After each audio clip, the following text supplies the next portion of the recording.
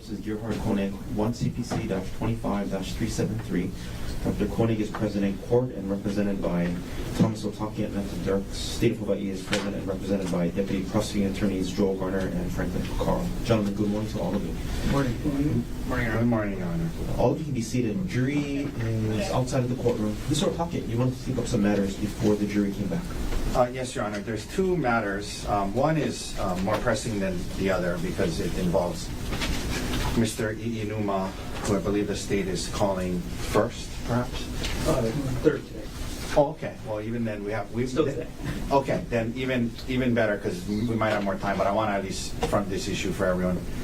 And I emailed Mr. Garner about it over the weekend. As I was preparing for it, there's been hundreds, if not thousands of pages of discovery turned over in this case, medical records, and Mr. Inuma's discovery was there was a lot. And so as I was going through it again, one of the issues that was raised by Mr. Garner in motions in limine came up, and I believe that there may have been a 404B notice about it, but the issue about the audio recording device, that allegedly The search for an audio recording device. Well,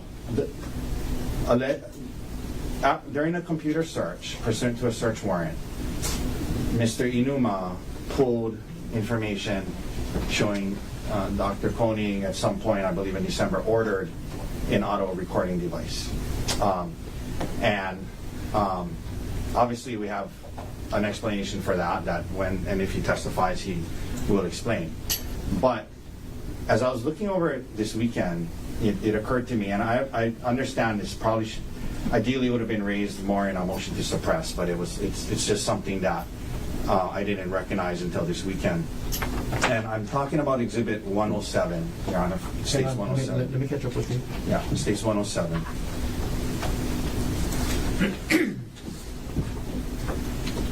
Okay. So 107, when I was looking at it, when you look at the front page and you look at the second page, there's highlighted words that says recorder. And, then in other exhibits that he pulled, there's highlighted words that typically would reference the applicable terms in the search warrant. So then I went back to look at the search warrant, and the words, and this now, Your Honor, I'm referencing State's Exhibit 53 and page 2, but the applicable or authorized search words. Wait, hang on, Mr. Otaki. I apologize. I'm trying to catch up with you. State's Exhibit. I believe it's 53. That's a photograph from this copy. Excuse me? I'm sorry, Defense Exhibit 53. Okay. Yeah. Wait.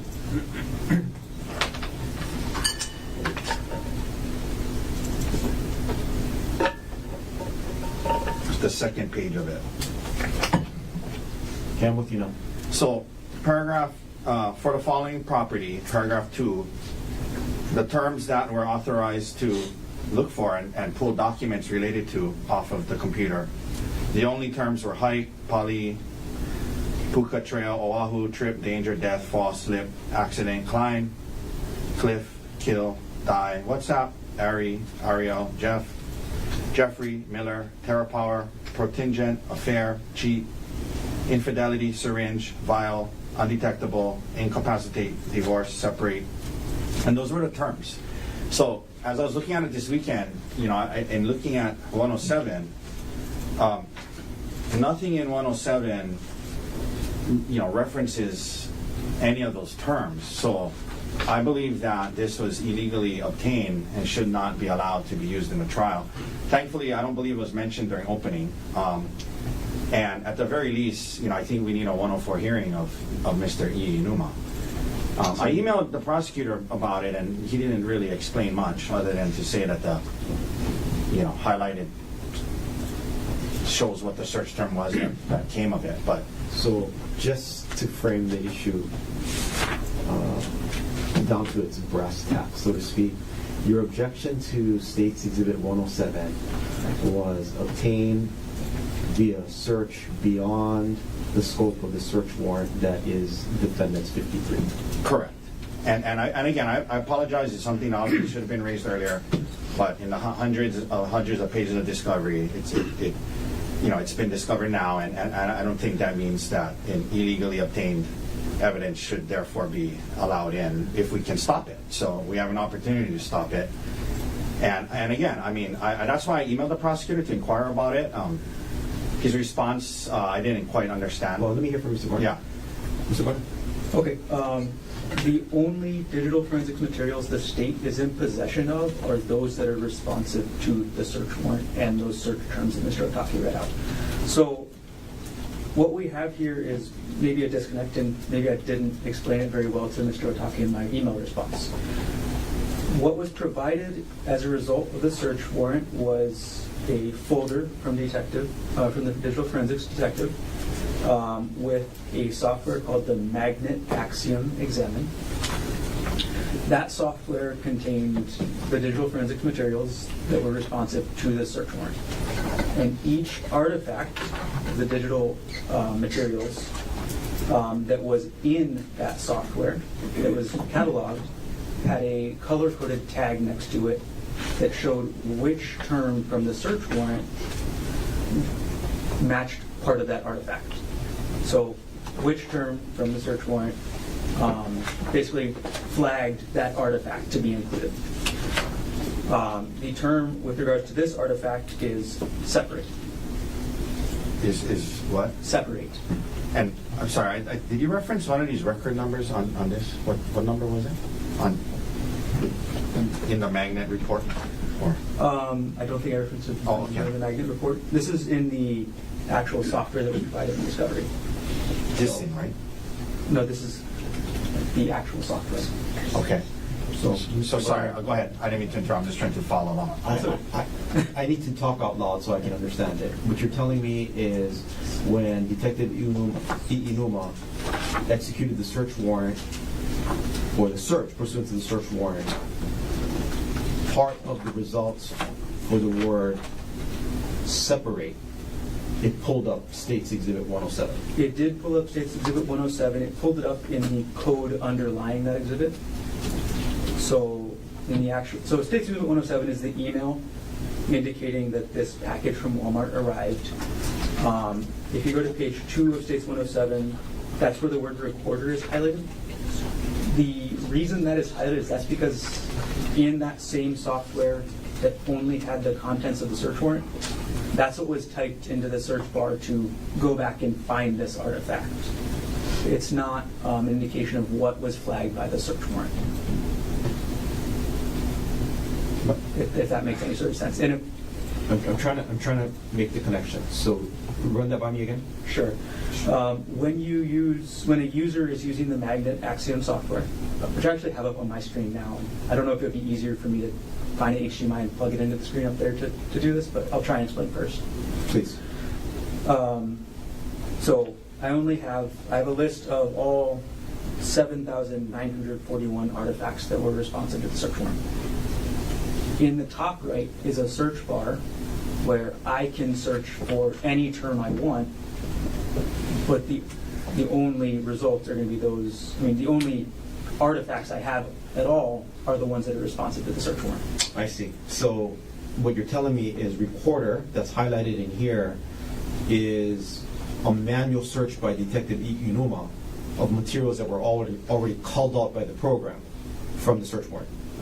In this case, the word recorder was me, since the state has to prepare the exhibits, but yes. Okay.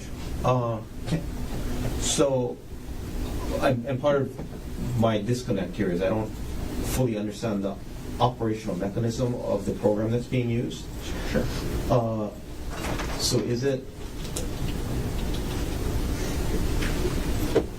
you tell me, Mr. Garner. Sure. Why would the search term separate in the program pull up this email from Walmart? Detective Inuma would probably be able to determine it better, but it was contained somewhere in the underlying code that's related to that email. Okay.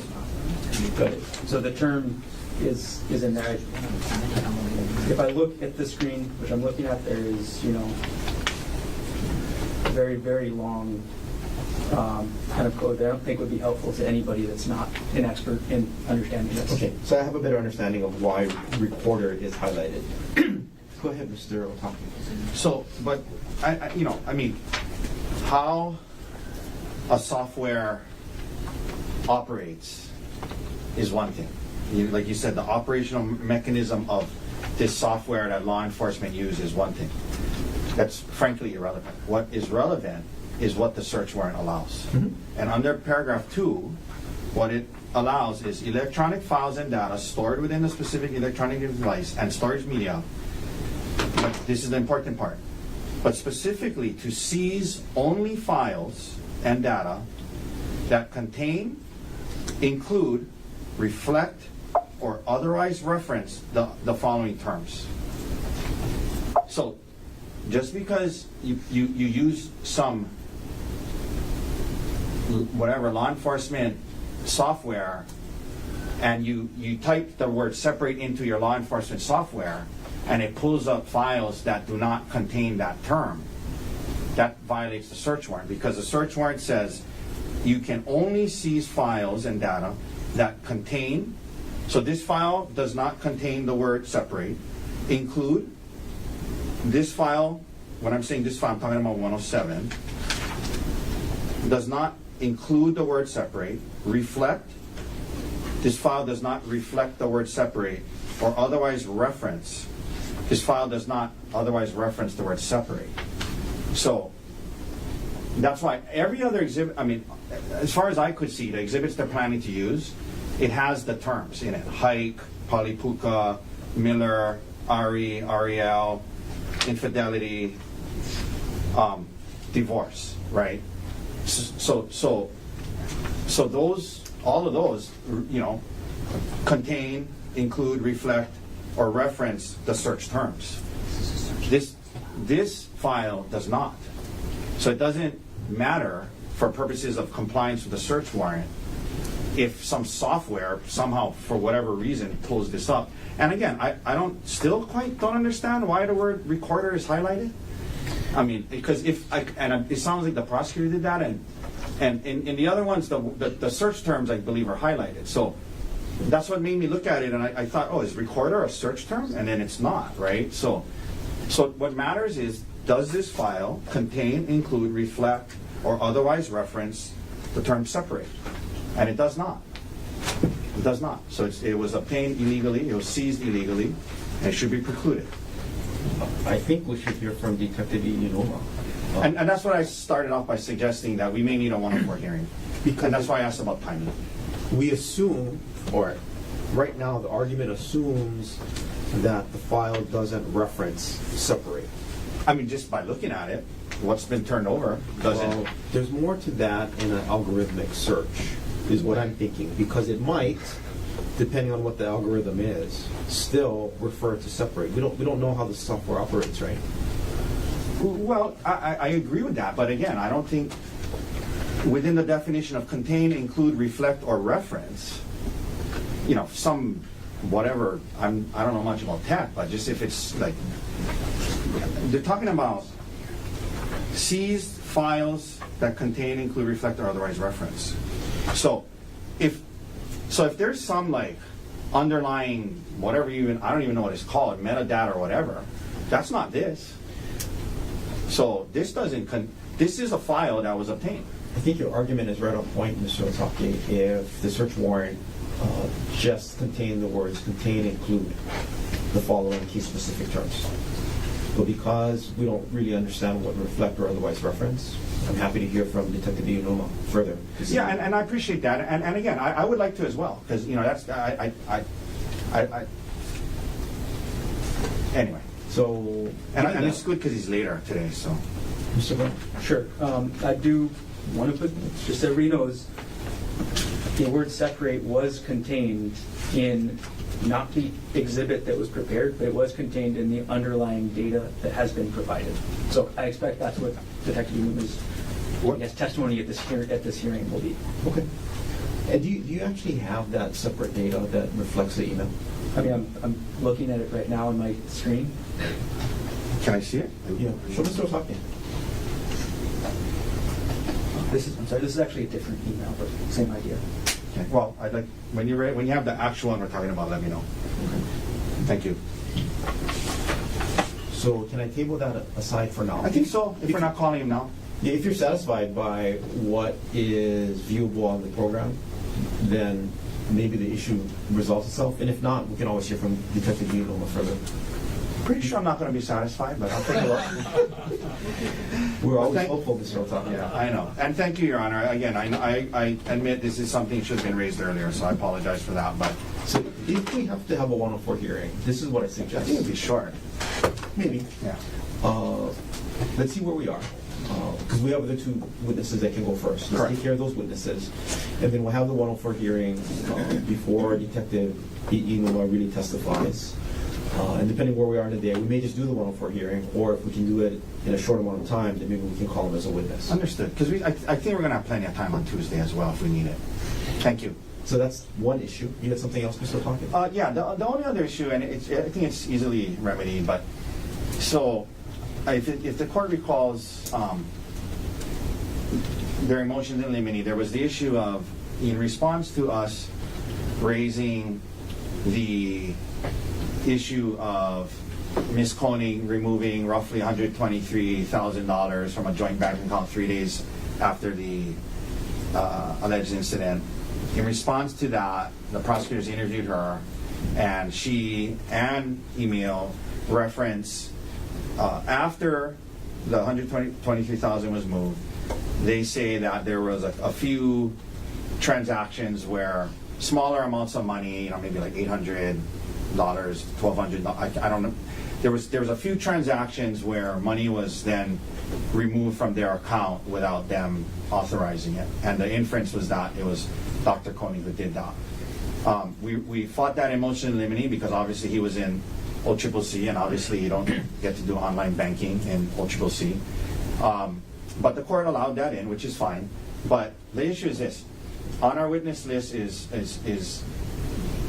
Dr. Konig's brother Ruan Konig, who resides on the mainland, and he's the one that followed up on this, communicated with the bank, and had to take steps to shut down the account when he learned it was those transactions were fraudulent, related to some address in Texas that set up fraudulently accessed those accounts and moved the money.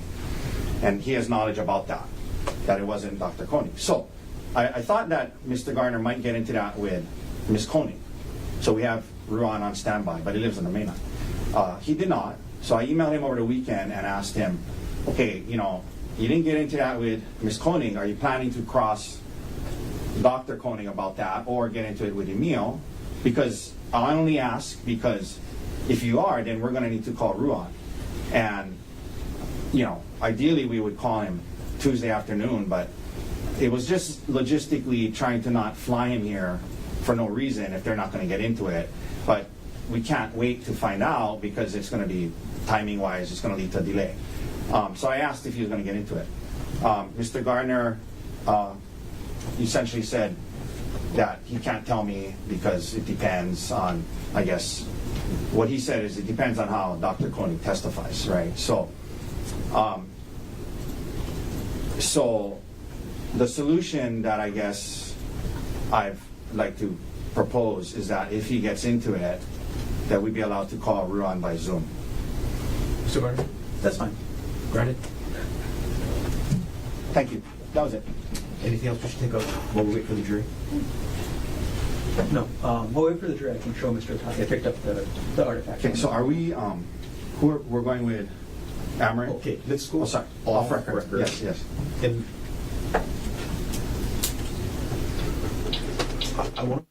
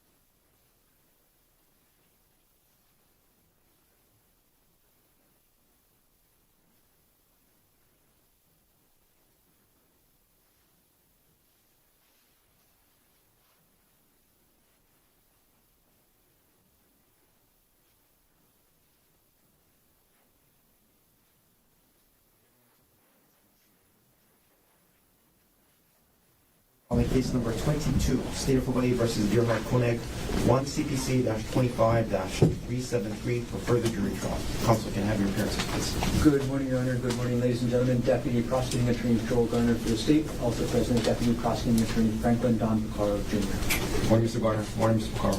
Morning, Joel. Good morning, Your Honor. Good morning, ladies and gentlemen. Thomas Otake and Manta Dirks on behalf of Dr. Gerhardt Konig, who is present. Morning, Mr. Otake. Morning, Mr. Dirks. Morning, Dr. Konig. Morning, Your Honor. Gentlemen, all of you can be seated. Ladies and gentlemen of the jury, good morning to all of you. Welcome back to courtroom 15. Thanks for braving the rain yet again. We're going to continue on with our schedule and the presentation of evidence. I expect us, or the plan anyway, is for us to be here for the better part of today. I know it feels like a Monday, but it's really a Friday. But we'll soldier on as best as we can. And when I get a better idea on our scheduling, I'll keep you up to date as best we can. Mr. Garner, is the state ready to continue on its case in chief? Yes, Your Honor. Before the state would like to call its witness, the state would like to read a stipulation into evidence. Okay, before you do, so ladies and gentlemen of the jury, Mr. Garner is going to read a stipulation of facts out loud to you. This has already occurred in the trial, and just like that other stipulation of facts, the facts that are read out loud to you by Mr. Garner, if they're agreed upon by the parties, these are not facts that are in dispute, and you are to treat these facts as conclusively proved. Mr. Garner. It is hereby stipulated and agreed by and between the State of Hawaii, represented by Joel R. Garner, Deputy Prosecuting Attorney, City and County of Honolulu, State of Hawaii, and Defendant Gerhardt Konig, represented by Thomas M. Otake, Esquire, that the following facts are true and accurate and shall be admitted into evidence at trial in lieu of testimonial and/or documentary evidence. 1. On March 24, 2025 at 4:34 p.m., evidence custodian Eric Nagayama received items 2, 3, 4, 5, and 6 under HPD report 25-110958 from evidence specialist Brittany Kopp. Evidence custodian Eric Nagayama placed items 2, 3, 4, 5, and 6 into the evidence room. From the time that Eric Nagayama took possession of items 2, 3, 4, 5, and 6, to the time he placed them in the evidence room, the items were in the sole custody and control of Mr. Nagayama. During that time, the items were not tampered with, altered, substituted, or destroyed in any way. Number 2. On March 27, 2025, at 2:57 p.m., evidence custodian Ejo Urakami removed item 2 under HPD report 25-110958 from the evidence room and provided it to Detective Tracy Spacek. From the time that evidence custodian Ejo Urakami removed item 2 under HPD report 25-110958 to the time that he provided it to Detective Spacek, item 2 remained in the sole custody and control of Mr. Urakami. During that time, the item was not tampered with, altered, substituted, or destroyed in any way. Number 3. On March 27, 2025, at 2:58 p.m., evidence custodian Ejo Urakami received item number 2 under HPD report 25-110958 from the Detective Tracy Spacek and placed it into the evidence room. From the time that evidence custodian Urakami received item 2 to the time he placed it in the evidence room, item 2 remained in the sole custody and control of Mr. Urakami. During that time, the item was not tampered with, altered, substituted, or destroyed in any way. On March 25th, 2025, at 7:14, step back. Number 4. On March 25th, 2025, at 7:14 a.m., evidence custodian Keo Mika removed items 13 and 14 under HPD report 25-110958 from evidence locker 121 at the Honolulu Police Department main station and placed them in the evidence room. From the time that evidence custodian Mika removed the items from the storage locker to the time that he placed them in the evidence room, the items remained in the sole custody and control of Mr. Mika. During that time, the items were not tampered with, altered, substituted, or destroyed in any way. Number 5. On March 26, 2025, at 10:42 a.m., evidence custodian Lucia Gonzalez received item 24 under HPD report 25-110958 From evidence specialist Gerhardt Konig. Evidence custodian Lucia Gonzalez placed item 24 into the evidence room. From the time that Lucia Gonzalez took possession of item 24 to the time that she placed the item in the evidence room, the item was in the sole custody and control of Ms. Gonzalez. During that time, the item was not tampered with, altered, substituted, or destroyed in any way. Number 6. On March 26, 2025 at 8:21 p.m., evidence custodian Jeanette Moses received item 45 under HPD report 25-110958.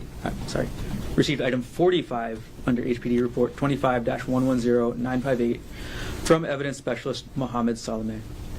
Evidence custodian Jeanette Moses placed item 45 into the evidence room. From the time that Jeanette Moses took possession of item 45 to the time she placed the item in the evidence room, the item was in the sole custody and control of Ms. Moses. During that time, the item was not tampered with, altered, substituted, or destroyed in any way. Number 7. On March 31st, 2025 at 10:40 a.m., evidence custodian Brenda Montpetit retrieved items 2, 3, 4, 5, 6, 13, 14, 24, and 45, and provided them to Michelle Amarin. From the time that evidence custodian Montpetit retrieved items 2, 3, 4, 5, 6, 13, 14, 24, and 45, to the time that she provided them to Michelle Amarin, the items remained in the sole custody and control of Ms. Montpetit. During that time, the items were not tampered with, altered, substituted, or destroyed in any way. And number 8, all of the above occurred in the city and county of Honolulu, state of Hawaii. Thank you. Mr. Garner. Now, state's next witness. The state calls Michelle Amarin.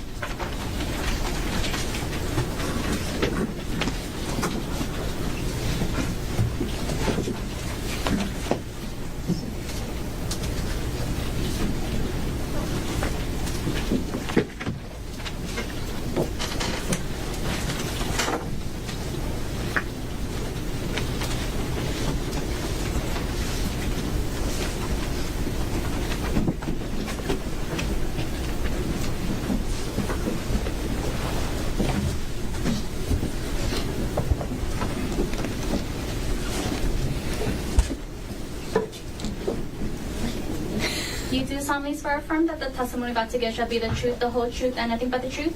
I do.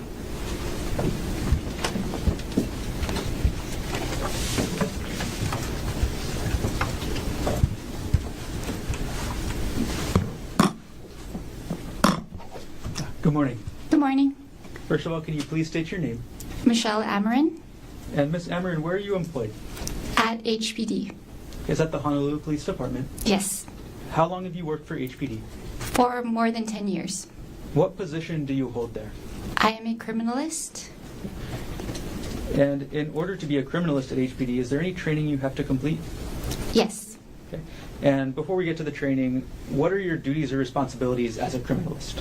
My duties and responsibilities include performing DNA testing and serology on items of evidence, presenting my conclusions, and testifying as an expert witness. I'm going to ask you a little bit about your education right now. Did you earn an undergraduate degree? Yes. And what degree did you earn? I earned a Bachelor's of Arts in Biology And where did you earn the degree from? from the University of Hawaii. At Manoa? Yes. Have you received any specialized training in DNA testing? Yes. How many trainings have you attended since 2015? I've attended over 30 different trainings. And can you briefly describe the specialized training that you received? These trainings were either web-based or in-person trainings that I received from different organizations, and they covered topics such as DNA mixture interpretation and the standards for DNA testing. You mentioned organizations. What organizations did you receive these trainings from? A couple of them are the Federal Bureau of Investigations and the California Criminalistics Institute. Ms. Amarin, when was the most recent training you attended? I attended a training in January of this year. And I'm going to take a step back, also regards to training. Is there any in-house training that you have to complete to become a criminalist? Yes. So I completed a 1-year in-house training with HPD's forensic biology unit in the area of DNA testing and serology. And did you have to pass any exams before you started your work as a criminalist? Yes. So the training included modules where I answered questions, got lectures, did practicals, and had to pass exams. Ms. Amarin, do you have any certifications related to your work? Yes, I'm certified in molecular biology by the American Board of Criminalistics. What does it mean to be certified in molecular biology? It means I have attained the professional qualifications in knowledge, education, and experience to practice in my field of forensics. And you mentioned an organization that gave that certification? Yes, the American Board of Criminalistics. And what is that? That is the organization that provides me with this certification. Got it. Okay, you mentioned a couple terms so far. I want to follow up on them. You mentioned the term serology. What does serology mean? Serology pertains to tests that can determine the possible presence of a biological fluid. At HPD, we test for blood, semen, or saliva stains. And you mentioned forensic DNA testing. What does that mean? Forensic DNA testing is the application of DNA testing in criminal cases. About how many times have you performed serological analysis? I've performed serology on over 300 different samples. About how many times have you performed forensic DNA analysis? On over 1,000 samples. Have you ever been qualified to offer opinion testimony in court before? Yes. Approximately how many times? Over 10 times.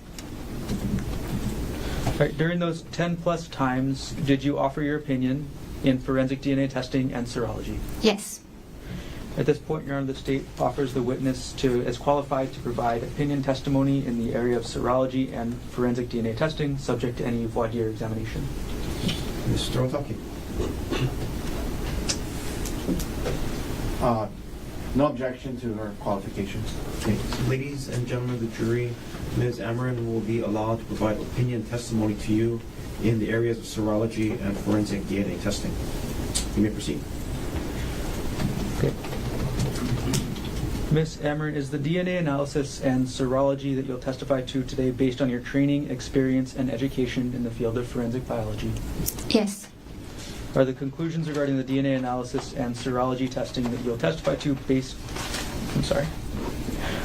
are the conclusions that you reach in this case accurate and reliable? Yes. Okay, and to drill down on those definitions, by accurate do you mean that they were the result of or based on established methods of examination which are widely accepted as valid within your profession? Yes. And are those methods widely accepted as valid by other experts in your field? Yes. And when we use the term reliable, does that mean that the results you achieved could be replicated or duplicated by following the same established methods that you followed in this case? Yes. Okay. Ms. Amarin, where is the current HPD main police station located? It's located at 801 South Baratania Street in Honolulu. Are you familiar with the place there called the Scientific Investigation Section? Yes. What is that? That is HPD's forensics lab. Is it known as SIS for short? Yes. And to use common terms, would that also be what somebody would call the crime lab? Yes, you can think of it as a crime lab. What different units are there in SIS? There are 6 different units: the forensic biology unit, the drug unit, trace unit, firearms unit, latent print unit, and the crime scene unit. And what is the forensic biology unit? That's the unit I work at, and that focuses on DNA testing and serology. Does the forensic biology unit have any accreditations? Yes. Okay. What are they? The lab is accredited in forensic testing. And is it okay if I call the forensic biology unit the FBU from now on? Sure. When was the FBU last accredited? It was accredited in December of 2024. Who was the agency that issued that accreditation? That would be ANAB, which stands for the ANSI National Accreditation Board. Yes. Okay, and then I know that acronym just started with a different acronym. What does ANSI stand for? The American National Standards Institute. Okay, so the full acronym for ANAB is American National Standards Institute National Accreditation Board. Yes. Okay. All right, what does it mean to be accredited by the ANAB? It means that the lab is 100% compliant with national and international standards in forensic testing. Okay, and why is that significant or important? That's important because it ensures that we're using procedures that will produce quality work. What does the FBU do to maintain its accreditation status? The FBU, we undergo either internal or external audits each year, which will evaluate if we are following those standards. Now, moving on a little bit, Ms. Amarin, does the HPD FBU have standard operating procedures for DNA testing? Yes. And going forward, can I use the acronym SOPs for standard operating procedures? Sure, yes.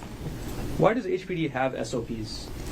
HPD has SOPs to ensure that the analysts are using validated procedures that, again, will produce quality work. Are you familiar with the HPD SOPs? Yes. As part of the SOPs, do you use control samples when doing testing? Yes. Before I get any further, what is a control sample? There are two control samples, a positive and negative control, and these control samples are used to either determine if there could be possible contamination in my procedures or to ensure that the instruments and the reagents that we use are working properly. Okay. And you said two different types of control samples? Yes. Okay. Is the first one a reagent control? Yes, that would be the negative control. Okay, and what does the reagent control help you determine? That one will help me determine if there's possible contamination in any step of my procedure.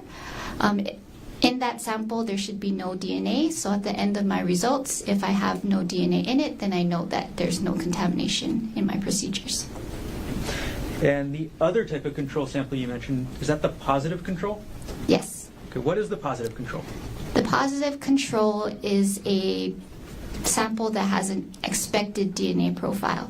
So at the end of my testing, if I get that expected DNA profile, I know that my instruments and my reagents were working properly. Do you use these control samples every time you do a forensic DNA analysis? Yes, on every, it's run with every sample from the crime scene. With these control samples, are you able to determine if the machines and instruments involved in the DNA typing process are working properly? Yes. Did you use these control samples and follow the procedures every time you used any machines or instruments in this case? Yes. Did you review the results of running those control samples in this case every time you processed samples? I did. And what were the results of the use of the reagent control and the positive control in this case? For both controls, they came out as expected. Based on those results, were the machines and instruments that you used in your DNA analysis or in your forensic analysis working properly in this case? Yes. Ms. Amarin, are you familiar with the term validation studies? Yes. Okay. What are these? A validation study is a research process that the lab will use to evaluate a technique or procedure to ensure that the results are, it's an effective technique that's getting the results that we would expect. Okay. And how do validation studies relate to the HPD standard operating procedures? So the standard operating procedures are based on these validation studies. So if all SOPs are followed, what can you say about the results of the DNA testing? The results are accurate and reliable. Ms. Amarin, I'm going to change subject just a little bit. I'm going to ask you for some definitions. So first of all, what is DNA? DNA stands for deoxyribonucleic acid, and you can think of DNA as the blueprint for life because it directs the growth and functions of all living things. In humans, half of our DNA comes from our mothers and half from our fathers, and each individual's DNA is unique, making it a useful tool for human identification. And where is DNA found? DNA is found in the cells of the body as well as in the cells of our biological fluids like blood. Is there any difference in DNA found from different types of cells from the same person? I wouldn't expect there to be a difference, no. Okay. So DNA from saliva, is that any different from DNA from blood? It shouldn't be, no. Okay. So in a case such as the ones you deal with at the Forensic Biology Unit, what are you trying to determine through DNA testing? I'm trying to determine whether a known individual is associated with or excluded from the evidence of a crime. Are you familiar with contact or touch DNA? Yes. And how is that type of DNA transferred? That is what the name says. So contact, or we also call it touch DNA, is transferred typically when a person will touch something, they will leave behind their skin cells that have DNA in it. Okay. I'm going to move on just a little bit to the other subject we talked about, serology. Starting off, what is serology? Serology is a test that we use to determine if a possible biological stain is blood, semen, or saliva. Okay. And did you do any types of serological testing in this case? Yes. What kind of tests did you use? I used 2 different tests for blood. The first one is called blood ID, and the second is hemotrace. Is there any difference between the blood ID test and the hemotrace test? Yes. What is the difference? So the blood ID is a color-changing test that will turn blue if positive for blood. The second test, hemotrace, is a antibody antigen test, similar to like a pregnancy test or a rapid COVID test, where 2 lines will indicate positive for human origin and 1 line would be a negative result. Why do you do both the blood? Sorry. Why do you do both the blood ID and the hemotrace tests? So both of these tests are used to help guide me and determine if I should take the sample for further testing for DNA or whether I can stop testing that stain because it might not be blood. Are both the blood ID tests and the hemotrace test considered scientifically valid? Yes. Are they generally accepted and widely used in the field of forensic biology? Yes. Does HPD SIS have any sort of serological or screening test to detect contact or touch DNA? No. Okay. To your knowledge, does any labs have that? Not to my knowledge, no. And is touch DNA or any type of DNA visible to the naked eye? No, it's microscopic. Okay. Next topic, Ms. Amarin. In general, how is DNA testing performed? DNA in general, I will take samples from my items of evidence and they will go through a series of lab procedures, and at the end I will obtain DNA profiles for those samples. And how many steps are there? There are 5. And could you tell us the 5 steps? Yes. The first one is screening, then extraction, quantification, amplification, and typing. Okay, we're going to go through each of those 5 steps, and I'm going to ask you to explain kind of what they are. So the first step you mentioned was screening. What does the screening test mean? Screening is a process where I will examine the item of evidence and determine where I'm going to take my samples. So I will look at this stage for stains that could possibly contain blood and take that for serology. Or I'll also look for areas that might have contact or touch DNA and take samples from those areas. And that was kind of an explanation of how you do the screening step? Okay. Yes. After you finish doing the screening step, what are you left with in terms of physical item or a test subject?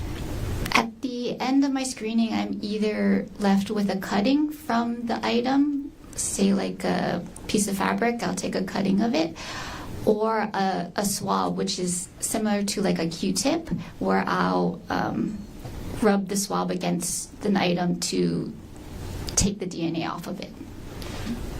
Okay, so, and is that it for the screening step? Other than doing serology testing, yes. Okay. We'll come back to the serology in a bit.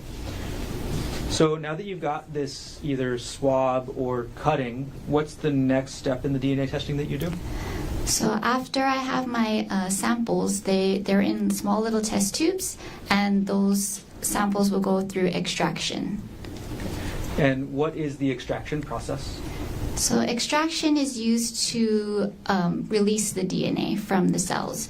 So in this step, I will add reagents, and I will also use heat to help break open the cells and release the DNA.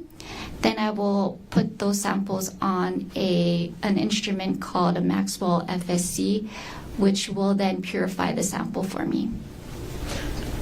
Overall, how long does the extraction process take? Extraction typically takes around 2 hours. And then, okay, once you're finished with the extraction process and you've extracted the DNA from the cells, what's the third step? Or the third step. After extraction is amplification. Is quantification. Okay, could you explain what quantification is? Quantification is a process where I estimate the amount of DNA in the sample.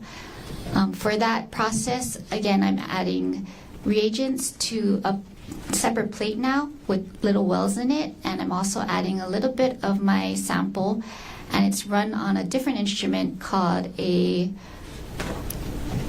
real-time PCR machine, and that instrument will use fluorescence to help me quantify how much DNA is in my samples. And after quantification, what's the next step? Amplification.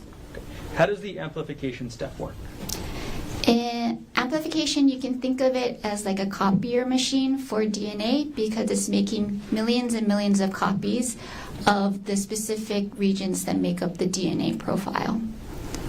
Okay. And what process is used in the amplification step? In amplification, I'm using a process called PCR, which is the polymerase chain reaction. And in this step, I'm copying the DNA strands that make up the DNA profile. Are you familiar with the scientific principles on which PCR, or polymerase chain reaction testing, is based? Yes. Is the PCR process considered scientifically valid? Yes. Is it generally accepted and widely used in the field of forensic biology? Yes. Okay, so we've gone through 4 steps so far. The last step you mentioned was typing. What is the typing step? In typing, I'm actually obtaining the DNA profile at this step. Okay. Overall, when you're testing DNA, are you looking at the entire thing, or are you looking at a specific part? So I'm only looking at specific regions of the DNA molecule. Okay, and what regions, or are you familiar with what an STR is? Yes. Okay, what is that?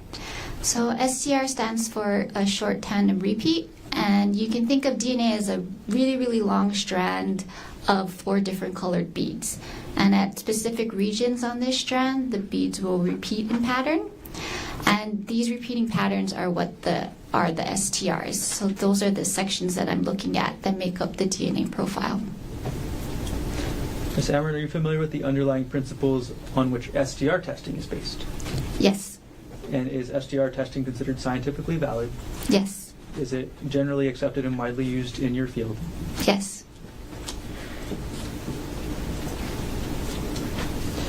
All right, Ms. Amarin, would two unrelated people ever expect to have the exact same DNA profile? Unless they are identical siblings, then no. No two people will have the same DNA profile. And can the DNA typing step tell you the gender of the contributor? Yes, so I can tell the gender of the contributors for a DNA profile. Okay, and how do you do that? There are 3 different regions in the DNA profile that are sex markers, and these will help me determine if there is a male or female present in it. And to clarify, are you doing that sort of determination in a single source sample or a mixture? Usually only for single source samples in this case. Got it. And then, sorry to ask a follow-up, could you tell us the difference between a single source profile and a mixture? A single source profile is a DNA profile from one individual, while a mixture is a DNA profile from multiple different people. And how would you be able to tell if a profile you're looking at is single source versus a mixture? In a single source profile, I expect to see only 2 inherited characteristics. For those STRs, there's 21 that we look at, and if there should only be 1 or 2 at each location, and then that will tell me it's a single source profile. For mixtures, they'll have more than 2. Okay. And why do you expect to only see 2 numbers at each profile? So there's only 2 inherited characteristics because, again, you remember that you inherit from your mom and your dad, so you'll inherit 1 STR from your mom and 1 from your dad. Almost there with the definitions. In DNA testing, what is a question sample? A question sample is a sample from the crime scene evidence. Do you know, at a question sample, at the start of your analysis, who contributed to that sample? No, it's unknown, so it's questionable who is the source of this DNA. And in DNA testing, what is a known sample or reference sample? A known sample or reference sample is a DNA profile from a known individual.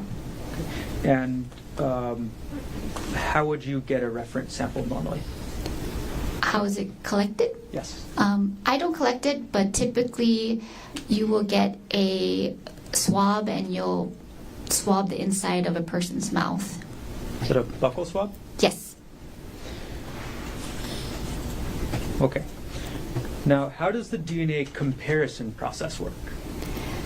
DNA comparisons, there's 2 types. The first type is manual comparisons, and that's what I can do, is where I'll look at the DNA profile of the crime scene evidence, the question sample, and I'll compare it to the known DNA profile from that known individual and see if there's any similarities or differences.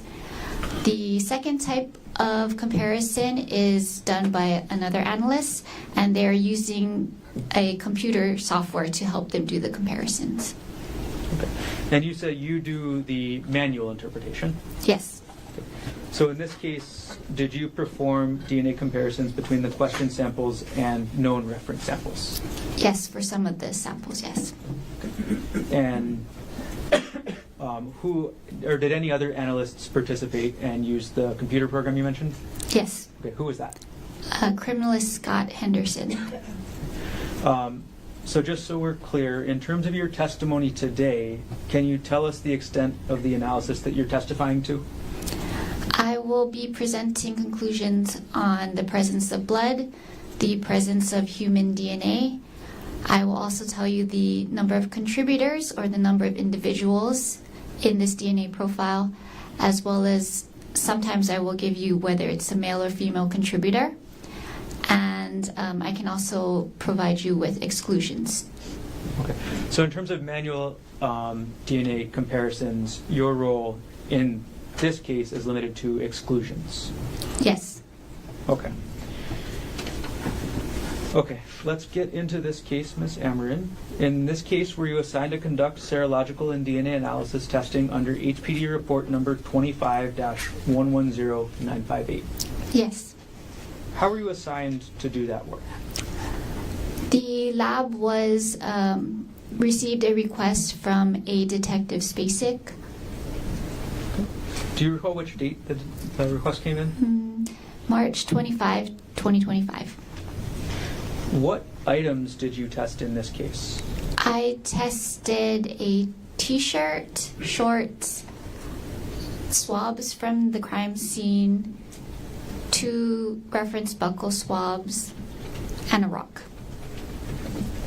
And the reference buccal swabs, is that the same thing we were talking about earlier that create the known samples? Yes. And just to follow up about buccal swabs, are those buccal swabs testing saliva or other types of cells? They are testing mainly saliva, but also the inner cheek swabs that are inner cheek cells that are taken. Did you follow the HPD standard operating procedures when you did the testing in this case? Yes. And does that include the use of the control samples that we talked about earlier? Yes. As part of HPD's procedures, is the DNA analyst required to document their work in each case? Yes. And why do you do that? We document our work to ensure we're using the correct procedures as well as to allow for review. And you say review, as part of HPD's SOPs, are the reports and documentation in each case independently reviewed by another DNA analyst at HPD? Yes. What is that review process called? It's called technical review. And in this case, did you document your work? Yes. Okay, was that in one single report or more than one? In 2 reports. And then did these reports go through the tech review process that you just described? Yes. On March 31st, 2025, did you withdraw from the HPD evidence room a rock recovered from the scene that was submitted as item number 2 under HPD report 25-110958? Yes. Where is the evidence room located? The evidence room is located in the basement of HPD's main station in Honolulu. Who has access to the actual evidence room? Only authorized personnel. Do you have access to the evidence room? Yes. Do you actually go in and retrieve evidence yourself? No. Okay. Can you explain to us the difference? So I'll go to the evidence room and request certain items, and the evidence custodians will retrieve the item and sign them out to me, and I will check the packaging to make sure it's intact and the seals are intact before I sign out that I received the items. And who did you sign out the rock item number 2 from on March 31st, 2025? From evidence custodian Brenda Monpetit. With regards to all the items you tested in this case, did you retrieve them all from Ms. Monpetit? Yes. What kind of tests did you perform on the rock listed as item number 2 in this case? I performed blood testing and human DNA testing. Prior to testing, was the rock that you signed out from Brenda Monpetit in your sole and continuous custody from the time you withdrew it from the evidence room to the time that you tested it? Yes. How was the rock packaged? The rock was packaged in a sealed brown paper bag, kind of like a grocery bag, and it was sealed with an evidence tape that was signed and dated. Were the seals on that with that evidence tape tampered with, altered, or destroyed? There was no evidence of tampering. And from the time that you retrieved the rock to the time that you did your testing on it, did you tamper with, alter, or destroy anything about the rock? No.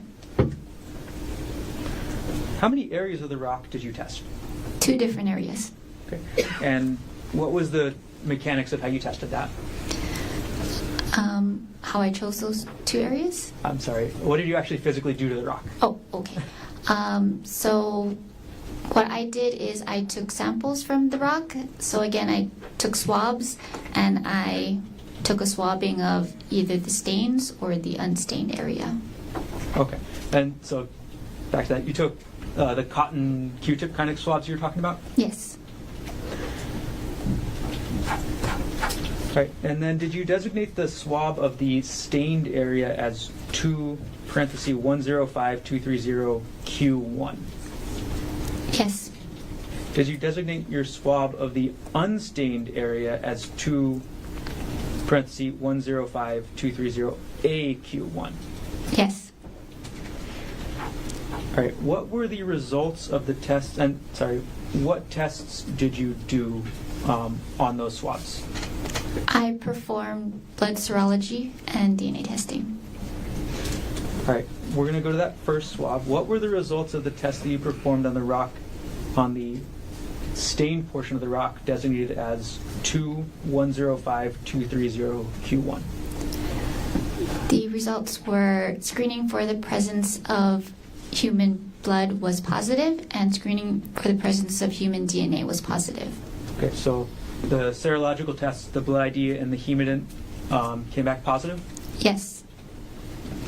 And the DNA, there was also human DNA present? Yes.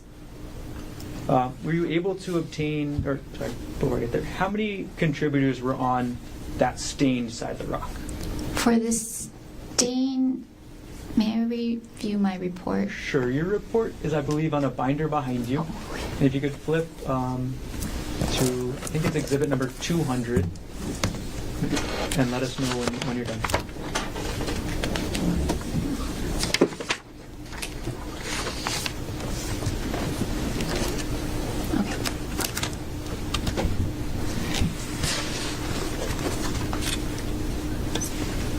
For the stained area of the rock, the DNA profile obtained was consistent with one female individual. Okay. So total number of contributors to the stained area of the rock was? 1. And the gender of the contributor? Female. Ms. Amarin, did I miss any other results from that sample yet? No. There is one more thing I can say. Okay. Is that about a comparison? Yes. Okay. We'll come back to the comparison. Okay.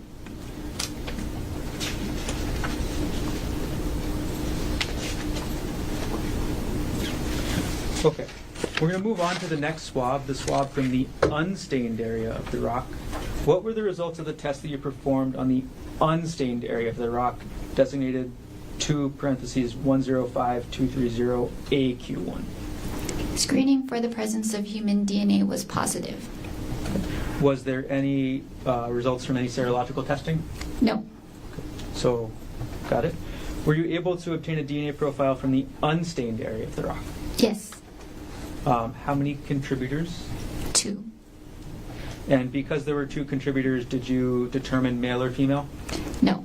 All right, and we'll get to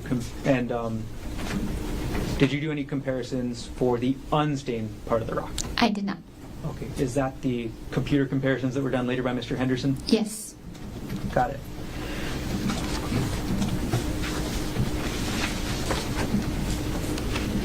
Okay. So then we're moving forward. On March 31st, 2025, did you withdraw from the HPD evidence room a swab titled as Swab from Stain from Plant Off Trail that was submitted as item number 3 under HPD report 25-110958? Yes. Who did you sign that item out from? From Brenda Montpetit. Was this item then designated in your report as lab control 3(105230Q1? Yes. And I'm going to pause from the questions for a minute. When we say Q1 at the end of those numbers, bless you. When we say Q1, what does that mean? Q1 is just a way for the lab to designate that this is from a question sample or the sample from the crime scene. So there's a Q at the end of the sample name. Got it. And what kind of tests did you perform on this swab 3(105230Q1? I performed blood serology and human DNA testing. Okay. Prior to your testing, was this swab that you signed out from Brenda Montpetit in your sole and continuous custody from the time you withdrew it from the evidence room to the time you tested it? Yes.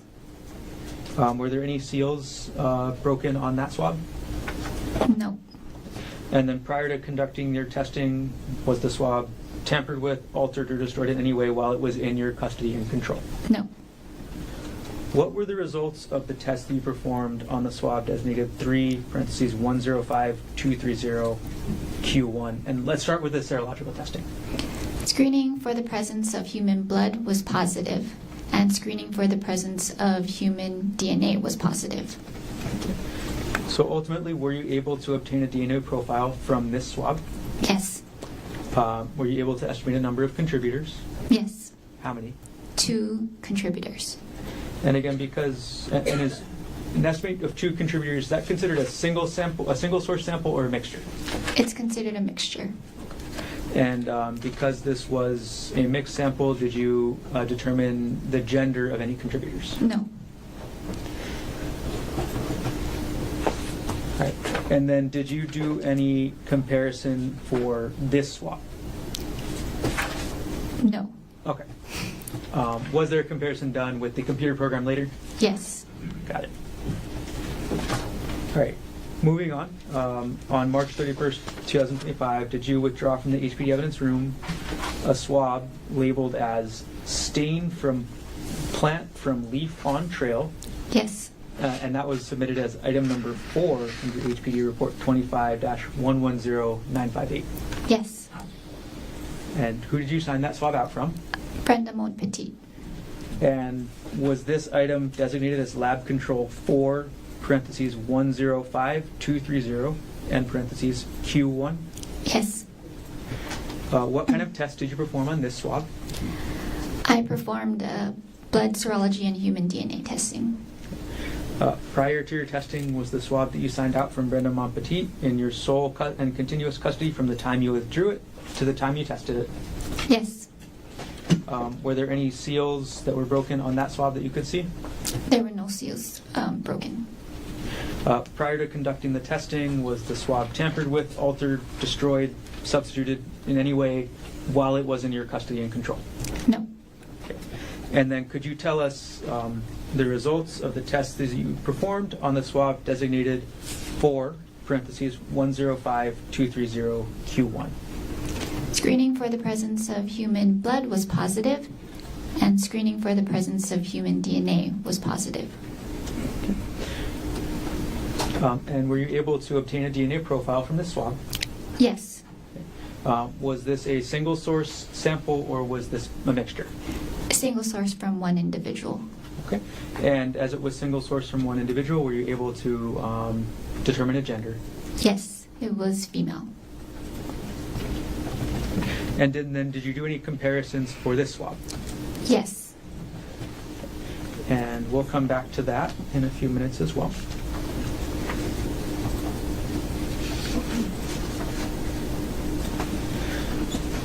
Okay, moving forward to the next item, Ms. Amarin.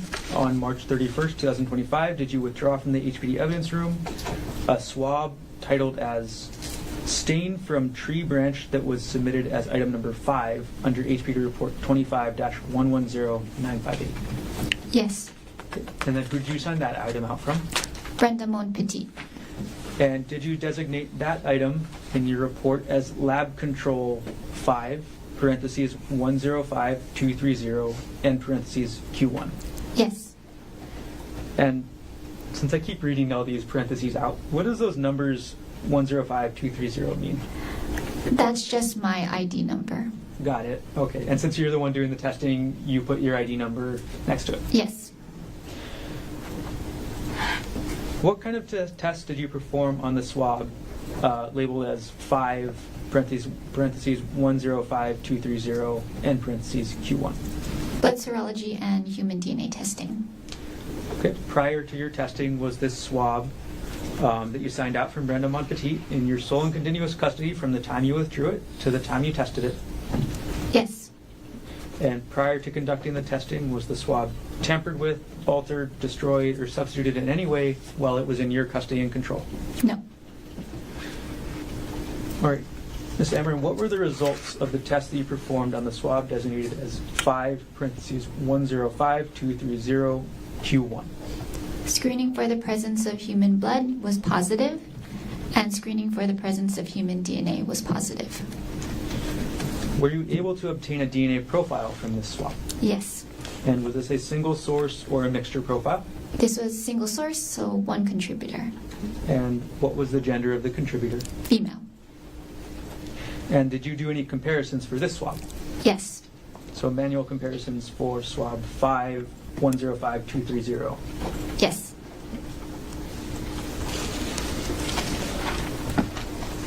Okay.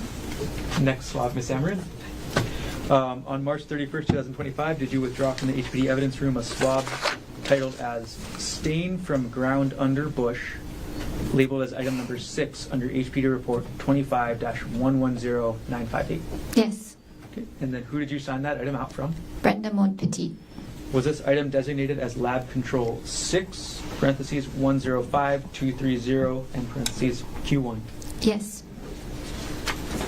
What kind of test did you perform on this swab number 6? Blood serology and human DNA testing.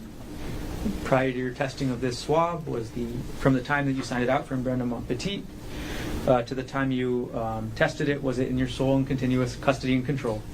Yes. And were there any broken seals on the packaging? No. Prior to conducting the testing, was the swab tampered with, altered, destroyed, or substituted in any way while it was in your sole custody and control? No. What were the results of the test that you performed on the swab designated as 6, parentheses 105230, and parentheses Q1? Screening for the presence of human blood and human DNA testing were positive. Were you able to obtain a DNA profile from this swab? Yes.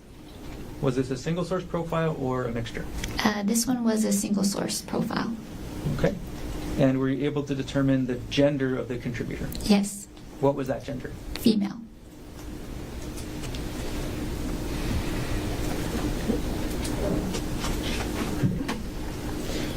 All right, Ms. Emmer, next object. On March 31st, 2025, did you also withdraw from the evidence room a T-shirt labeled as recovered from the defendant that was submitted as item number 13 under HPD report 25-110958? Yes. Okay. And who did you sign that item out from? Brenda Montpetit. Now, so far you've talked about swabs from Iraq. What's different about testing, doing DNA testing on a T-shirt? For the T-shirt, I took cuttings from this item instead of swabs. And how many samples or cuttings did you take from item 13, the T-shirt? 6. And as part of your work, do you document the areas of the T-shirt that you take cuttings from? Yes. Your Honor, may I approach now with States Exhibit 134 and 135, previously shown to defense? Yes.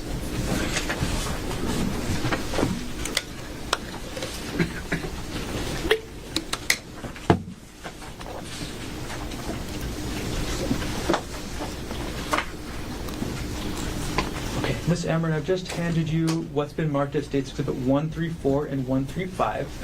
Do you recognize what I've just handed you? Yes. Okay, what are these? These are the photos I took during the screening of the T-shirt. And what do these photos show? These show the front and the back of the T-shirt with stickers indicating the areas I sampled. And do these photos fairly and accurately depict item 13, the T-shirt, and the locations of the shirt that you sampled for DNA on March 31st, 2025? Yes.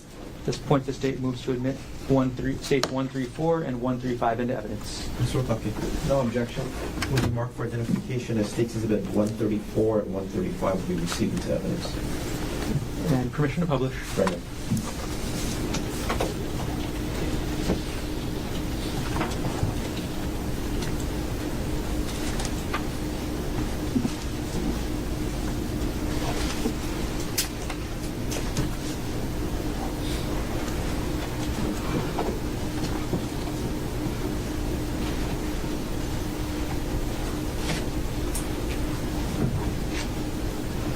All right, publishing now States Exhibit 134. Okay, Ms. Amarin, I'm going to hand you this iPad, and you can use a little stylus on it. If you could explain and show us the areas that you tested on this photograph.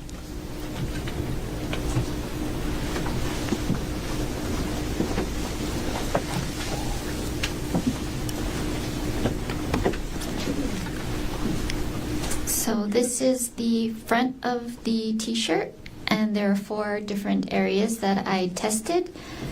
I observed 4 stains. So the first stain is this one here, and that one is the stain on the exterior right armpit. And I'm sorry, what was there a number assigned to that one? Yes, this is 1310530-Q1. So that one is Q1 for the item number 13. Yes. Okay. The second sample, Q2, is right there, and that is the stain on the exterior right chest.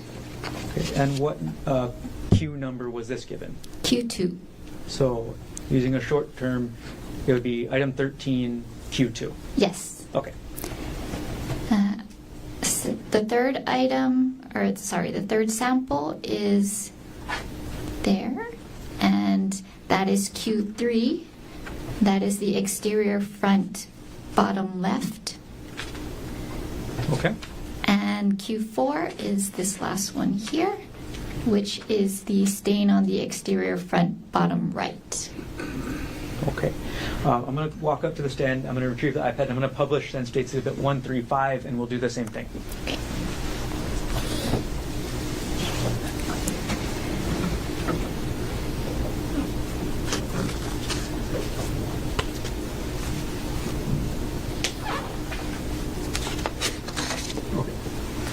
All right, we have States Exhibit 135 being published right now. Ms. Amron, could you explain to us and show us using the laser pointer function which areas you tested? This is the back of the t-shirt, and there are 2 stains that I sampled. The first one is... It's not. Oh, I'm sorry. Ooh. Ooh. Sorry. Okay. Okay. So, okay. This stain on the top is the stain on the exterior back top. Okay. And what number or Q number was this given? That is Q5. Okay. And is this still item 13? Yes. Okay, so can we call this 13Q5? Yes. Okay. Is it okay going forward that I take out that string of numbers that's your ID? Sure. Got it. Okay, and what is the other stain or the other sample that you took from the rear of the t-shirt? The last sample was Q6, which is this stain here, and that is the exterior back center. Okay. Ms. Everett, I'm going to retrieve the iPad from you now.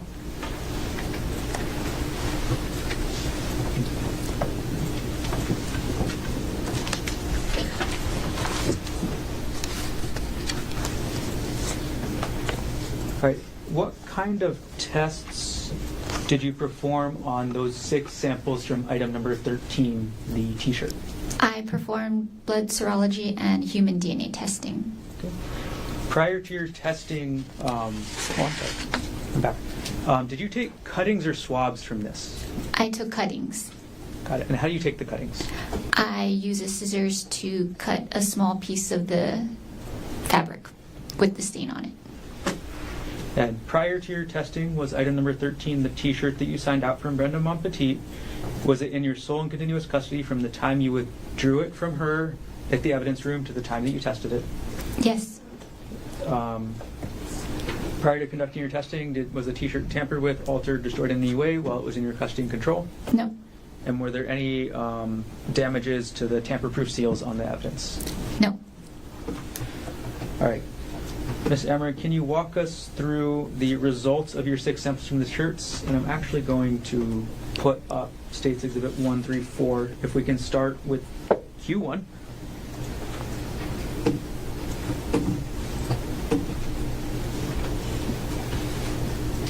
I'm sorry, this is States Exhibit 135.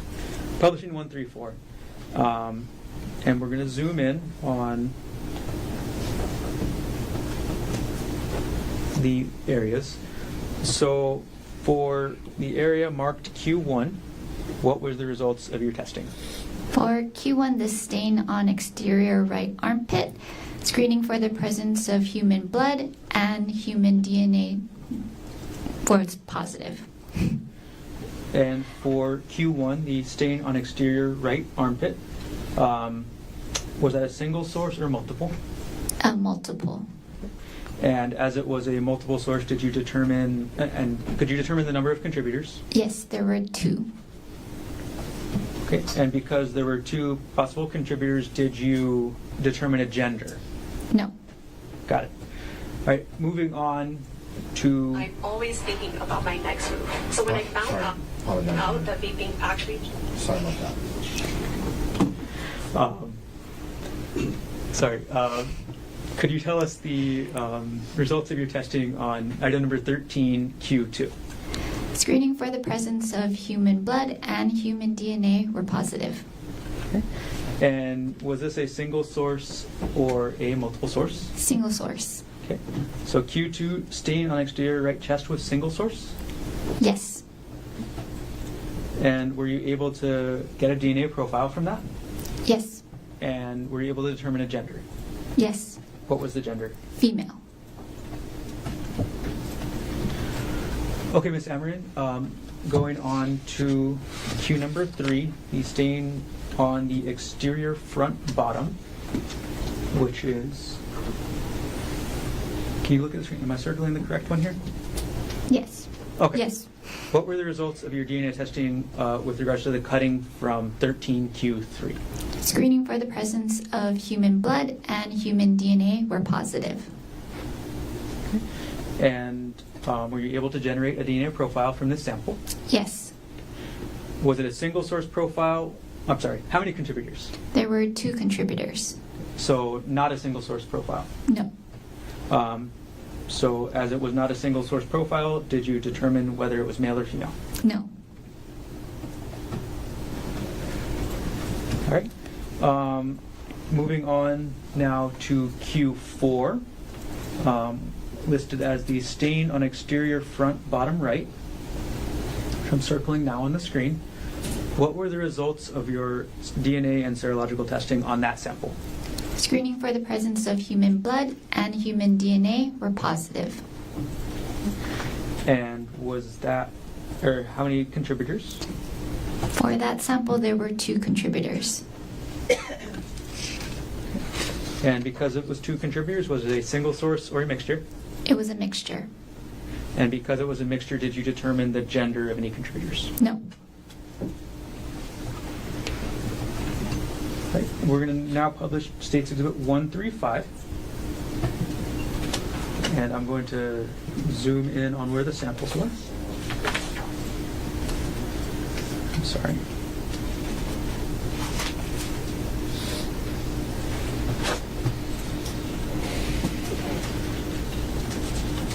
Okay. Ms. Emery, what were the results of your DNA and serological testing on Q5 listed as stain on exterior back top? And I'm highlighting the area now. Screening for the presence of human blood and human DNA were positive. Okay. Were you able to estimate a number of contributors? Yes. How many? There were 2. So was this a single source profile or a mixture? It was a mixture. Right. And as it was a mixture, again, were you able to determine male or female? No. All right. And last sample for this piece of evidence, Ms. Amarin, looking at Q6, where I've highlighted now, the stain on exterior back center.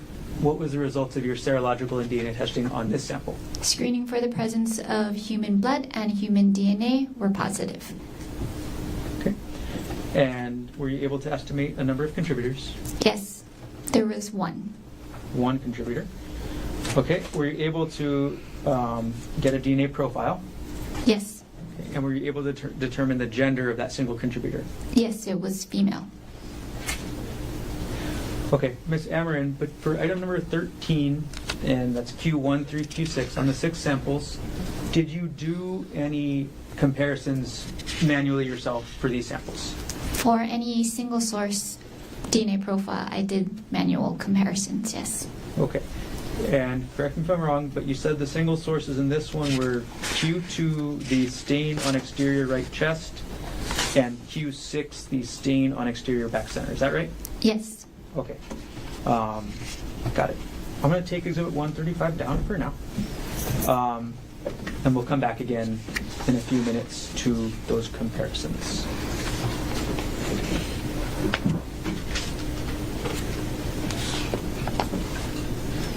Now I'm going to move into the next section. Do you think now is appropriate for a break? We could do it now, or we could do it in about 10 minutes. We'll go about 10 more minutes. Okay. Sure. All right, Ms. Amarin, moving on a little bit to item number 14. On March 31st, 2025, did you also withdraw from the evidence room a pair of shorts recovered from the defendant labeled as item 14 under HPD report 25-110958?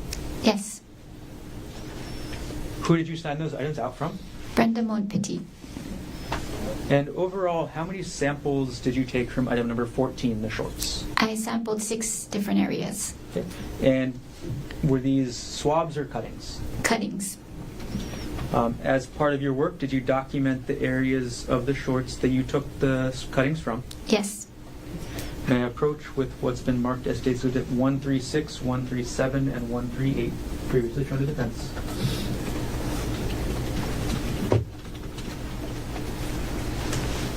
Ms. Everett, I'm handing you what's been marked as State's Exhibit 136, 137, 138. Before you look at those, could I take back 134 and 135? Thank you.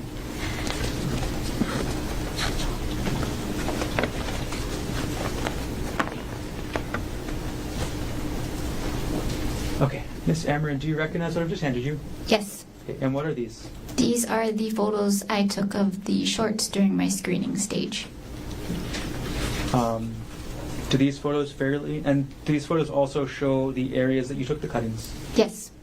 Do these photos fairly and accurately depict item 14, the shorts, and the locations of the shorts that you tested for DNA and serology on March 31st, 2025? Yes. At this point, the state moves exhibits 136 through 138, inclusive, into evidence. Mr. Otake, No objection. what have been marked for identification as State's Exhibits 136, 137, and 138 will be received as evidence. Okay, and permission to publish. Granted. Publishing 136 on the screen right now.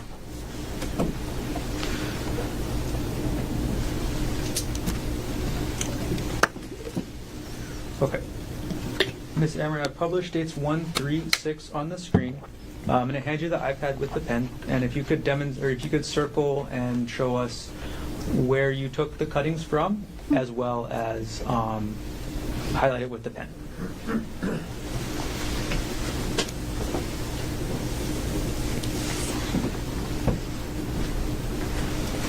So this is the back of the shorts, and there's 2 stains that I sampled. The first one is the stain on exterior back center, which is this big stain here. And that's Q1, and Q2 is this stain here, which is the stain on exterior back right. Okay. I'm going to approach and I'm going to put up the next exhibit and we'll do the same.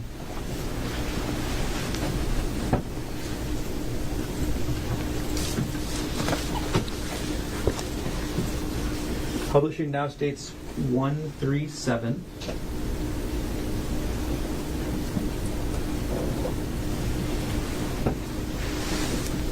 All right, could you demonstrate, Ms. Amarin, for us where you took cuttings on this photo? So this is the inner pants of the shorts, and this stain here, which is stain on exterior of inner pants, Q3. Okay. And that's the only stain in this photo? That's the only new stain, yes. Okay. And I'm going to approach and I'll publish now it states 138.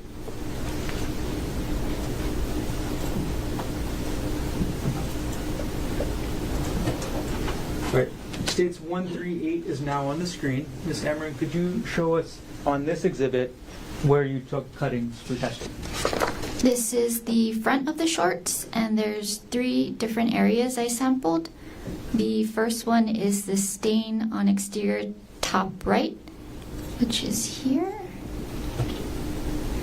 And that is Q4. The next stain is Q5, which is the stain on exterior front middle right, which is this one here. And Q6 is the stain on the exterior front left, which is here. Okay, thank you. I'm going to retrieve the iPad from you now.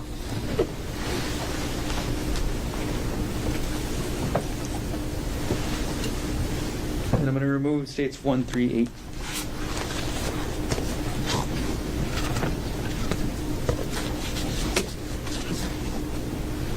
Okay.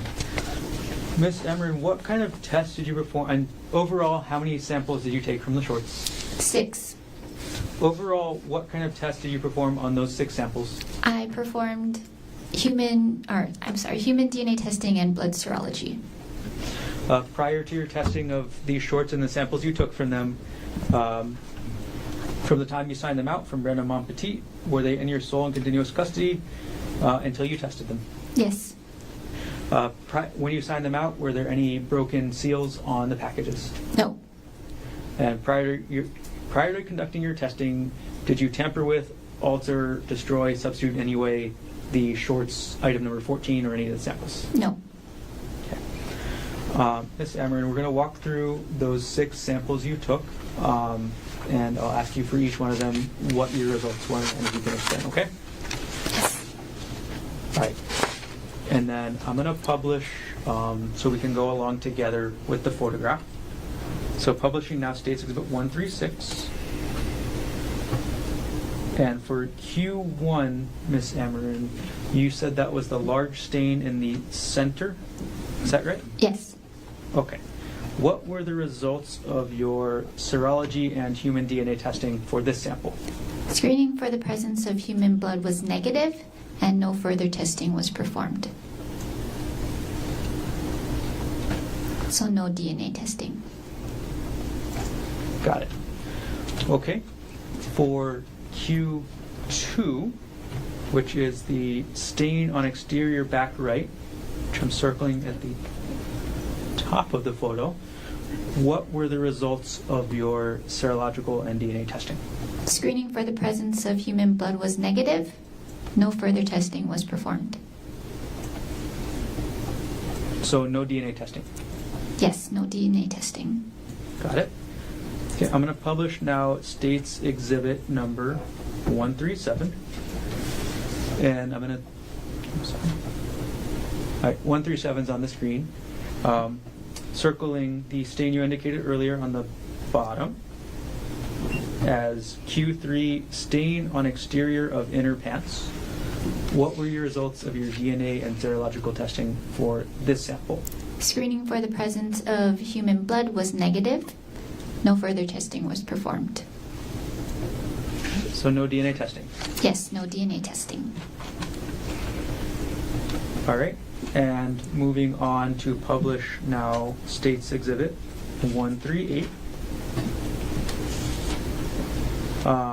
The Q4 from item number 14, stain on exterior front top right, which I'm going to circle with the laser pointer right now. Am I circling the correct one? Yes. Okay. What were the results of your DNA and serological testing on item number 14Q4? Screening for the presence of human blood and human DNA were positive. Okay. Was this a single source sample or not? Yes, it was a single source. Okay. So because it was single source, did you then be redundant? What was the number of contributors? 1 contributor. Okay. And was that contributor, were you able to determine the gender? Yes, it was female. Okay. Moving on to item number 14, the shorts, Q5, stain on exterior front middle right. I'm circling on the screen. Have I circled the correct one? Yes. Okay. What were the results of your serological and DNA testing for this item? Screening for the presence of human blood and human DNA were positive. Okay. Were you able to determine a number of contributors? Yes, one female contributor.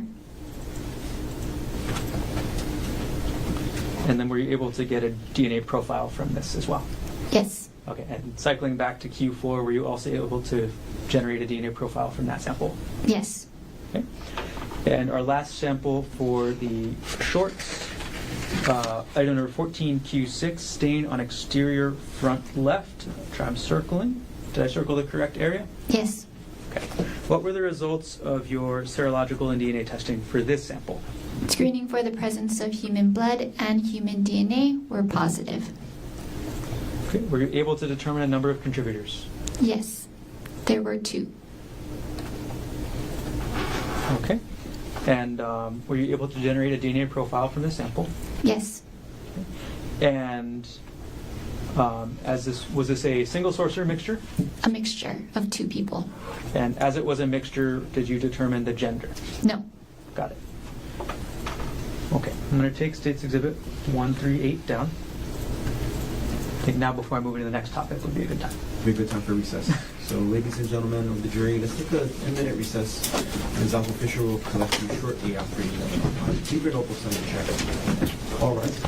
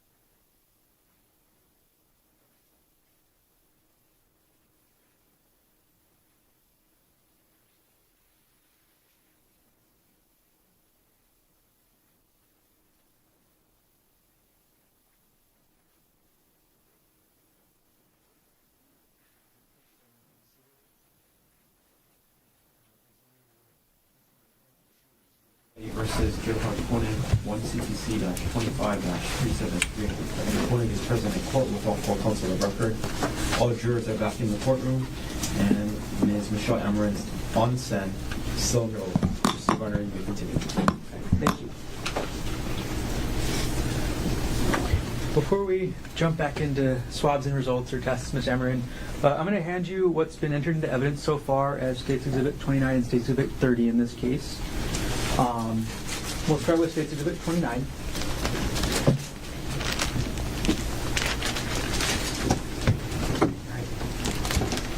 When you say you take cuttings from these items, how big of a hole do you leave?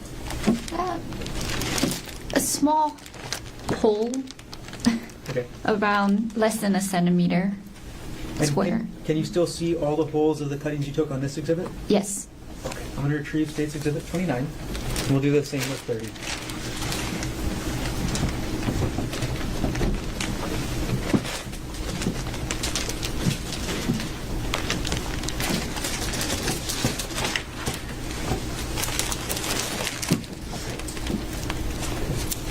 Can you see the cuttings that you took on this exhibit as well? Yes. They are small, about a centimeter at the largest. Okay. Thanks for showing us.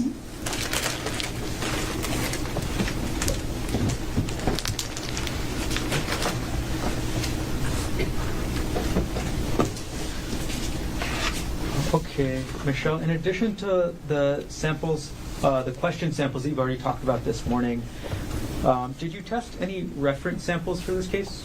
Yes. Oh, I'm so sorry. We're not quite done with the question samples, are we? Oh, I'm sorry. We are. My bad.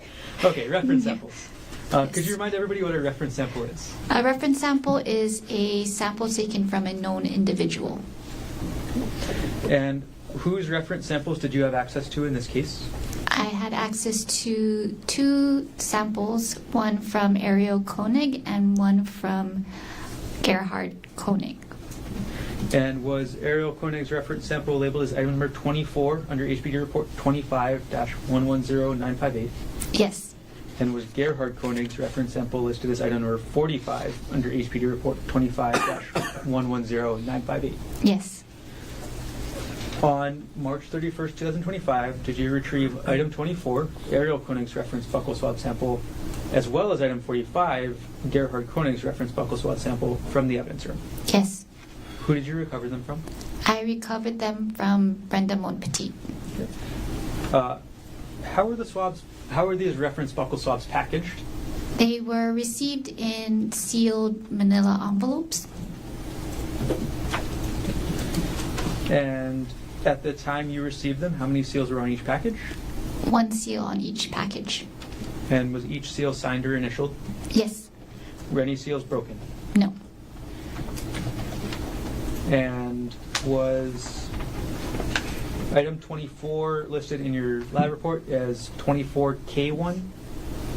Yes. And was item number 45 listed as 45K1? Yes. Okay, so all the swabs or samples we talked about earlier were Q1, Q2. Why are these K numbers? So the Q was for the question samples, and the K is to indicate that it's from a known individual, a known sample. And then what kind of test did you perform on these 2 swabs, 24K1 and 45K1? DNA testing. Prior to your testing, were the swabs that you signed out from Brenda Montepetit, items number 24 and items 45, in your sole custody and control from the time you withdrew them to the time you tested them? Yes. Prior to conducting the testing, while those items were in your control, were they tampered with, altered, substituted, or destroyed in any way? No. Were you able to develop a DNA profile from item number 24, Gerhardt Konig's reference sample? Yes. Were you able to develop a DNA profile from item number 45, Gerhardt Konig's reference sample? Yes. Okay. Now, the last area of questions I want to ask Ms. Ammer is to follow up on some comparisons you said you made earlier.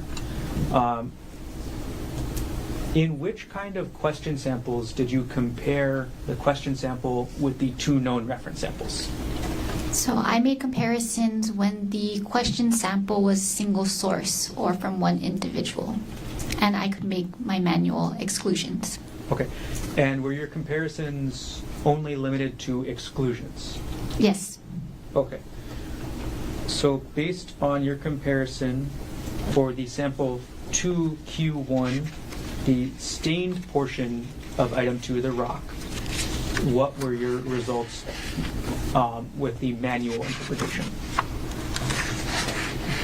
For the stain from the rock, Gerhardt Konig is excluded as a contributor to the DNA profile obtained. All right. For item number 4Q1, which is the swab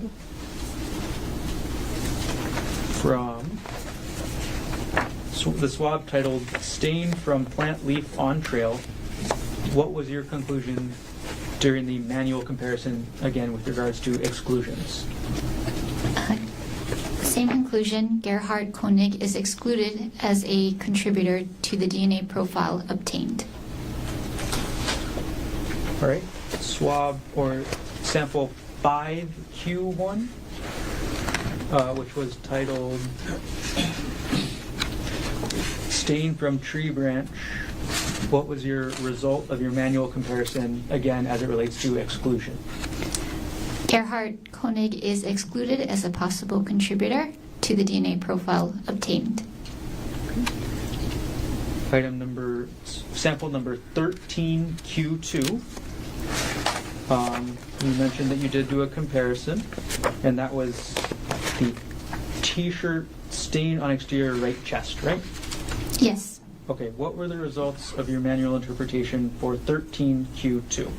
Gerhardt Konig is excluded as a possible contributor to the DNA profile obtained. And lastly, item number 13Q6, titled "Stain on Exterior Back Center." What was the results of your manual comparison, again, as it relates to exclusions? Gerhardt Konig is excluded as a possible contributor to the DNA profile obtained. Did I miss any other manual comparisons that you made? I think there was one more for the shorts. Oh, okay. So it's item number 14. Actually, two. Okay, and that's 14 Q4 and Q5. Q4 and Q5? Yes. Okay, so for item number 14, the shorts, sample Q4, titled "Stain on Exterior Front Top Right," what were the results of your manual comparison? Same exclusion, Gerhardt Konig is excluded as a possible contributor to the DNA profile obtained. And for item 14, the shorts, Q5, for the samples titled "Stain on Exterior Front Middle Right," what was the result of your manual interpretation? Same exclusion, Gerhardt Konig is excluded as a possible contributor to the DNA profile obtained. All right, so that is 7 manual comparisons you did? Yes. For each of those samples, what was the result of the presence for blood? In all of those samples, the presence of human blood was positive. And in all of those samples, were you able to determine the gender of the contributor? Yes, it was all one female individual. All right. Any other comparisons done by yourself? No. Okay. And who else did any further comparisons? Criminalist Scott Henderson. Okay. All right. Did everything you testified to occur in the city and county of Honolulu, state of Hawaii? Yes. Thank you. I have no further questions at this time.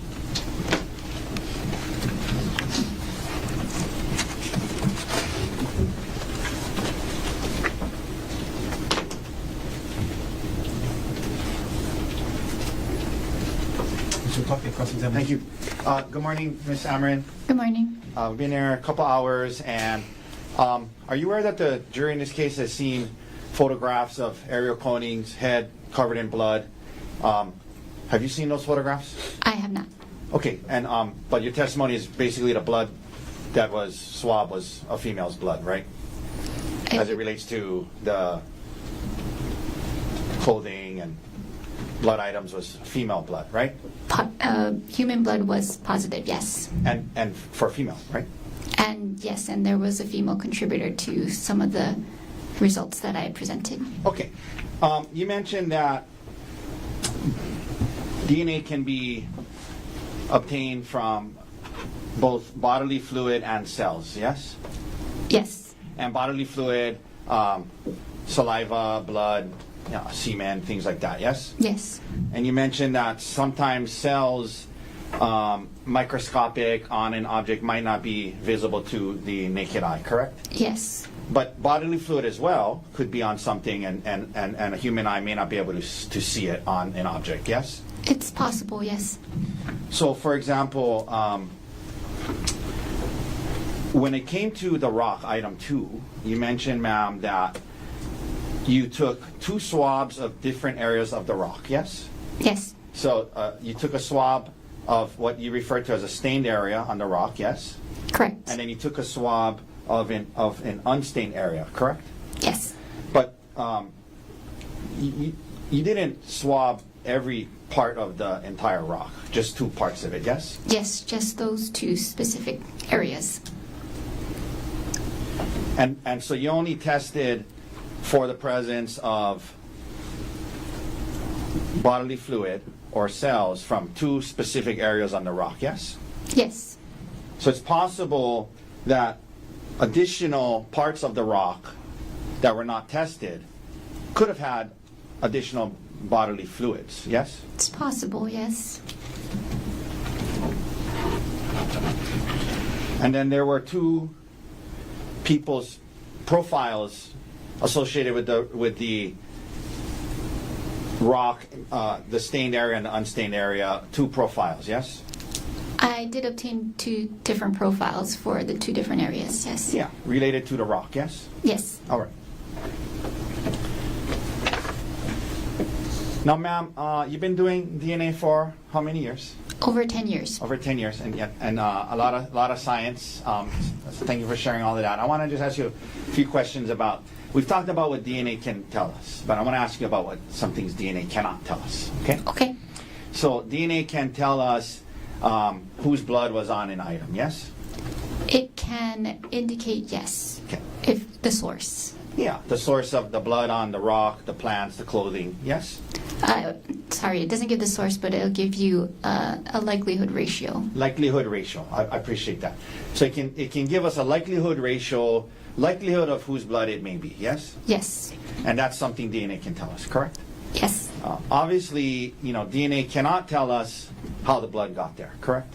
That is correct. DNA cannot tell us how an altercation may have started. Correct. Yes. DNA cannot tell us who may have started an altercation. Correct. Yes.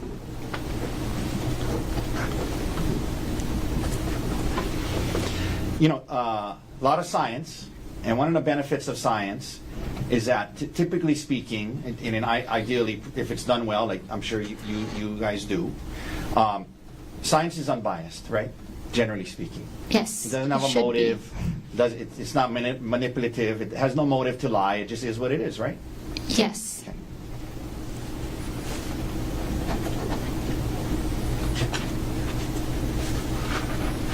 Thank you, ma'am. No further questions. Any redirect? Yes. Go ahead.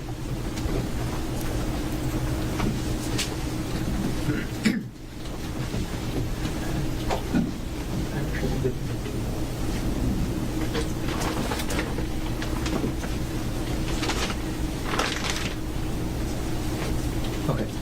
Ms. Emrin, you were asked some questions about how you did the samples for item 2 of the rock. Yes. Okay. If I hand you the rock, could you demonstrate for us how you take samples from those 2 areas? Sure. Yes. Okay. I'm going to hand you what's been entered into evidence as State's Exhibit 2.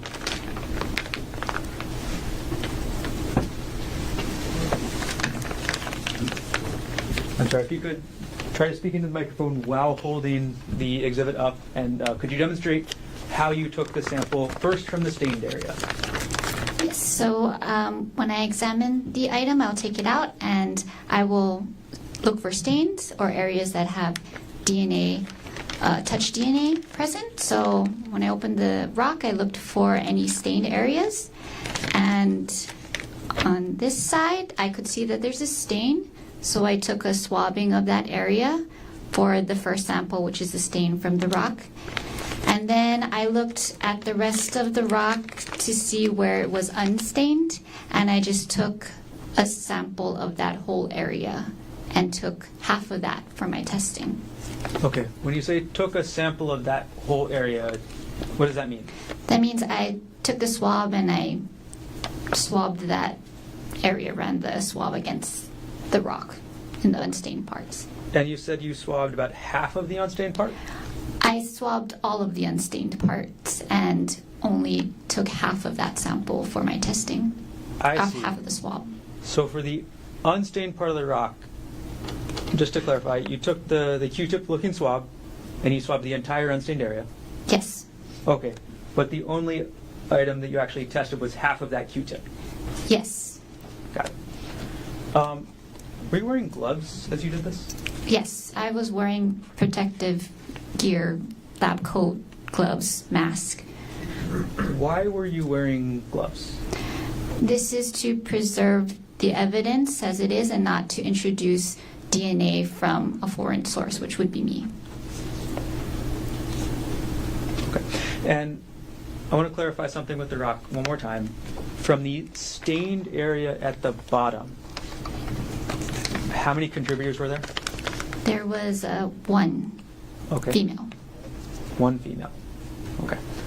And from the unstained area that you swabbed, how many contributors were there? There were two. Okay. Thank you. No further questions. I'm going to retrieve the exhibit from you.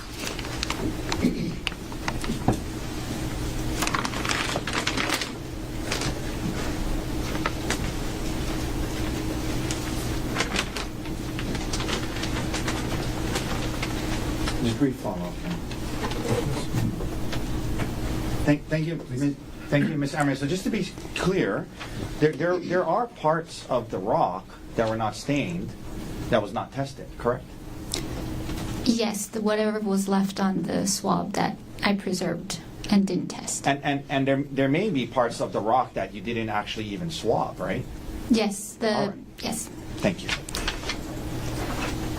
Any other reader? Nothing further. Thank you. Ms. Amarin, thanks for being here. You can step down. Careful with that first step. Mr. Warren, stay next to me. I'm going to retrieve the exhibits from the witness before we call the next one. Sure.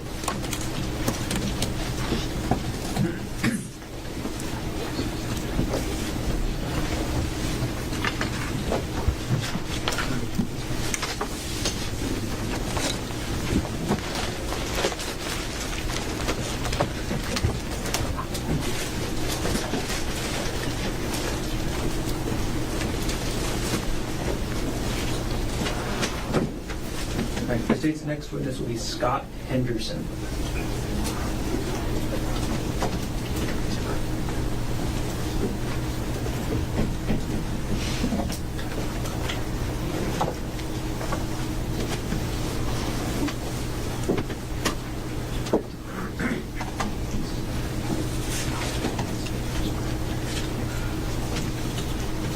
You're not publishing this?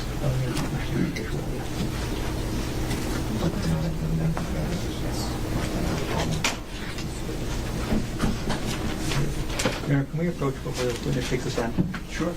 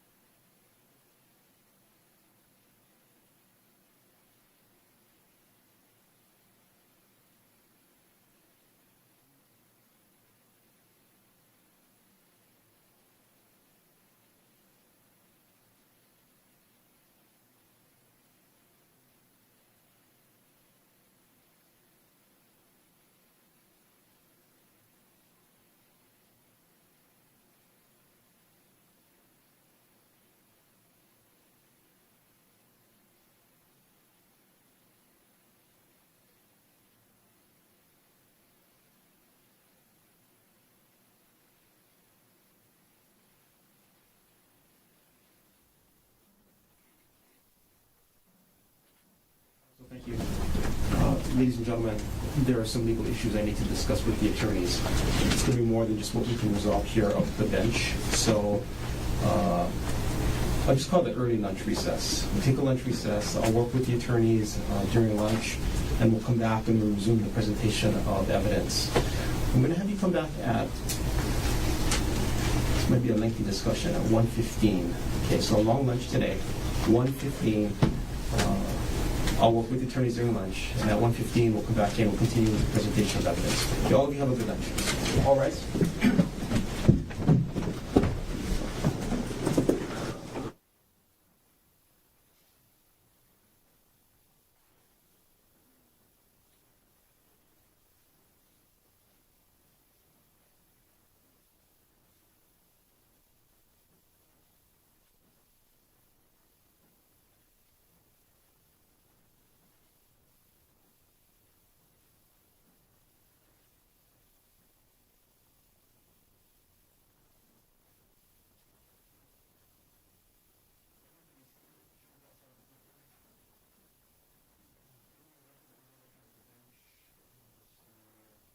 Our court appreciates the state taking time to adjust the visual aids, but we can return to Detective Inuma and the search warrant that is D53, as well as one of the results that states 107.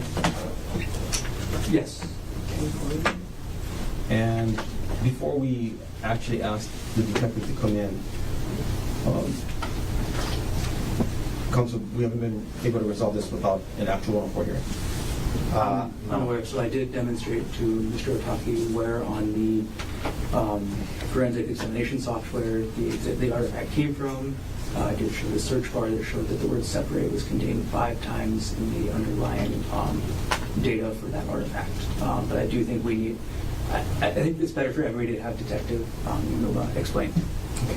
Then happy to hear from him. If he's here. I believe he's in the witness room. Do you want me to go out and get him? I'll have Ms. Fisher go grab him. Thank you. And if necessary during the testimony, do you want the state to plug in the laptop so the court can view what Detective Newman was talking about? It would be helpful yes, it would be helpful for me. Okay.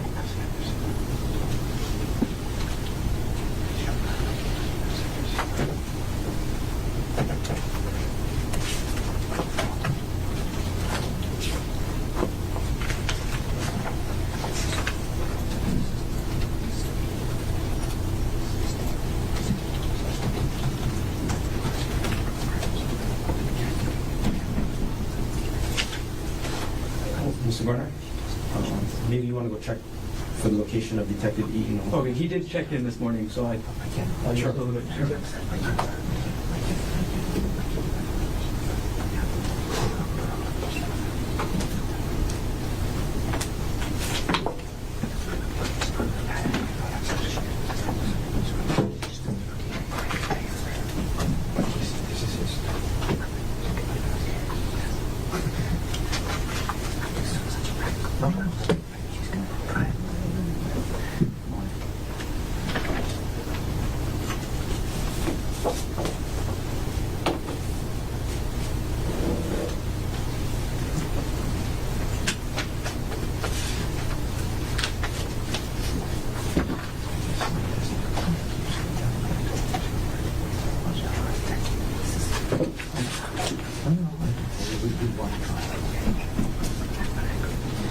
I apologize. When I left him, Detective Newman was in the witness room. It appears he's now in his car, but he's headed back. Do you want to wait for him, or do you want to reconvene at 12:45? I think I'll leave that up to everybody else who would be waiting. I'm okay either way. Well, because we don't know where he is, right? He said he was in his car, which I guess I assumed was the parking lot. I don't know that for sure. Why don't we resume at 12:50? And if Detective Inuma gets here early, maybe he can demonstrate what he would show to the court to Mr. Otaki. That way, there'll be no surprise as to what the testimony is going to be. In agreement? Yeah, thank you, Your Honor. Either way. Okay. Anything else we should take up on record before resuming at 12:50? Nothing for me at the moment. No, thank you. Okay. Court's in recess. Thank you, counsel.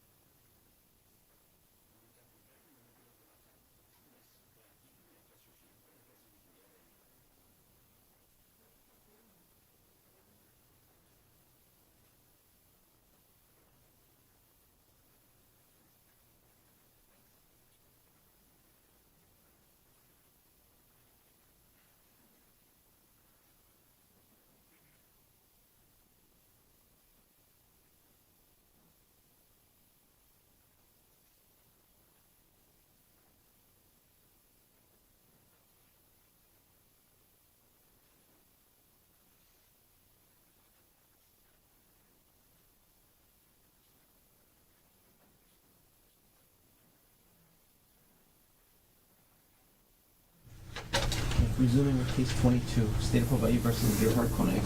1CPC-25-373. Dr. Konig is present in court with all four counsel of record. Jury is absent from the courtroom, and Detective Thomas Inuma is on the stand. Detective, thanks for coming back so quickly. Can you stand there and raise your right hand? Yes. You do solemnly swear or affirm that the testimony about to give shall be the truth, the whole truth, and nothing but the truth? Yes. Please have a seat. Mr. Garner, whenever you're ready. Okay. Good morning, Detective. Good morning. Yes, for the record, can you please state your full name? My name is Thomas Inuma.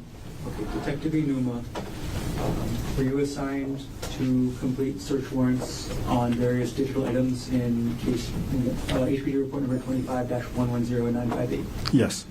Okay, and was one of those items a laptop listed as item number 48 under that same HPD report number? Yes. And when you executed the search warrant on the laptop, did you image the entire hard drive? Yes. And this was a physical solid-state drive on the laptop, right? Yes. And in that search warrant, you were limited by a certain date range, right? Correct. Do you recall the date range off the top of your head? Yes, it's December 1st, 2024 to March 24, 2025. Okay. And beyond being limited by a date range, were you also limited by terms? Yes. Okay. Do you know all the terms off the top of your head? Not all the terms. Okay. When you're executing a search warrant on a hard drive like this, how do you limit your search to those terms? Okay, so with the software we use called Axiom software. So within the Axiom software, when you first load it up, it pulls all the data within the hard drive, the solid state drive. And from there, you have to filter it. So from how you filter is you go under the filter column, you put in the date range. So the date range was from December 1st, 2024 to March 24, 2025, and you filter from there. So after that, it narrows it. It narrows the search within those date range. And from within that date range, I put in key terms that was listed on the search warrant. Okay. And you put in all the terms that were listed on the search warrant, right? Yes. And then did you limit the results to only those terms? Yes. How does that work? So all those different the search terms that I was mentioning about, so there are multiple search terms, right? So it just filter it, and then from there, I'll examine my copy based on the search warrant within the content of the search warrant parameters. Okay. And in terms of what you get as a result out of this, what is provided to the detective? The entire hard drive, or the hard drive that has been filtered to the date range and the term range? Yes, the date range, the filter version, and we call it the Axiom portable case, and we filter it and we provided a copy to the detective. Okay. Is that the same copy that's then provided to the state? Yes. Okay. So is the entire contents of the hard drive ever provided to the detective? No. Is the entire contents of the hard drive ever provided to the state? No. Who is the only person that remains in control of the entire contents of the hard drive? It's myself and the HPD, our digital forensic lab. Okay. But the entire contents of the hard drive do not leave the digital forensics lab. Is that fair? Yes. Okay. The software that you mentioned, the Axiom portable software, what is that? So Axiom portable software is a copy that we provide to the detective, but then the main one is the Axiom software, which is the one we use to examine the data. Okay, so you, in your examination of the entire hard drive, uses the Axiom software? Yes. But the limited portion that you provide to the detective, which is then provided to the state, is the Axiom portable software? Yes. Okay. In the portion that's, again, provided to the state, is there any digital artifacts that do not contain any one of those search terms? No, it's the one, the filter, and then I made sure that all those keywords were entered. Okay. There's a specific artifact that we're talking about today. We had it up on the screen there, Detective, but I think my computer went to sleep. Can I approach? Please. Okay.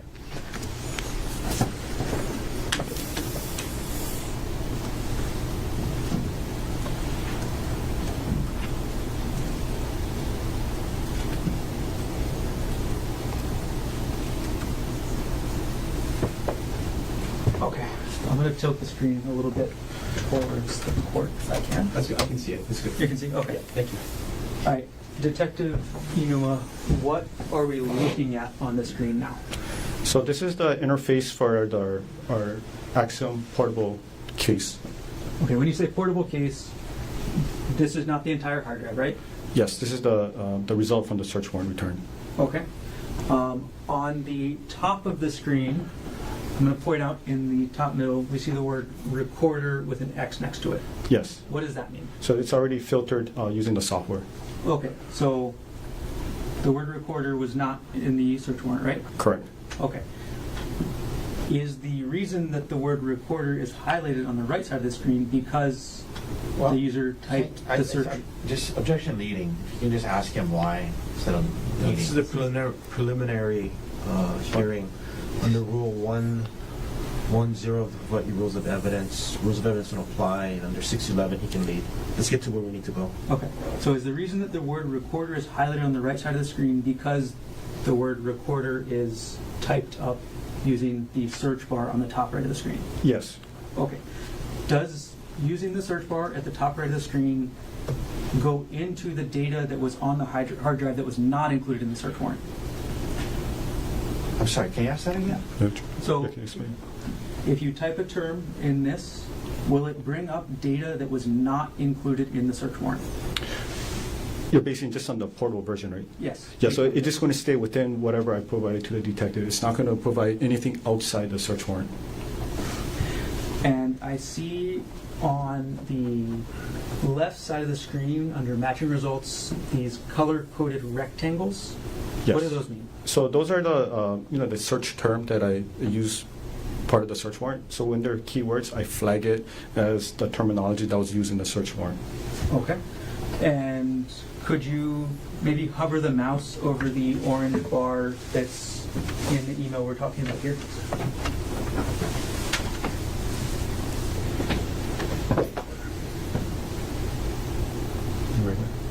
Okay. What word popped up? So separate. Okay. Was that one of the words in the search warrant? Yes. Is the word separate the reason that this artifact was included in the Axiom portable case that's limited to the terms in the search warrant? Yes. Okay. Now, in the right side of this artifact, how does the word separate pull up this email? So it's basically anything within the metadata. It could just be the web page, or it could be the document, or it could be the coding, the source code of either, in this particular case, this was an email, right? So it could be either from the email or the website itself. There was something that indicated that there was the word source in there. And are you able to find how many times the word separate occurred in this artifact? Yes. Could you show us? Okay. So from here.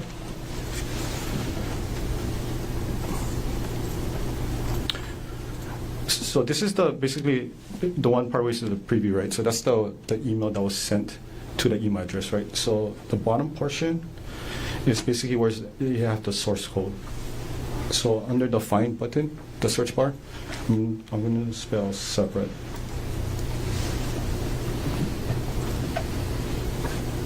And then there's 5 items found in the source code. So if I press down, also right here, there's already one that was already highlighted on the right-hand side, right over here. And then I can press down, and then there's going to be other places. I know the screen is a little bit small, so it's a little bit difficult to see. But, yep, so this is another word versus separate.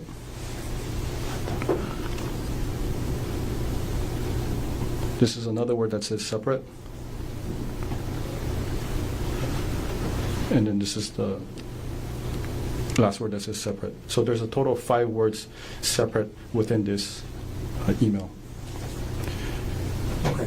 And are those 5 words the reason that this email was flagged when you were executing the search warrant? Yes. Okay.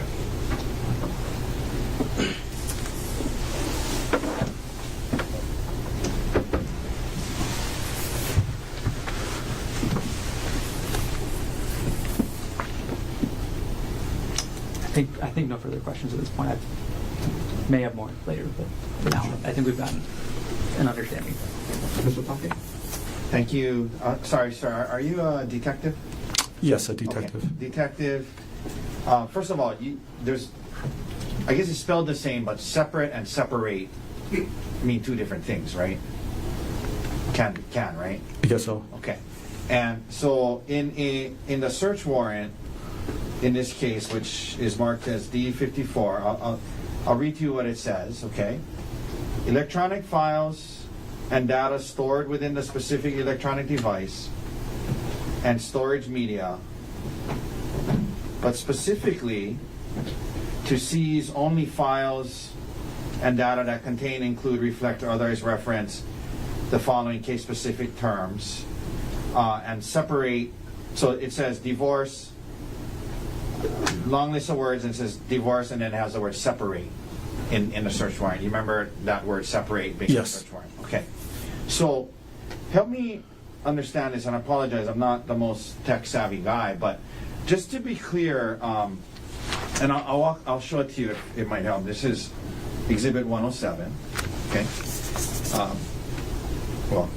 May I approach? Yes, of course. Okay, so this is Exhibit 107, which is the email, the actual email from Walmart in question, yes? Yes. Okay, and that's what was, that was the email, correct? Correct. So to be clear, and you can hand that back to me. Okay. Well, maybe it's better if you hold it. So the email itself did not have the word separate in it, correct? That's correct. And okay, and the you mentioned this searching in this Axiom program the word recorder, right? Yes. And recorder was not one of the search warrant terms, correct? Correct. Okay. So why were you searching for a term that's not in the search warrant? So the recorder is just to narrow it down, but then if you look at separate, it was already part of the search warrant return, right? So within those files, I would look at all of it, and then as far as the recorder term, that's what we use to help locate that piece of artifact data quickly. Okay, but I mean, did someone tell you to do that? No, we just go looking down. No, but did to each somebody other's tell file. you to search for the word recorder? So we examine basically all the data, right, as much as we can, because this one over here has a total of 7,941 items, right? So we just go through it. I'll go through it, and then I'll just look and see. And then when I wanted to pull back for trial, court purpose, then I can just look for it easier. And just for the sake of time, my only question is, did somebody tell you to search for the word recorder? Search for no. You just did that on your own? So it was we work with the lead investigator. So me and my lead investigator will sit down and we'll look over it, and we'll determine what's marked as evidence or not. Right. But did the lead investigator, Detective Spacek, ask you to search for the word recorder? So again, he'll sit next to me and we'll just go down all the evidence that was filtered. Detective, simple Yes. question. You typed in the word recorder in that search bar, yes? Yes. I'm asking you, did Detective Spacek ask you to do that? No. Okay, so who you just did that? Did somebody ask you to do that? We did it because we're going to use this part of for the trial, right? So this was already one that was already. So for this one, the recorder, we're going to use that. Somebody typed in recorder. Was that you? For this one, for this purpose, no, Who typed in recorder? it wasn't me. Yeah, who was it? For this one particular, it wasn't me. Yeah, so who? No, you can't. Have a seat. Detective, you need to answer the question. Who told you, or who typed in the word recorder? So for this one, Detective, yes. who told you or who typed in the word?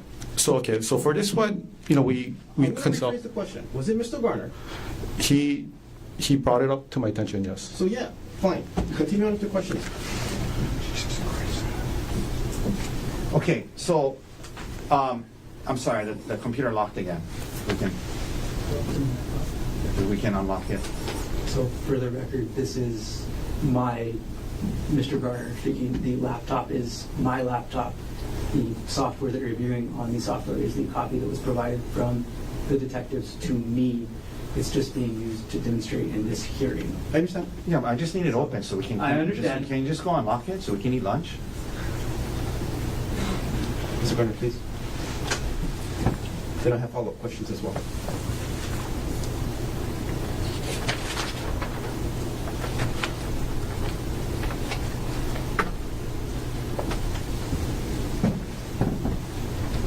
Okay, so,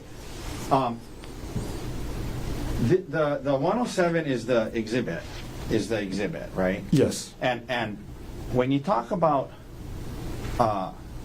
metadata, Yes. like, is that?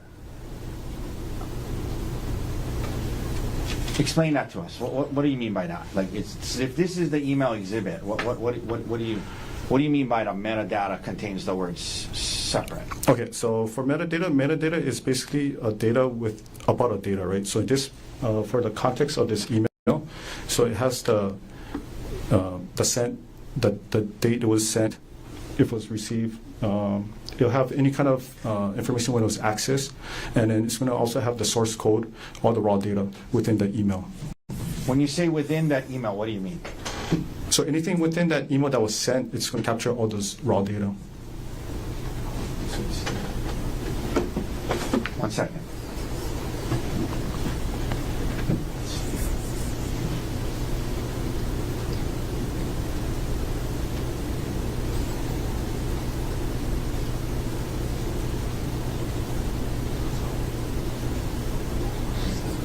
So, okay, so the data is this metadata, right?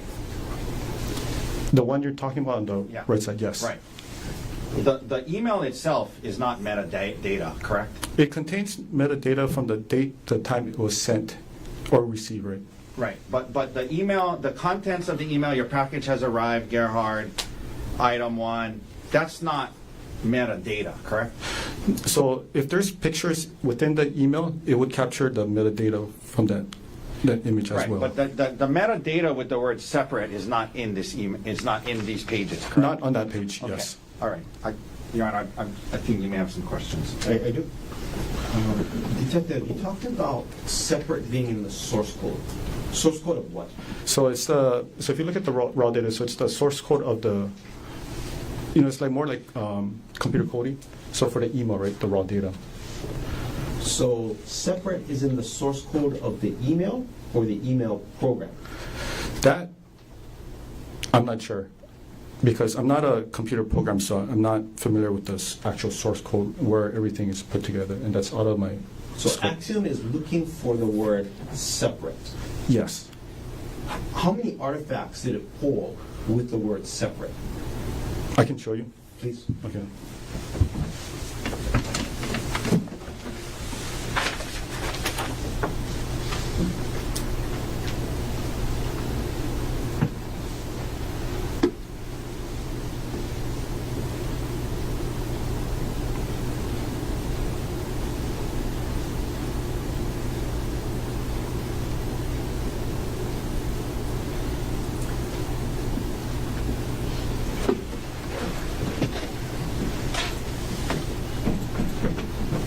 So 1,454.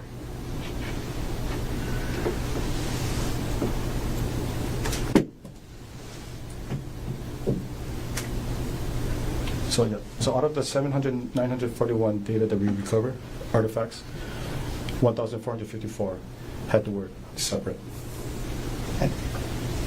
And Sorry. most of these are in emails?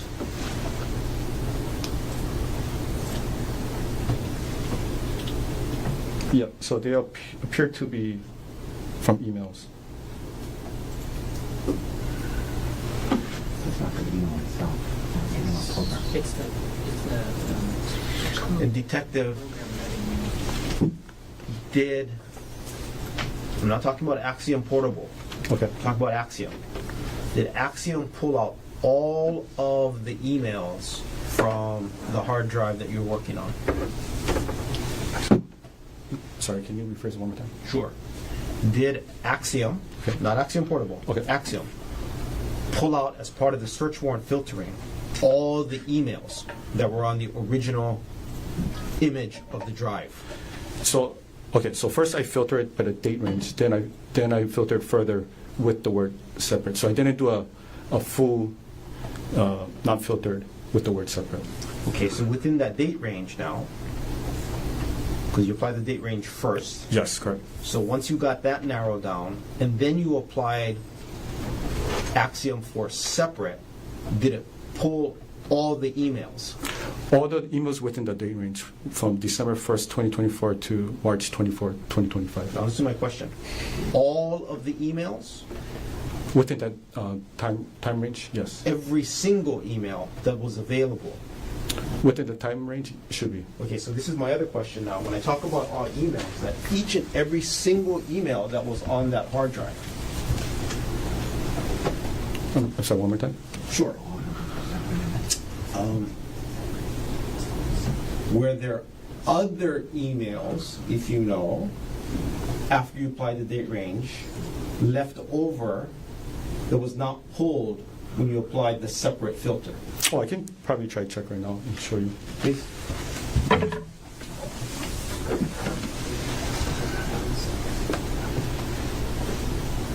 So this is the email, and so this is the breakdown, right? So it looks like it's all from this two email, which is the inbox and then the EML. And then these are all the other documents that has the word separate inside. Yeah, I'm more concerned about the emails. Okay, let me close it out.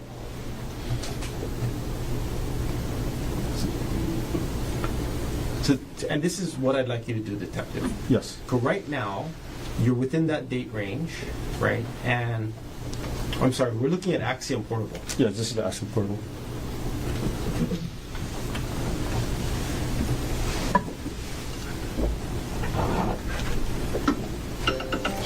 Can I ask a question? Or, no, go ahead. Can I? You can ask. I still got follow-up. Do you know from when you did the initial date range on the regular Axiom, how many emails was pulled that you then screened for the term separate or the search terms? Do you know what the total amount of emails in that date range would have been? Actually, I can try take off the filter. No, not in Axiom Portable. Oh, okay. In Axiom. In Axiom. Oh, that I'm not sure because I don't search the whole thing. I just first I filter within the scope. Do you know? So the word separate. There was over 1,000 responses, right? Yes. And it looks like those were almost all emails, right? Yes. So the word separate was not specific to embedded in this email. It was in 1,000 or something. The email program. Yeah, it could be other things that could have used the word source. Separate, right? Which triggered the And so the filter. there's an email program that may be embedded in the metadata has the word separate, right? Possibly. But then it's not specific to this email necessarily. Then it's every email that might have been sent during that time period, right? Possibly, yes. And is there a way to find out how many emails Axiom pulled during that date range? I can. It's going to take me a while. I mean, I cannot probably do it today, Okay. but I can work on it. Okay. And then. Okay. Okay, this is helpful. Thank you, Detective. Your Honor, can I do some follow-up now as well? Yes, go ahead. Right. Detective Inuma, are there any emails in this Axiom Portable case that are not flagged by the word separate? Can you remove No. the separate tag? Let me. So I'm going to clear the filters.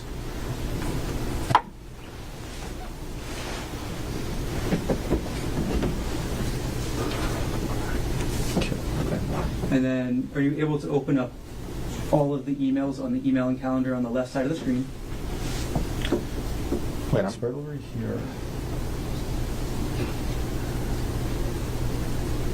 but that's email and calendar, right? Yeah, I'm trying to. I think the screen is a little bit. I'm trying to look for that bar where you can bring it down.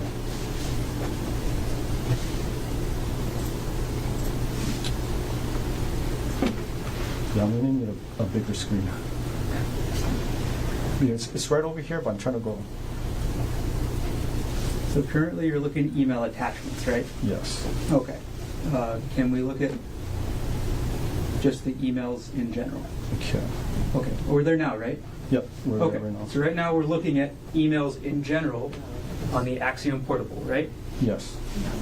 How many are there? Right now on the email there's 2,339. 2,239 artifacts. Artifacts under the email and calendar. 2339. When we're not using the separate filter. Yes. Okay. So only some of those emails have the word separate in them. Yes. Okay. So wouldn't that indicate that that's not a part of the program? Objection, Your Honor. It's leading number one argument. I want to know. So could be it's not part of the program, but I won't know until I gotta look at all the emails and stuff, or I gotta contact the company. Okay. But regardless, you do see color-coded wise on the screen right now, the orange emails, or the orange rectangle means it has the word separate. That's the flag, right? Yes, the orange one has the word separate inside. Okay, and there are on this screen right now 2 emails that have that flag, right? Yes. And every other email on the screen, the 7 emails on the screen has flags of other colors, right? Yes. So that means those emails would have other words that were part of the search warrant, right? Yes. So can you demonstrate for us the pink one? So that email's tag is what? Arial. Okay, can you scroll into the blue one? Syringe. Okay, and can you go to the purple one? WhatsApp. Okay. And the email that we're looking at right now with the purple WhatsApp and the pink aerial, that one does not have the word separate in it, right? That's correct. Okay. Can I just ask a quick? So this says email and calendar, right? Yes, it's under email and calendar, correct. Okay. And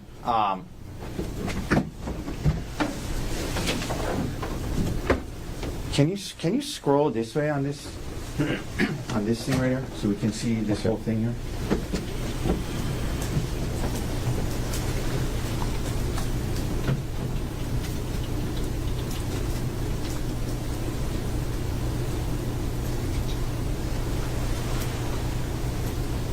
Okay. And then you can go back. So detective, you don't know if the word separate was part of a specific email file or part of the email program. That's correct. And over 1,000 emails had the word, this came up when you searched the word separate, right? Yes. And you guys believe that the search warrant then allowed you to read these 1,000 emails? Well, it's going based on the search warrant. So the answer is yes. Yes.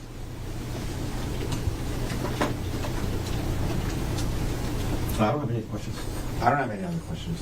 Mr. Gardner, anything else?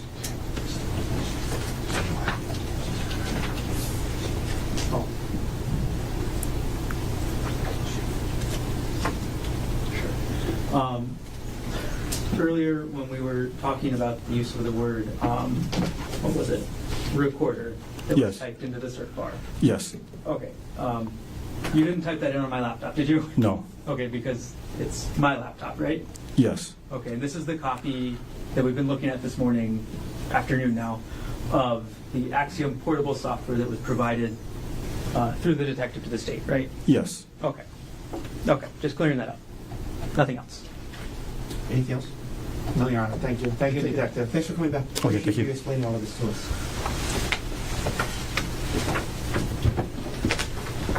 And may I unplug my laptop from Yes, the of course. TV?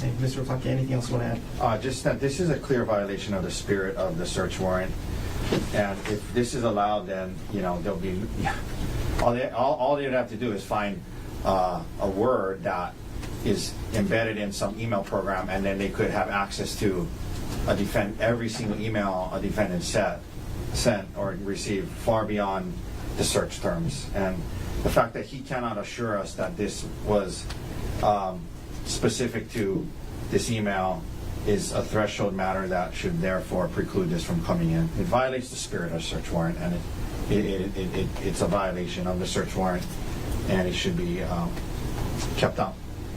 Anything else you want to add, Mr. Brown?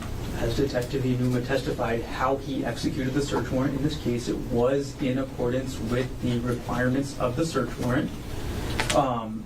He put in the terms, he limited any results to the terms listed in the search warrant, and whatever results came out, that's what you have to work with. So this violation of the spirit is, now we've walked it back. We started out, this is a clear violation of the search warrant. They've gone beyond the terms. And now we've gone to violating the spirit. But you know what? Detective Inuma followed the terms. He did this properly. And I want to point out that digital search warrants are treated differently than any other search warrant here. You execute a search warrant on a house. You have specific things you're searching for. You go in, you see anything, any evidence of a crime, anything you're committing, that officer is allowed to seize that evidence. It's different with digital, though. They are limited, no matter what, to what's on the terms of the search warrant. That's what happened. I think that what really we're looking at is the defense is upset that the state essentially found this incriminating evidence pursuant to a lawfully executed search warrant. They brought this up at the 11th hour as the witness is supposed to testify today. And I think, one, it's already been disguised as a motion to suppress, which is inappropriate. But two, the detective has testified exactly what he did. What he did was proper. This evidence is clear, showing the intent, showing the defendant's state of mind in the months leading up to this. This is something that was litigated at the motions in limine hearing when the state filed the notice of intent to introduce this evidence. This exhibit was turned over again March 6th. So this was properly done. This is a proper exhibit, and it shows defendant's state of mind leading up to this. Nothing inappropriate was done. This is just the detective doing his job as he's required. That's it. Anything else you want to add? Just very briefly, when I say it violates the spirit, that it also violates the plain language. And this is I don't know how many times the prosecutor makes comments about the defense is upset or the defense is trying to, minimize the injuries. I mean, that's their job. You know what I mean? To look for these kind of violations. So I don't know what he expects. People to just come in and roll over and do whatever he wants and says and not even try to uphold the Constitution. But that's not how it works.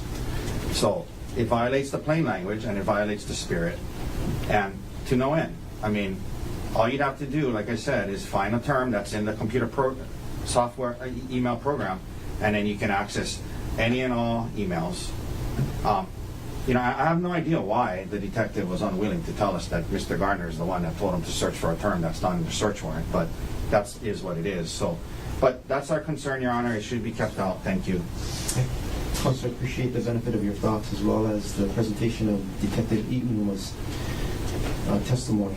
And based on what we've learned this morning and this afternoon, what's of critical importance to the court is whether or not the program that we've been dealing with, indiscriminate cold emails from not just the image SSD, but also allowed all of the emails that were part of the Axiom portable software. It's clear that it is not. It is not an indiscriminate search. As demonstrated here in court, the removal of the separate filter does change the number of emails that are actually pulled out, and the court is satisfied it's not an all-encompassing indiscriminate search. And as such, the court finds no violation of the search warrant, and that the metadata and source code does include terms that were authorized for discovery pursuant to the search warrant. And as such, over defendant's objection, would be marked for identification as Exhibit 107 can come into evidence subject to the laying upon the foundation. If I may, Your Honor, and I understand your ruling, the only thing that I was going to mention is, and I know we're kind of doing this on the fly, but I'm not confident, so why would 1,000 emails have that and 1,000 not, right? I mean, so I'm not confident, and maybe there's a difference in the emails where it is still part of the program where it's indiscriminate. So where it pulls all emails that were part of a certain program, and the other 1,000 ones were, either calendar things or somehow different. And I think I agree with you. I agree with you that that is a pivotal point. And I'm not confident in what we just heard that. I understand your rationale. I'm just not confident that the factual basis for your rationale is solid given the detective's testimony. And I would like to explore that further over the weekend because it's a big deal, and I think we need a little more information and someone perhaps more knowledgeable about technology to be able to see the difference between why is there 1,000 emails that have it and 1,000 that don't. I'd like to know.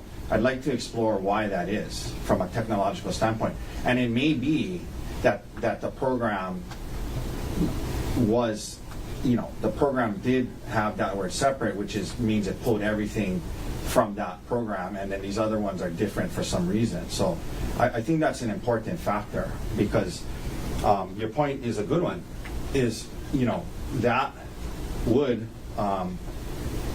violate. The search warrant obviously is to limit, privacy, what they can look at and what they can't. And if it is and to seize only files and data that contain that term, right? So Include, reflect, or otherwise reference. right, to seize files and data that contain, include, reflect, or otherwise reference. So if it's the email program that has that word separate, that's not the file, right? The emails are the files. If the program is what has that word, anytime you open an email, a file, because that program has that word, it opens it. That's the problem, right? And I would be less concerned if it was like maybe 30 emails, 40 emails, but 1,000 emails. There's clearly something going on with the program, in my mind.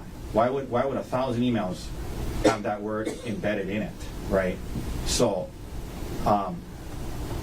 that's not the again. I mean, he can say what he wants, but the spirit of the search warrant is to be able to look for these terms.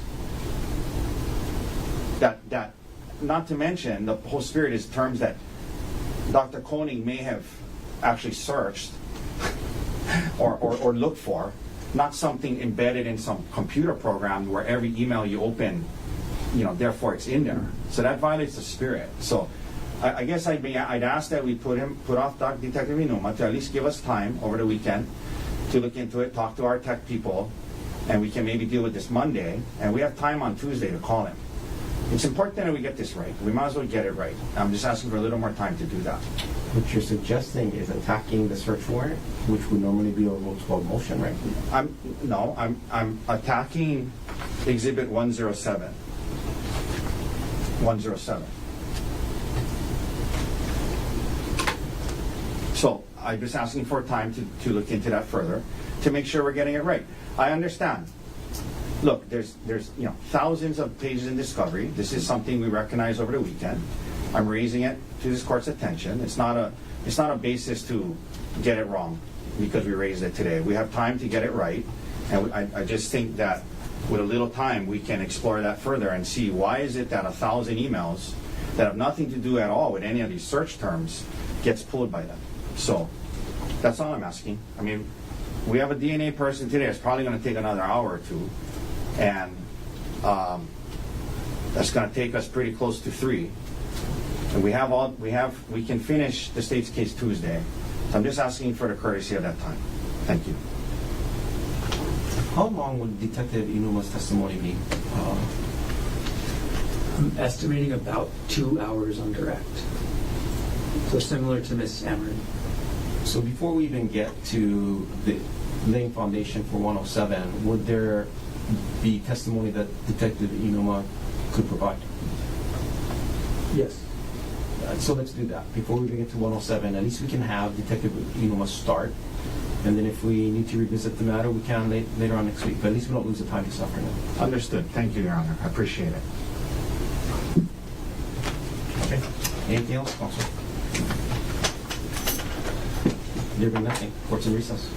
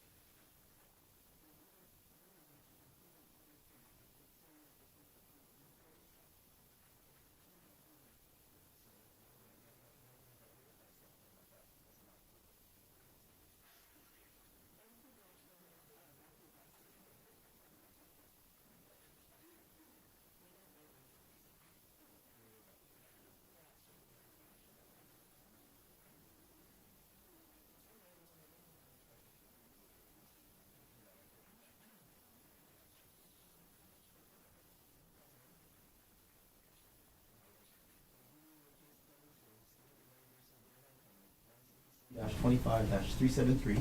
Dr. Konig is present in court with all 4 counsel of record. Jury is absent from the courtroom. Good afternoon, gentlemen. Good afternoon. You can all be seated. Mr. Taki. Just very briefly, Your Honor, and again, I appreciate the courtesy of allowing us the weekend to look into this, and we have our tech people looking into it as we speak. But just to make clear that everyone understands what we're talking about and what our issue is, the question is the word separate part of the email itself, or is the word separate from the email processing program? I think is a key issue. And at least preliminarily, I know we don't rely on AI for legal sites, and we're going to back this up, but looking at AI, it says when the word separate appears in the metadata of many emails in your account, it is almost certainly generated by the email processing program, rather than by the content of the email itself. But that's what we're trying to shore up.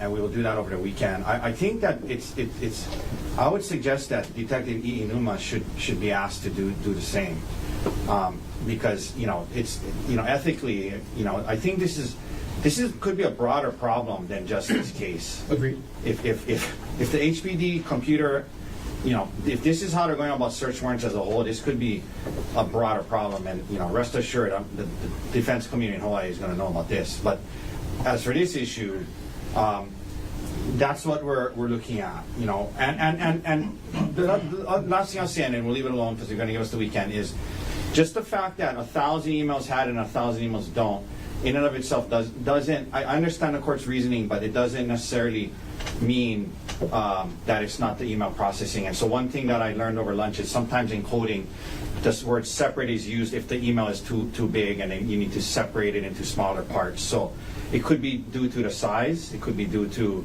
photos or whatever, that the email processing program has that word coded in it, not the email itself. So that's what we're trying to shore up, just to let the court know that. And I'm assuming, we need to get into it now, but I'm not assuming anything, but I would suggest that should matter to the court if it's something that's in the email itself, or if it's the email processing program, because then it would be basically grabbing all emails of a certain type, not specific. Not to mention, again, the spirit of the email, a spirit of the search warrant is that somehow Dr. Konig was searching for the word divorce, separate, things like that, and not if some metadata coding had the word separate in it. So, but just bringing everyone up to speed, that's what I see as the issue. We're shoring it up with our tech people over the weekend, and we'd have sort of opportunity to address this further, maybe on Monday or Tuesday or whenever. Thank you. Thanks for the additional information, Mr. Take. If there's any briefing that a party wants to submit, I'm always happy to read it, but I'm not requiring it. I understand. I'll leave that to all of you. Thank you, Your Honor. Okay. Anything else we should take up before the jury comes back in? Not right now. Okay.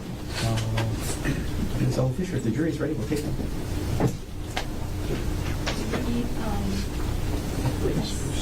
Yeah, we'll take the witness first.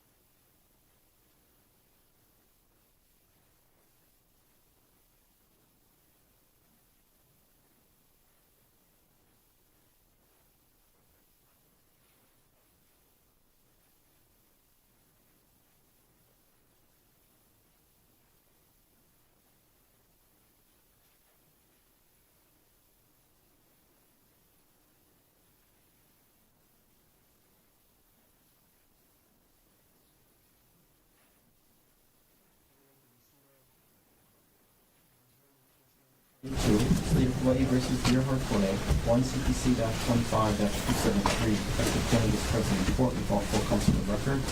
All jurors are back in the courtroom. Ladies and gentlemen, good afternoon. Mr. Garner, state's next witness. The state calls Scott Henderson. Mr. Henderson, can you stand? Raise your right hand, please. You do solemnly swear or affirm that the testimony about to give shall be the truth, the whole truth, and nothing but the truth? I do. Please have a seat. Whenever you're ready, Mr. Garner.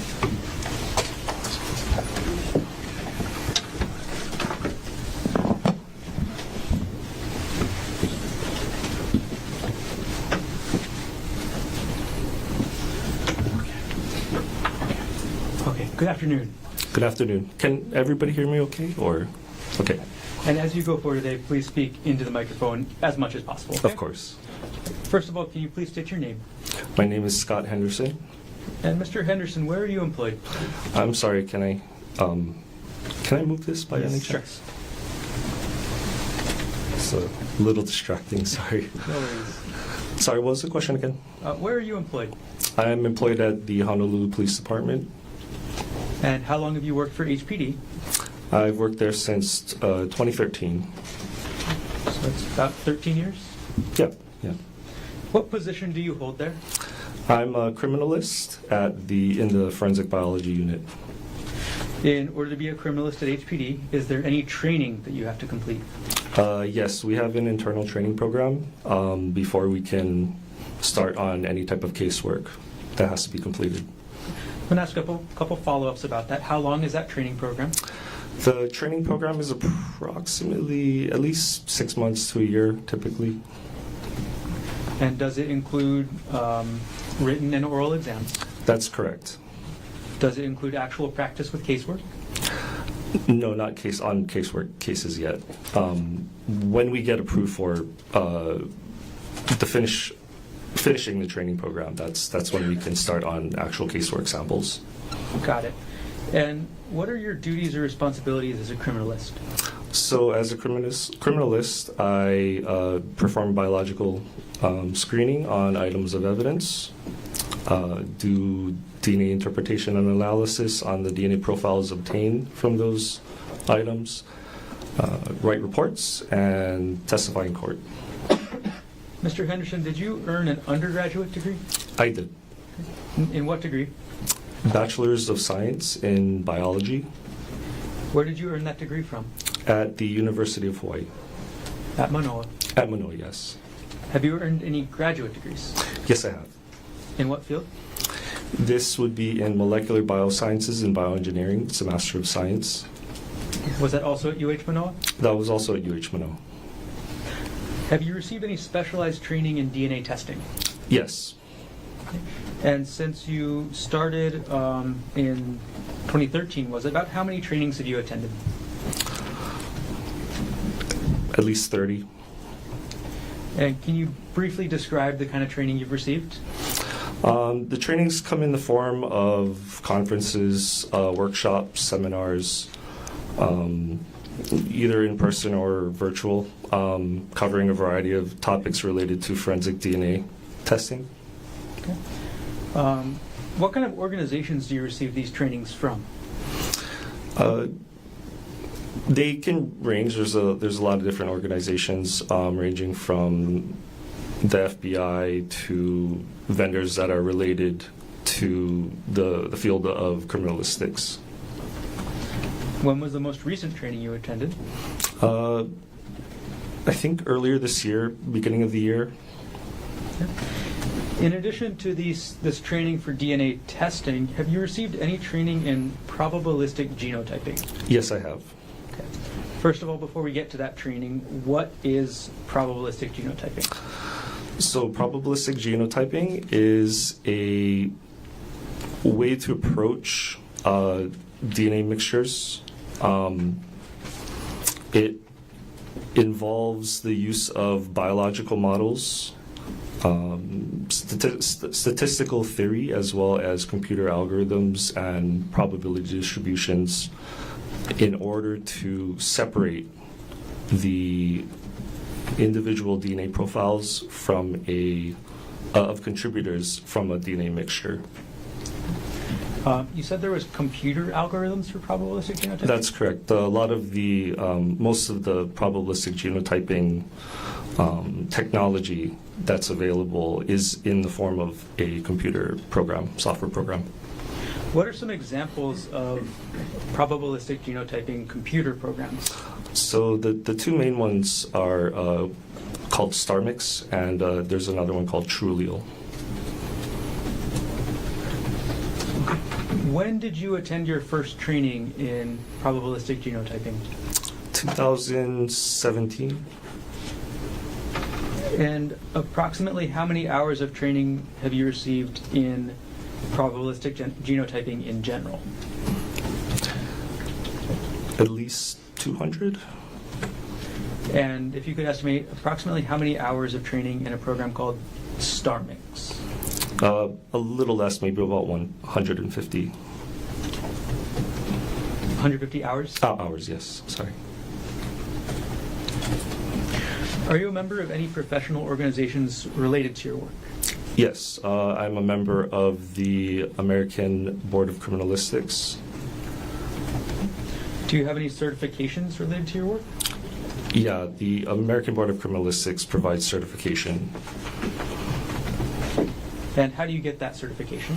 You have to fulfill certain requirements, educational, experiential, and you must take an exam before you can be certified. And what exactly are you certified in? Molecular biology. And can you describe for us what it means to be certified in molecular biology specifically? This means that I have the required skills, knowledge, and expertise to perform forensic DNA analysis. Okay. Now, in your workplace as a criminalist, what does the term forensic DNA testing mean? Forensic DNA testing primarily involves obtaining a DNA profile from an item of evidence related to a crime scene, and then comparing that to any reference profiles of individuals also related to that. About how many times have you performed forensic DNA analysis in your career? Thousands. About how many times have you used probabilistic genotyping? Hundreds, at least.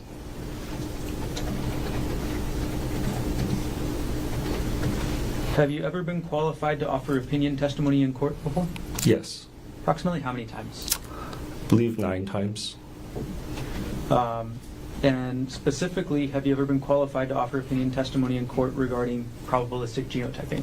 Yes, I have. How many times for that specific issue? 1 time. It's a pretty new technology, so.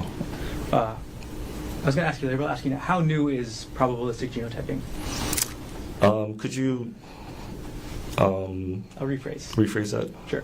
When did the Honolulu Police Department start using probabilistic genotyping? Okay. We came online with probabilistic genotyping in December 2024. Okay. And what of the programs that you mentioned earlier does HPD use? So HPD uses the StarMix software program. That same program you said you've done 150 hours of training in? Yes, approximately. At this point, Your Honor, the state is asking to qualify this witness under HRE 702 as qualified to provide opinion testimony in the area of forensic DNA testing with a subspecialty in probabilistic genotyping. Mr. Otake. Brief for dear. Go ahead. Good morning, sir. You Hi. mentioned HPD making the change to probabilistic, what's it called again? Probabilistic genotyping. And that was in late 2024? That's correct, yes. Why did HPD make that change? We get audited every other year, And what happened with the audit? and so Objection beyond the scope. She was part of the... were you working there before 2024, sir? You can go ahead and answer. sure. We were audited in 2024, and part of this audit required us to replace a previous statistical method with a new method, and this new method is the StarMix program. Because the old method, the way you guys were doing it, was problematic to certain degrees during the audit, yes?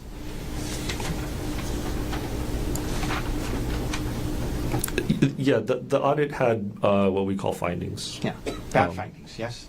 Well, and a finding is something that they would like the lab to address and possibly change in their procedures. Yeah. And you were working there before 2024, sir? Yes, that's right. And who did the audit? The audit is performed by ANAB. It's a accreditation organization. Okay, thank you, sir. Do you have any objection? No objection. Okay. Then, ladies and gentlemen of the jury, Mr. Henderson will be allowed to provide opinion testimony to you in the field of forensic DNA testing as well as probabilistic genotyping. Mr. Garner.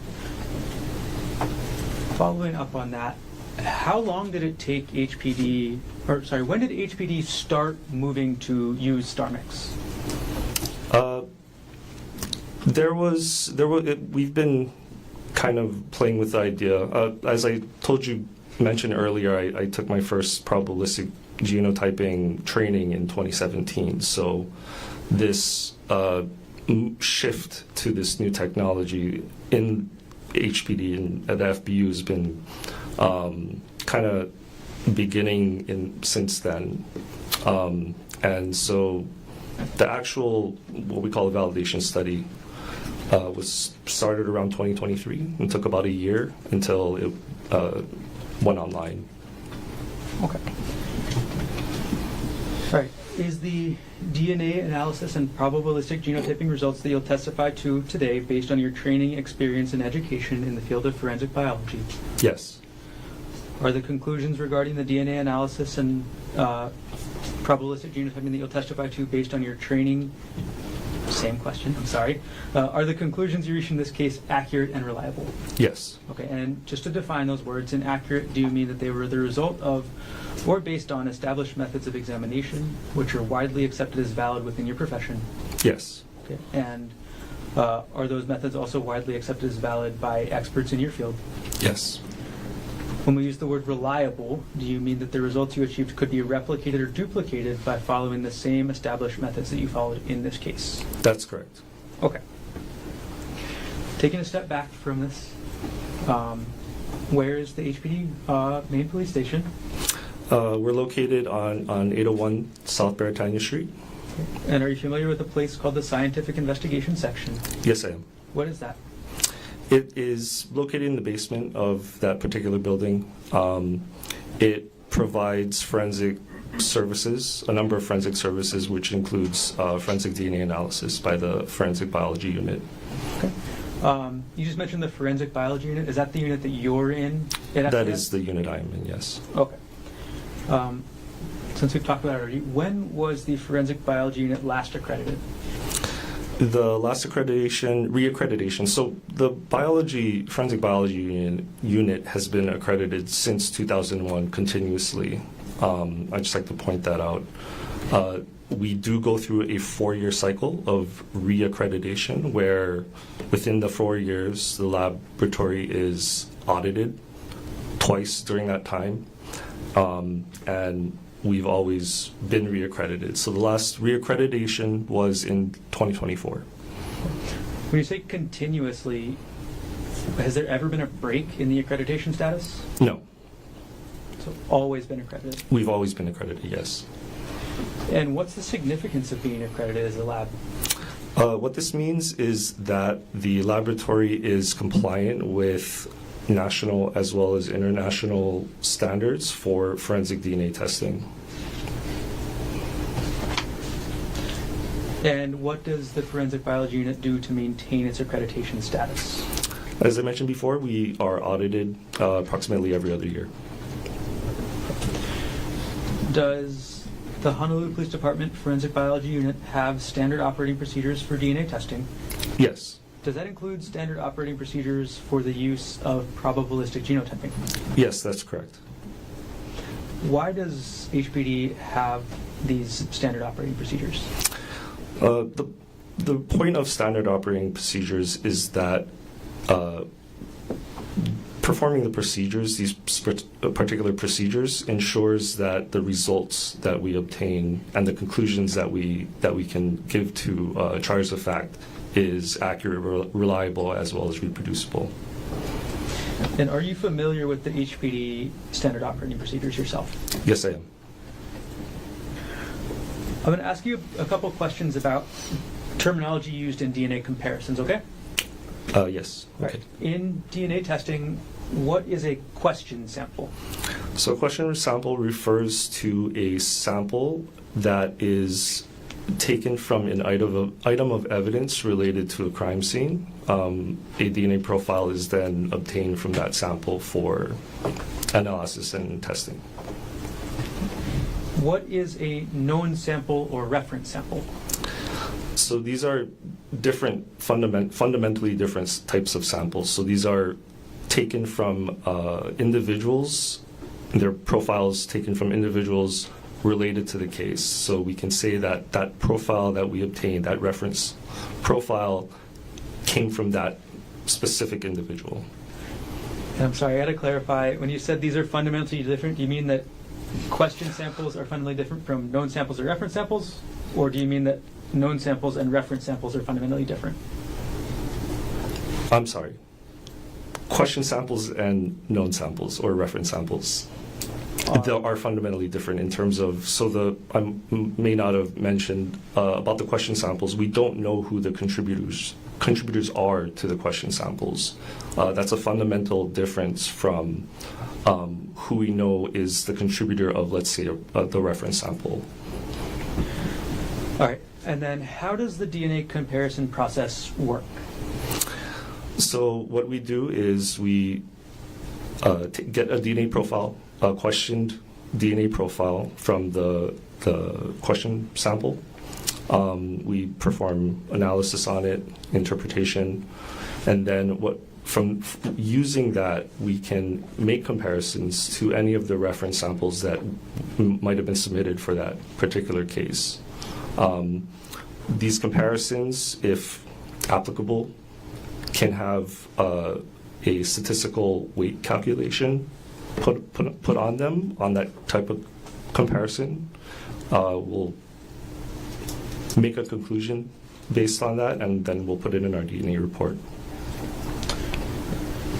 In this case, Mr. Henderson, did you perform DNA comparisons between the question samples and the known reference samples? That's correct. And before getting into any results, how did you do that? So, like I said before, we do have a probabilistic genotyping software program, StarMix. So what we'll do is we'll evaluate our question sample to see if it's suitable for use in the StarMix program. If they are, so suitable profiles are interpreted using the StarMix software, and it also helps us with the comparison after that. So when we compare it to the reference samples, a calculation on the statistical weight of that comparison is performed, and then from there we can make our conclusions and report it. Okay. How widespread is the use of StarMix by crime labs across the country? I believe there's approximately 100 labs that have gone online with StarMix. And do you know how widespread probabilistic genotyping is beyond just the StarMix program? Internationally, I think there's maybe 30 that have come online with it. Okay. And I'm sorry, maybe clarification. Beyond just the use of StarMix, how widespread is probabilistic genotyping, including other programs? That's Foundation projection. If you know. I'm sorry, I actually don't have a particular number. Somewhere above that. Speculation, Your Honor. No, it's a sting. We'll move on. And one more time, how long has HPD been using StarMix? We've been using StarMix since 2023 when we started our validation studies. Okay. What is a validation study? So validation is a way to demonstrate that a procedure or technology such as StarMix is can be used and it demonstrates that it is a useful technology and it serves its intended purpose. There's two types actually. Developmental validation, which is performed by the developer, manufacturer of that particular technology. And there's also internal validation, which is performed by the laboratory that wants to bring online that particular, in this case, technology, StarMix. Okay. So which type of validation study out of those two you just mentioned, which type did HPD do? So the FBU performed an internal validation study for StarMix. How long did that take? We started in 2023 and we came online at the end of 2024. About approximately a year. Okay. And then, did you participate in that validation study? Yes, I actually did, yes. Okay. Can you explain to us kind of what you were doing in the validation study, how it worked? Sure, there's a number of different studies that we need to do. I guess maybe I can explain the point of the validation. So the point of performing a validation in the unit before you bring something online is what you want to do is you want to show that this particular technology can be used in our laboratory environment and produce the correct results. And so doing these studies allows the unit to develop the correct standard operating procedures that we would be using for these samples in actual casework in order to come up with the correct results and conclusions that we would be able to report in our DNA reports. And during the validation study, did yourself and the other people participating calibrate the StarMix system at all? Is that a right word to use? The validation study, maybe you could kind of think about that as like a calibration. There's no actual calibration that's done on the system itself necessarily. Did you use historical data from the Honolulu Police Department FBU in the validation study? Yes, I believe so, yes. And when I say historical data, that's essentially old casework data from the DNA testing, is that right?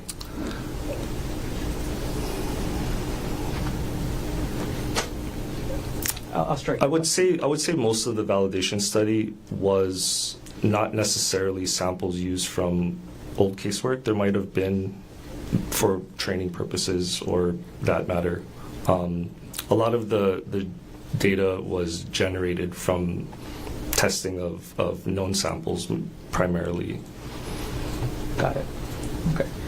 Has the use of StarMix by HPD been reviewed by any outside agencies? Yes, it has. Which agencies?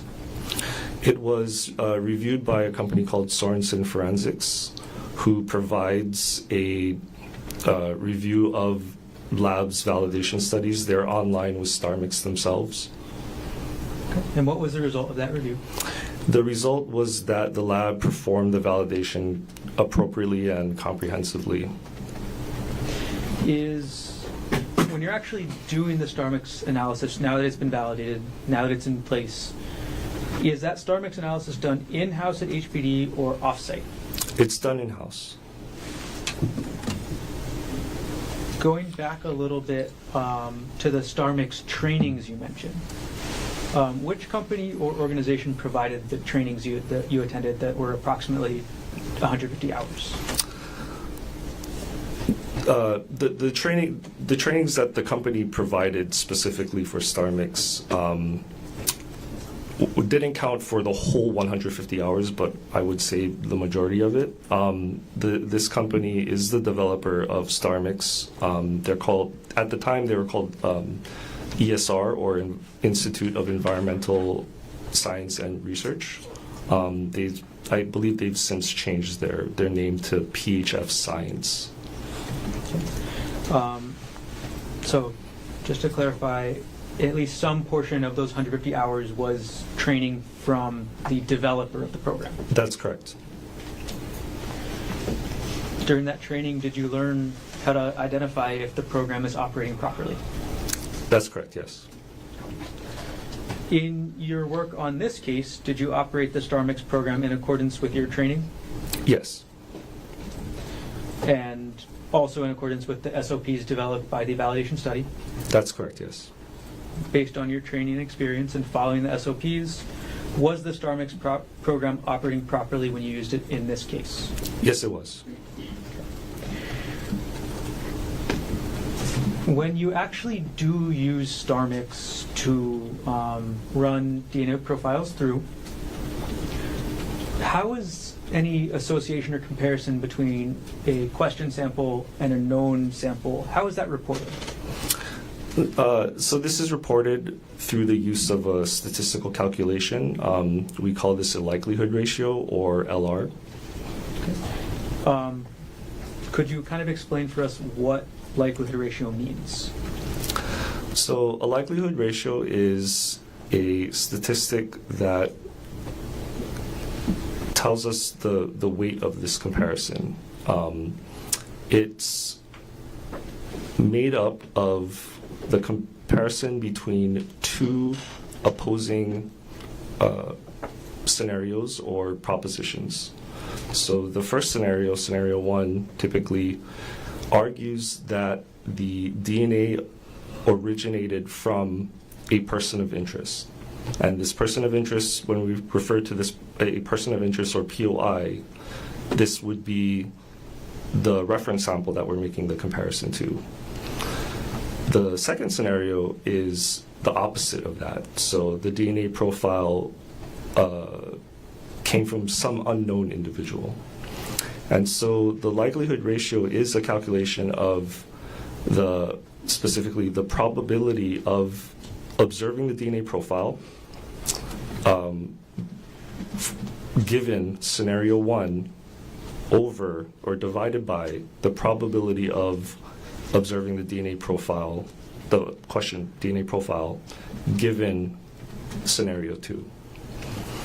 So what that tells us is how much more likely it is to observe the DNA profile under the comparison between each scenario, one scenario versus another.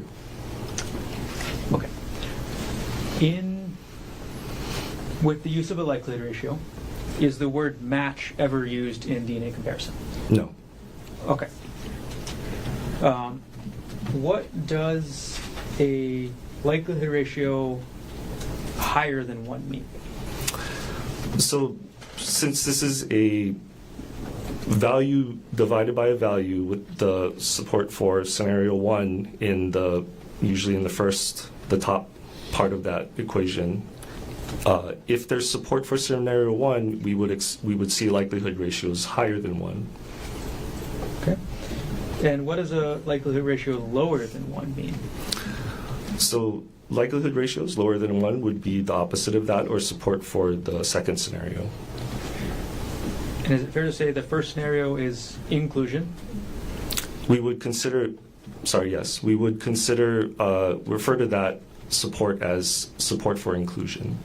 And then on the other side, the likelihood ratio lower than 1, what's the term you would use that would support that? That would be support for exclusion. Are there any procedures or standards on how the Honolulu Police Department reports likelihood ratios? Yes. Okay. And I'm going to approach for visual aid purposes with what's been marked as State's Exhibit 139 and 140.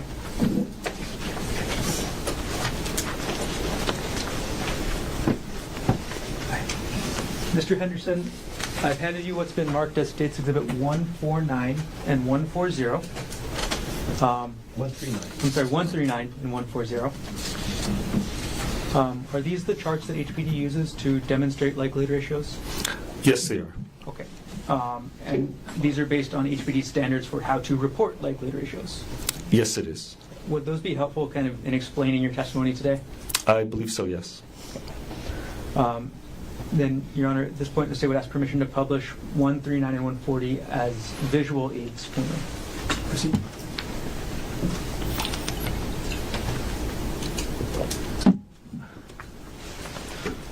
Okay, we've put states 139 on the screen, Mr. Henderson. Could you explain to us kind of what we're looking at here and how it applies to using a likelihood ratio in the work that you do?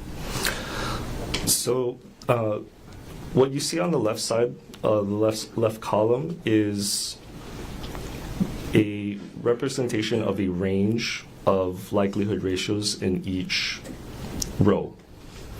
The likelihood ratio is a number since it's a ratio of values. And starting at the top,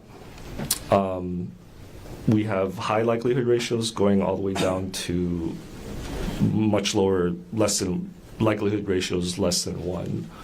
On the right side of this is what we call verbal qualifiers, which are an attempt to give the triers of fact a reference point to kind of help them figure out what the number actually might mean.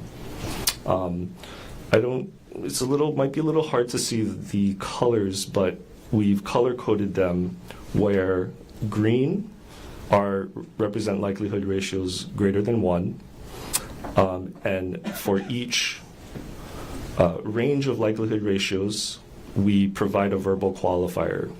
And so this all shows up in the report for each likelihood ratio that we give. And so at the very top, you see 1 trillion, which is actually a reporting cap that the forensic biology uses. And so the very top 2 rows, those ranges of likelihood ratios, if we report those likelihood ratios, we would give the verbal qualifier very strong support for inclusion, which is support for scenario 1. As you go down in range of lower likelihood ratios, the verbal qualifier becomes less strong, so it goes down from very strong support for inclusion to strong support, moderate, and limited support for inclusion.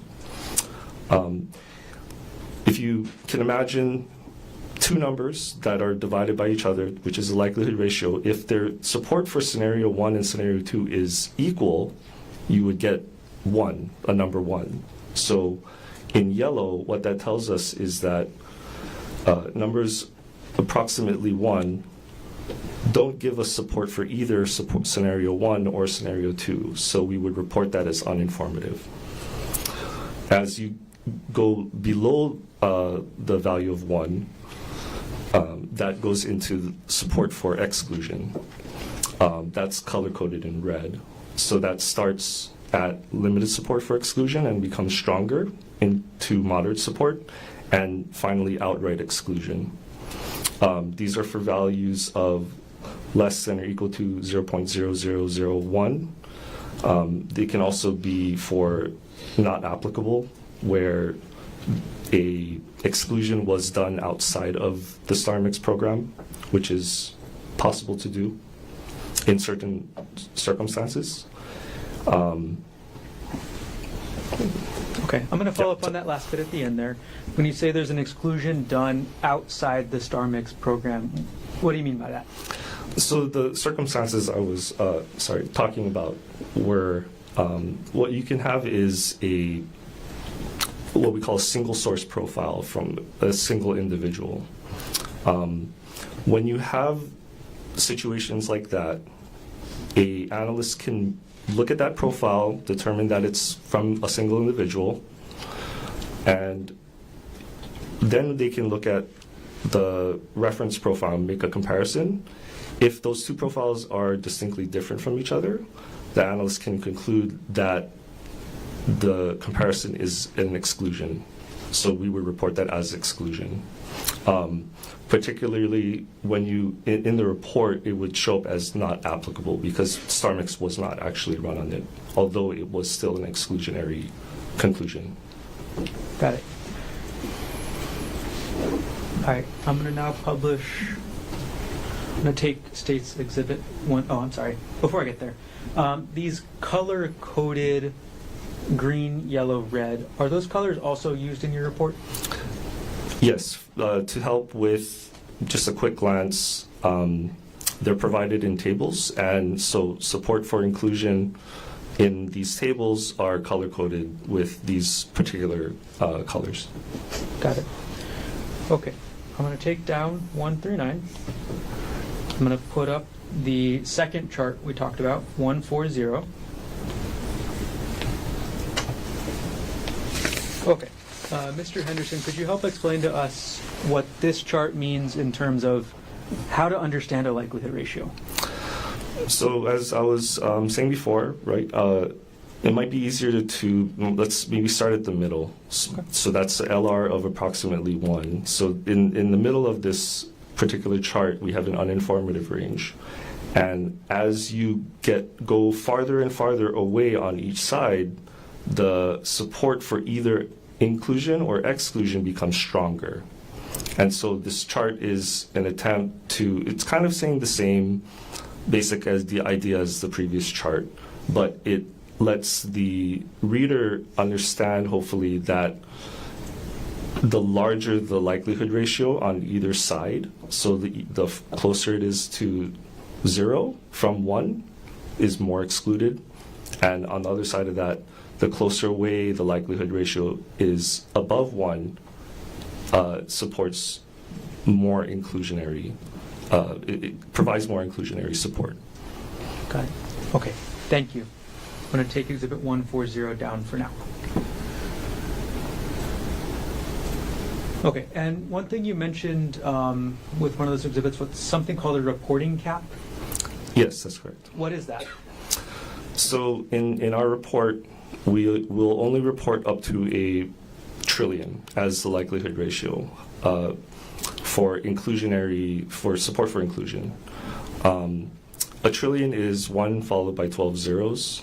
It's a very large number.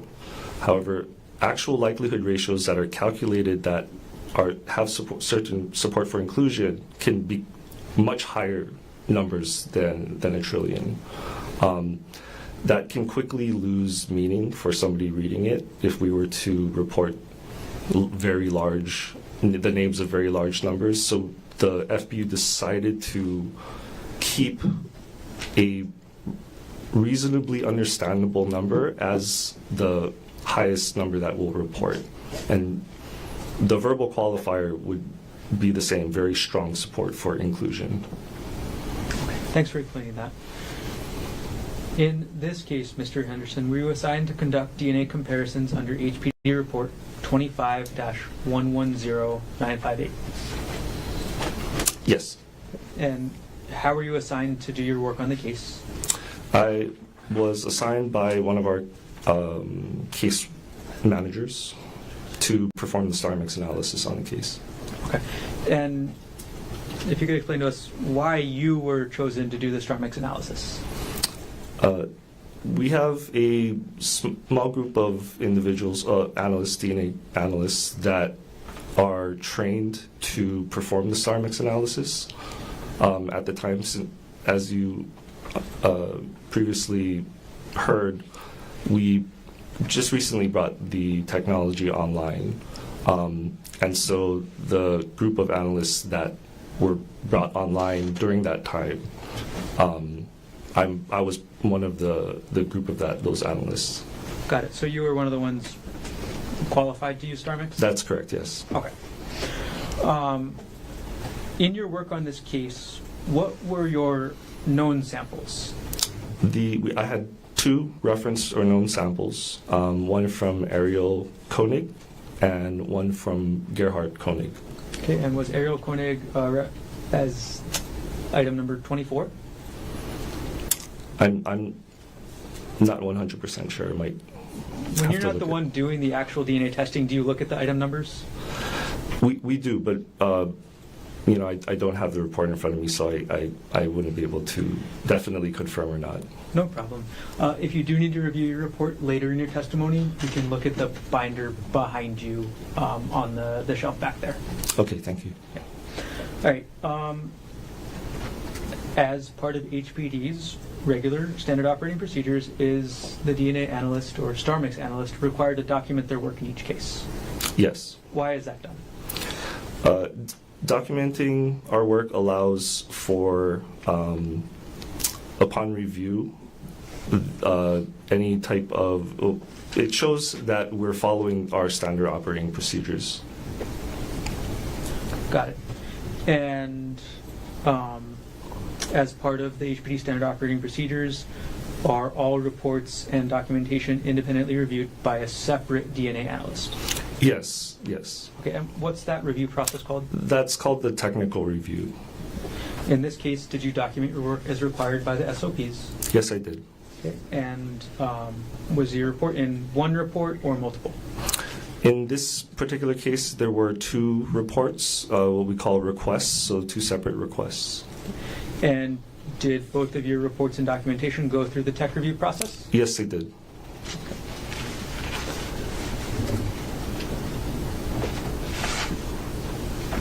All right. And did your report contain charts that summarize the results of your comparisons? Yes. Would the parts of those charts that actually contain the results of your work be helpful in explaining your testimony today? Yes, it would. Okay. I'm going to approach with what's been marked as State's Exhibit 141 through 155, again for visual aid purposes.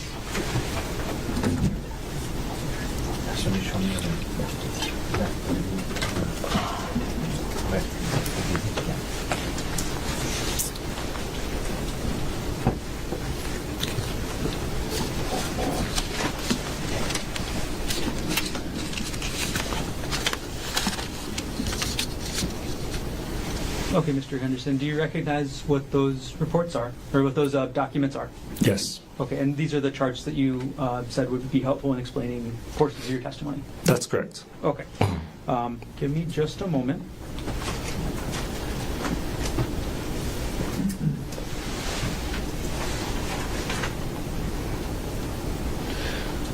Okay.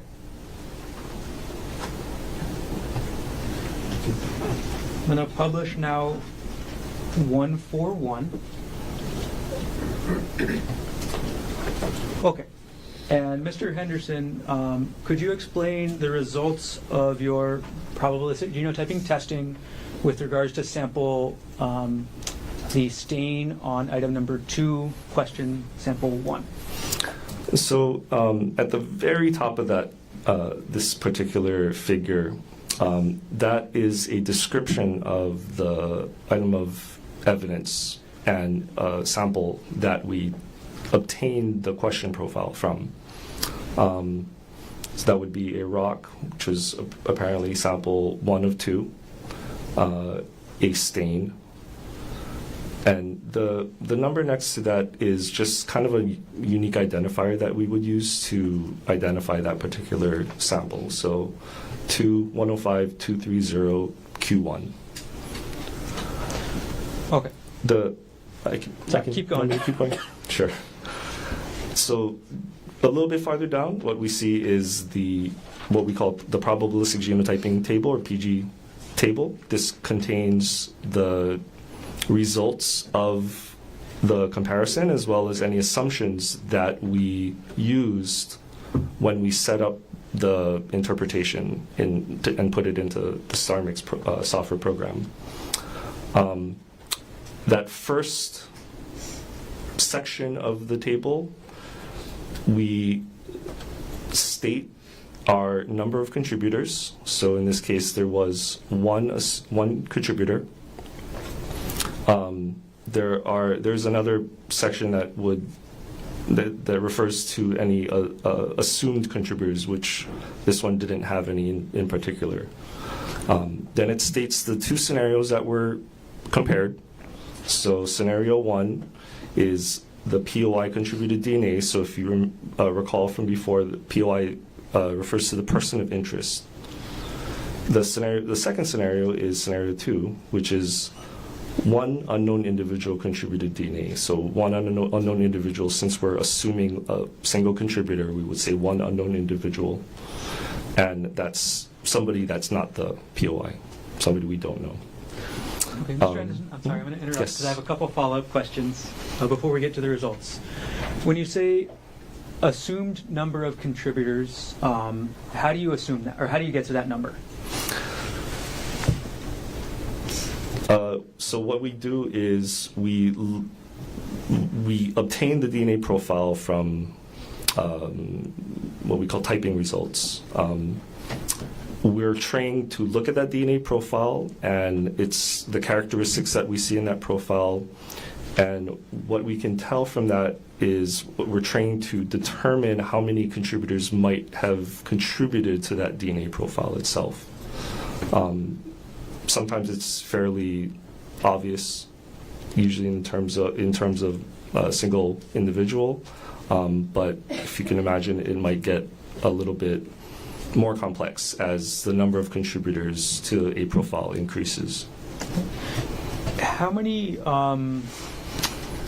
contributors can HBD analyze using StarMix? So StarMix is validated up to 4 contributors. At what point does what number of contributors do you have where you get what's called a complex mixture? So a conclusion that a mixture might be too complex would be greater than 4. Got it. Okay. Moving on to the second line underneath the number of contributors, the assumed contributors. When would you assume a contributor? Since there's only one contributor, we can't make any assumptions on who might be in that profile. So we're typically starting with profiles of 2 or more contributors. If certain conditions are met, the type of sample where it came from, who it might have come off of, if those conditions are met, then what we can do is use one of the reference sample profiles, and allow StarMix to use that sample at the beginning of its interpretation.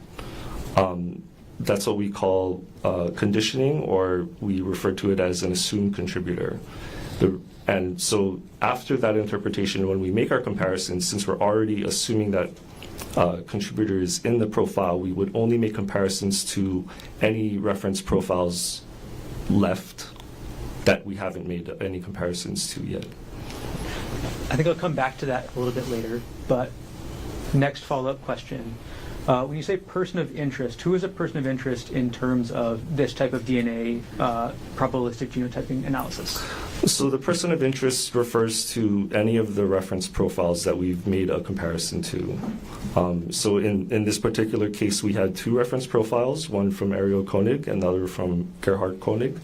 So we made 2 comparisons. The first comparison, the person of interest in that comparison is to Gerhardt Konig. And then the second comparison, the person of interest would be Gerhardt Konig. And at least in terms of this profile, is there any, are you running each person of interest separately against the question sample? That's correct, yes. Okay. So let's start with the line in green in the middle of this sheet. Who is the person of interest in that?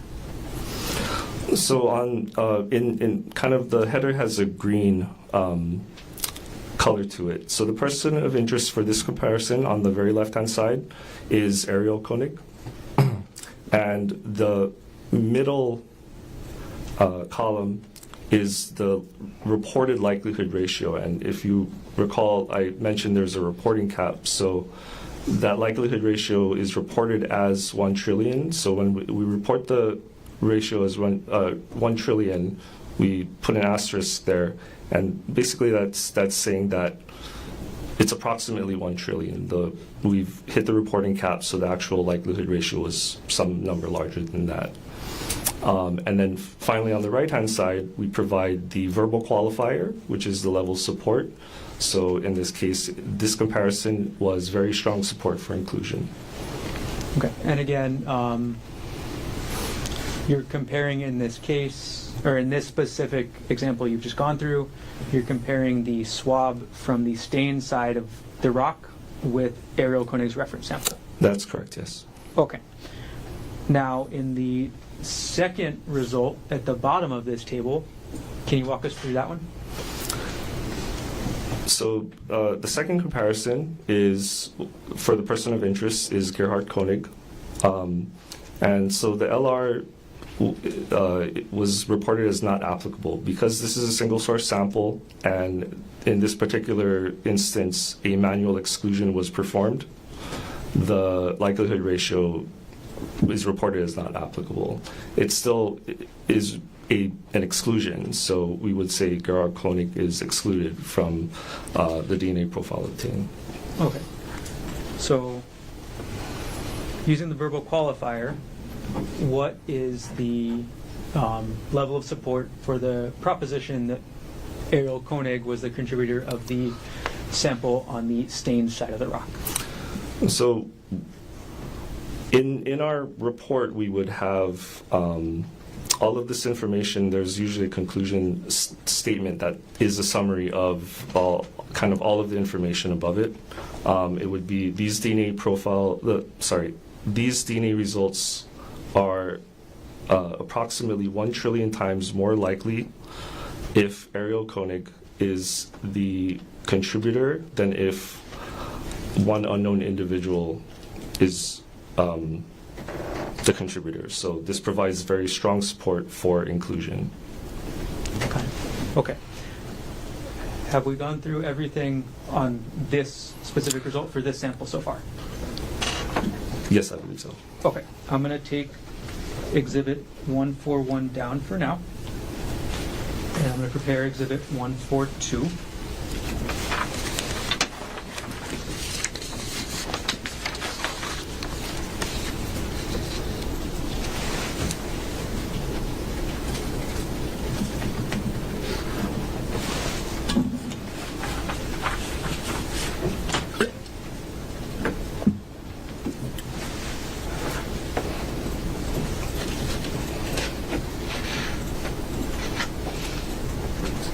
Show it to the defense counsel.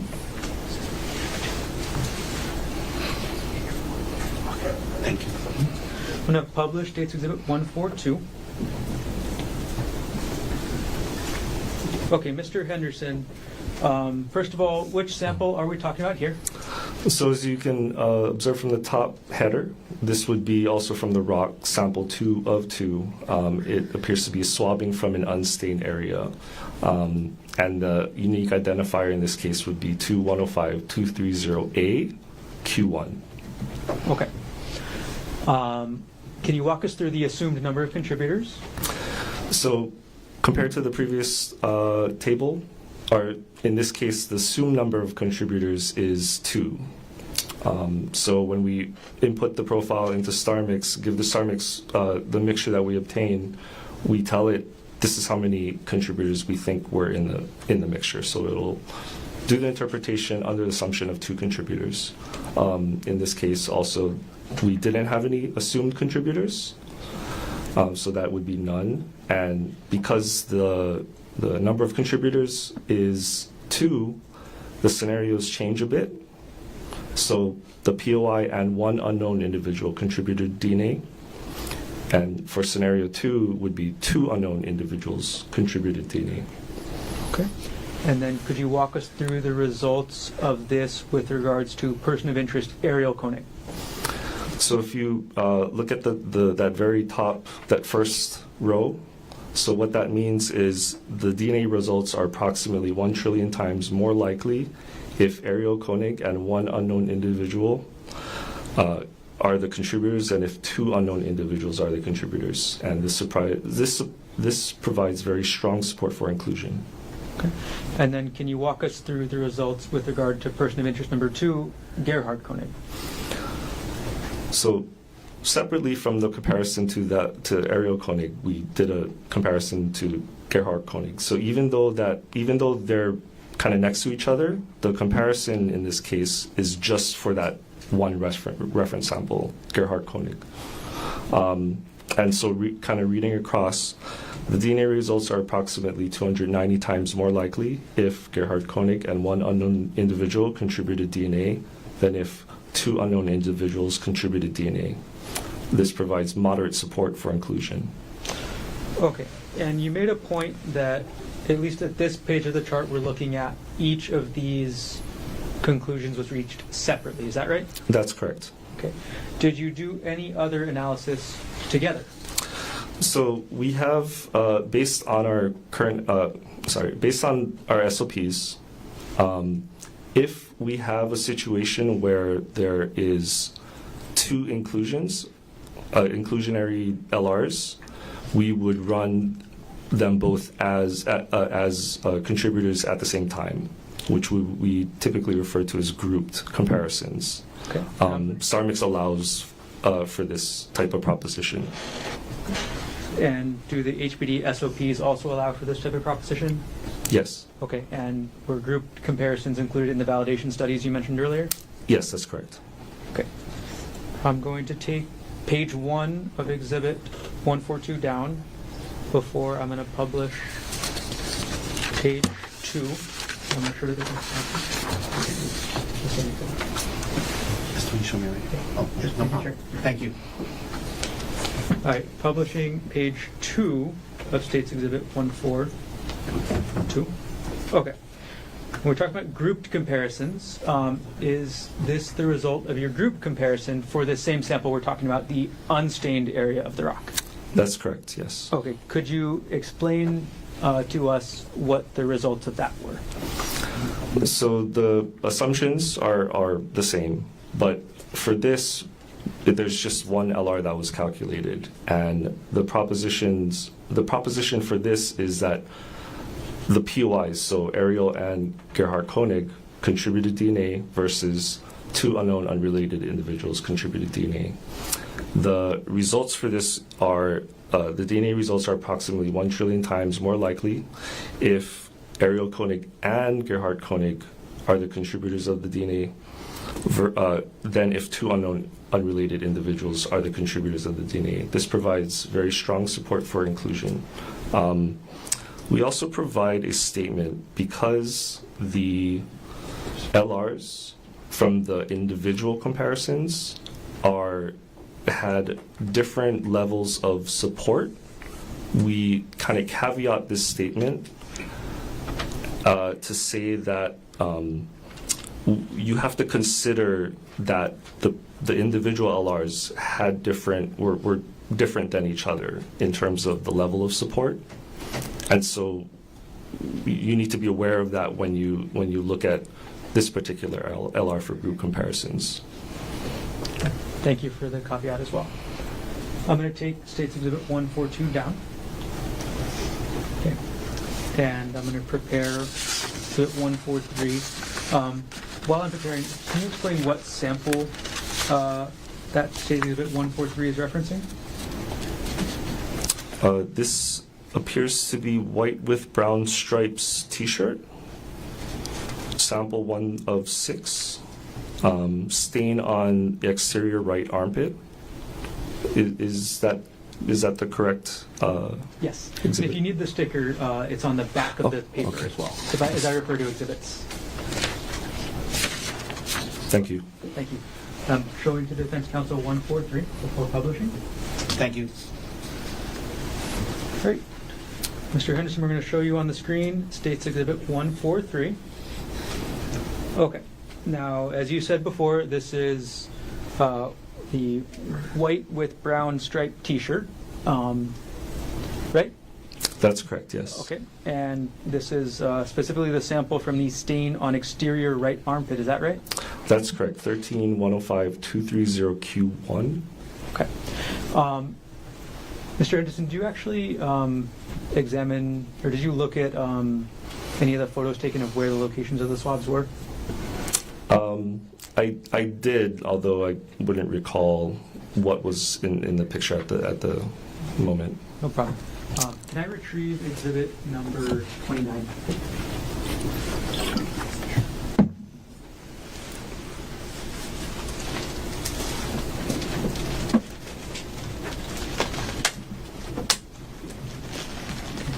Mr. Anderson, I'm sorry. I'm going to hand you exhibit number 29. It's in evidence. Are you able to tell from this exhibit where the swabs were taken in relation to what's on the chart? I can attempt to. I didn't actually do the sampling for this. Our other analyst that was, I believe, on the stand earlier did. But they do provide locations of their sampling as well as stickers that give unique identifiers that we can use to determine where the sampling might have taken place. Okay, and then could you point to the sticker for 13Q1?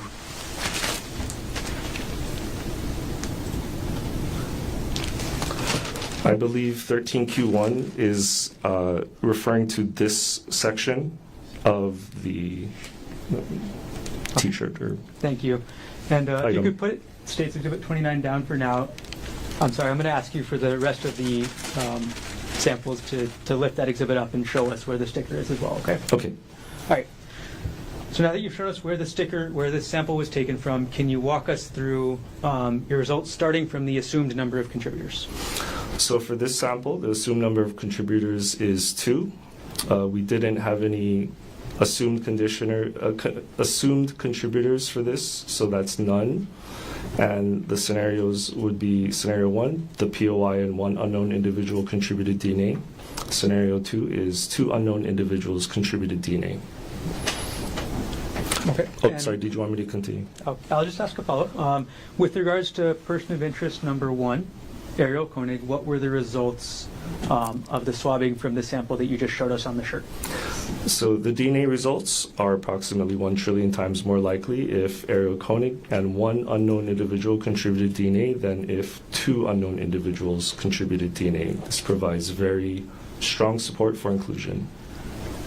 And could you explain the probabilistic genotyping results with regards to person of interest number 2, Gerhardt Konig, for the sample that you just showed us on the exhibit? Sure. I'd like to just talk about this a little bit because it's a little bit different than the exclusion results that we saw in previous samples. So for this, we did do the comparison in StarMix.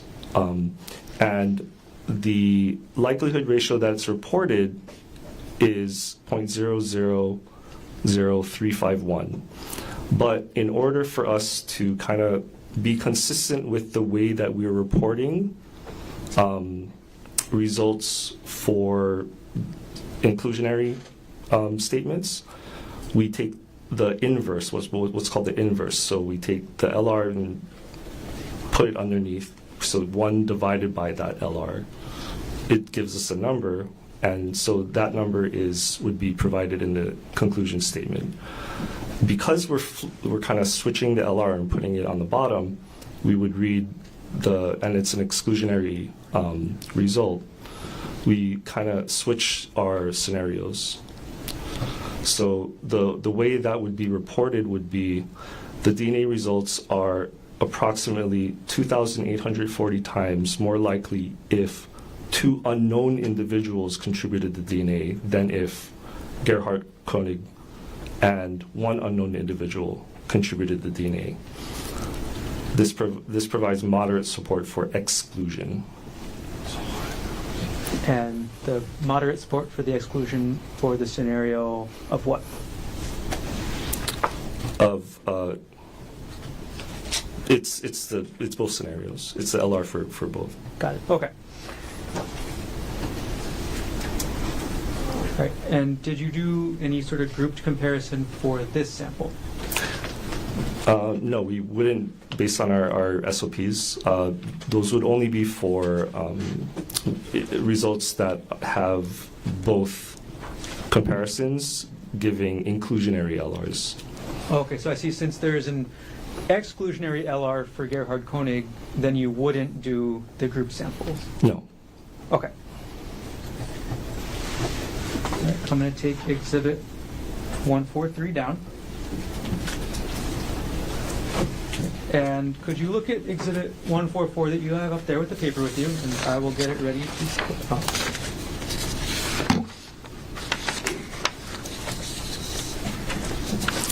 So the item is also white with brown stripes t-shirt. It's sample 2 of 6, stain on the exterior right chest, 13-105230Q2. Okay. And could you show us on Exhibit 29, which is, I think, standing up behind you, where that sticker is labeled on the exhibit? It appears to be from this portion of the item. Thank you. I'm going to publish now the visual aid states Exhibit 144. Okay, Mr. Henderson, could you walk us through what the results of for this stain, the stain that you just showed us where it was on the shirt? So this is similar to one of the other ones. There's 2 likelihood ratios here. Maybe I can just kind of go over the summary of them instead of like going over every single part of it instead. Sure. So for the first comparison, these DNA results are approximately 1 trillion times more likely if Ariel Konig contributed the DNA than if one unknown individual contributed the DNA. This provides very strong support for inclusion. And then the second one is a manual exclusion of the comparison to Gerhardt Konig. So Gerhardt Konig is excluded as a contributor to the DNA profile. Got it. Okay. I'm going to take... I'm sorry, can I just, assuming one contributor, I have to add that to the statement, sorry. Sure, no problem. Thanks for clarifying. Did we get through a good summary of this chart? Yes. Okay, I'm going to take this chart down.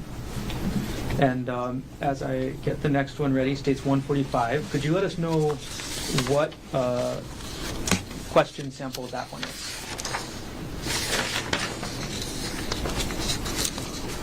So following the trend, this is also from the white with brown stripes t-shirt, sample 3 of 6, stain on exterior front bottom left, 13-105230Q3. Okay, and one more time, Mr. Henderson, could you show us on the t-shirt where that sticker is labeled?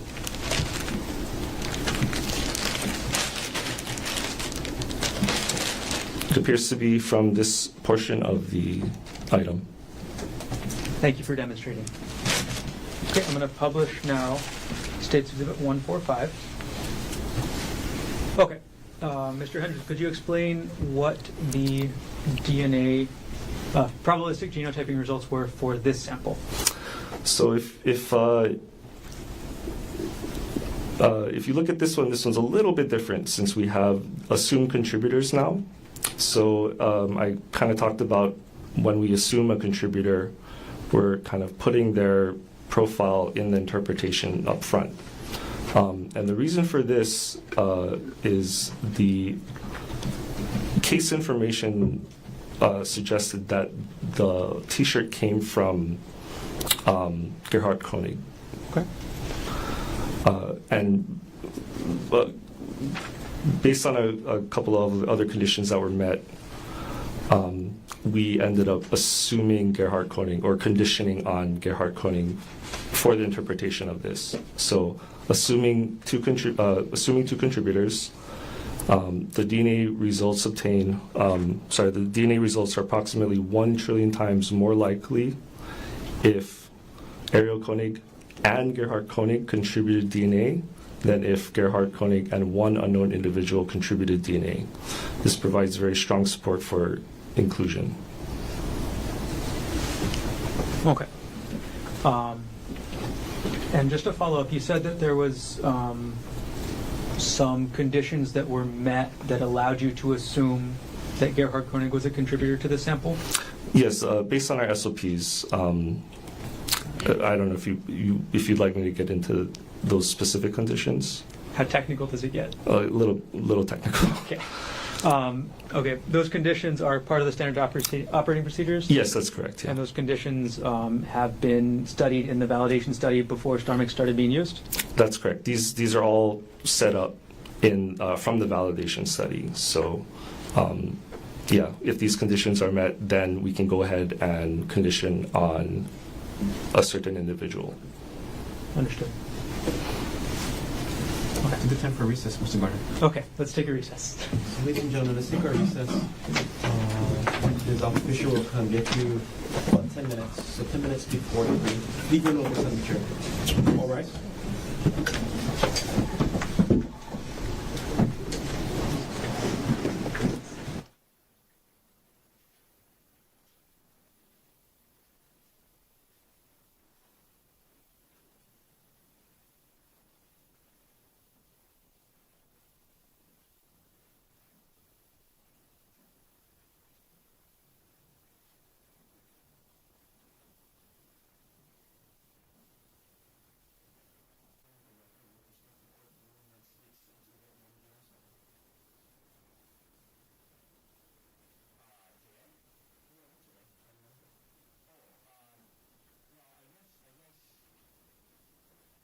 I guess it's more, I mean, yes, if it's a matter of, we're going to hear back from our tech people, and there may be additional information we'd like to provide to the court.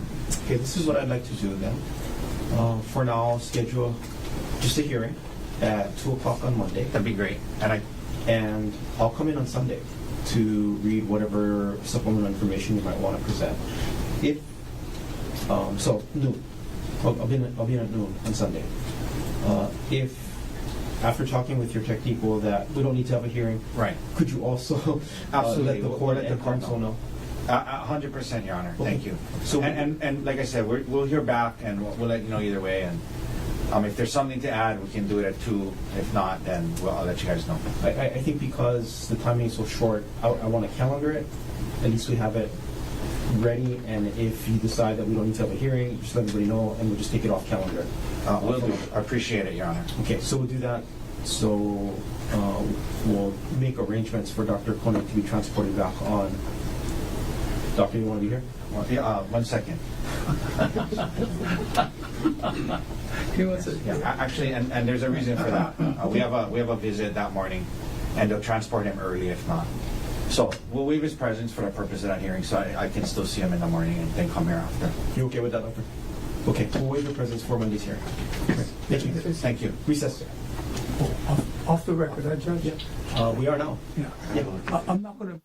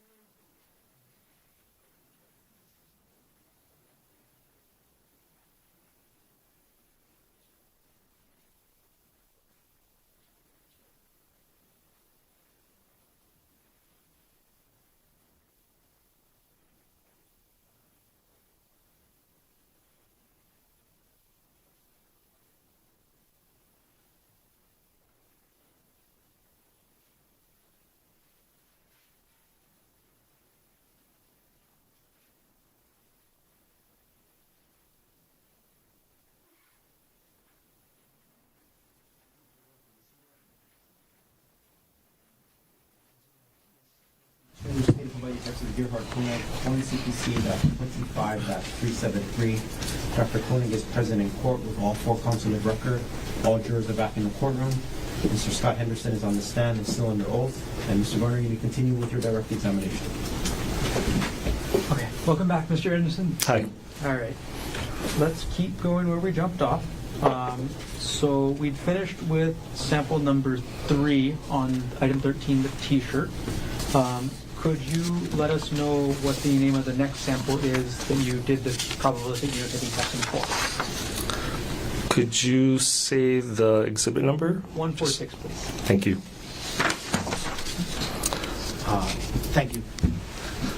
This would be white with brown stripes T-shirt, sample 4 of 6. Stain on exterior front bottom right, 13105-230Q4. Okay, and could you show us on the exhibit behind you where that sticker is located?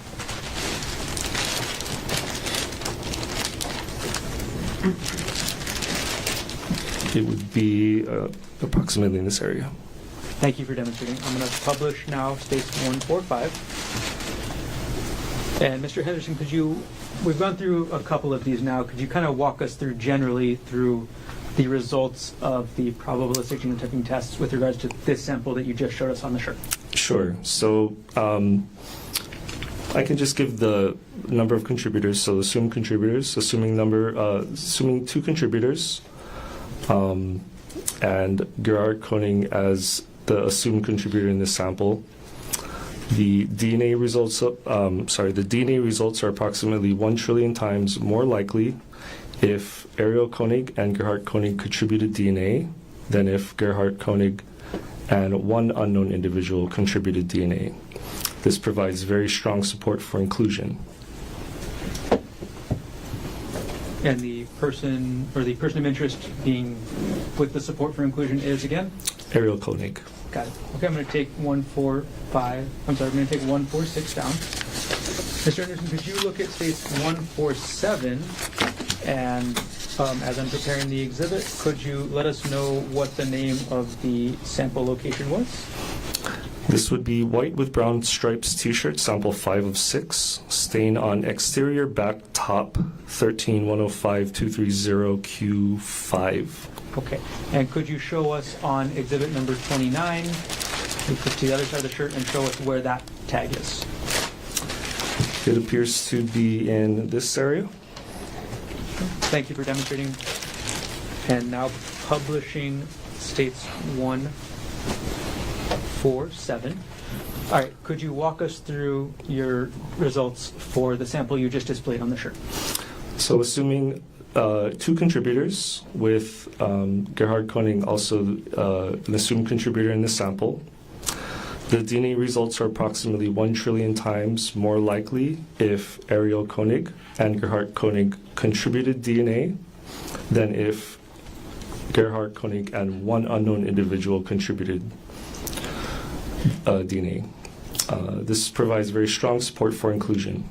And for the inclusion of which person of interest again? Ariel Konig. Okay. I'm going to take exhibit 147 down.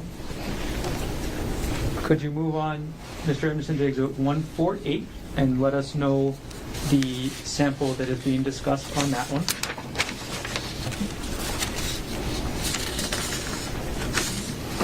This is white with brown stripes T-shirt, sample 6 of 6, stain on exterior back center 13105-230Q6. Okay. And could you show us on the T-shirt states exhibit 29? This appears to be the area that the sample is taken from. Okay, thank you for demonstrating on the shirt. And again, for each of these that you're looking at, is there a sticker labeling that you're looking at? Yes, I'm looking for the identifying sticker that my colleague would have put on while she was sampling. Okay. I'm going to publish now for visual aid purposes, states exhibit 148. Mr. Henderson, could you explain to us our probabilistic genotyping results with regards to the sample that you just showed us on that T-shirt? So assuming number of contributors is 1, so assuming 1 contributor.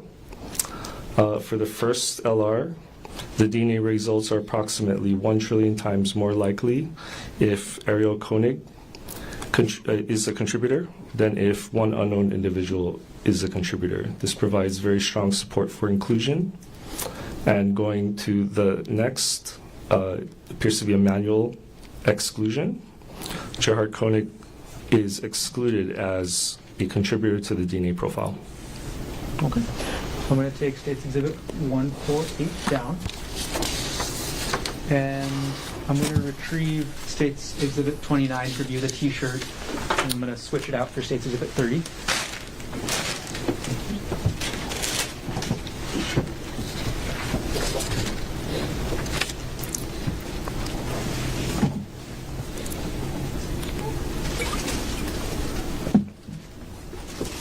All right, Mr. Henderson, I'm going to hand you what's been marked as State's Exhibit 30 for the next set of questions. Thank you. Okay, and then could you review Exhibit 149 in front of you and let us know what sample that is? So this is gray blue shorts, sample 4 of 6, stain on exterior front right top, 14-105-230 Q4. And could you show us on State's Exhibit 30, which is an evidence, where that is located?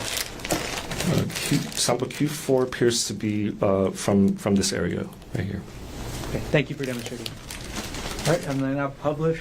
I'm sorry. I'm going to show. And we're talking about Q4 again, right? That's correct, yes. Okay. I'm going to show Defense Counsel States 149. Okay, thank you. And publish.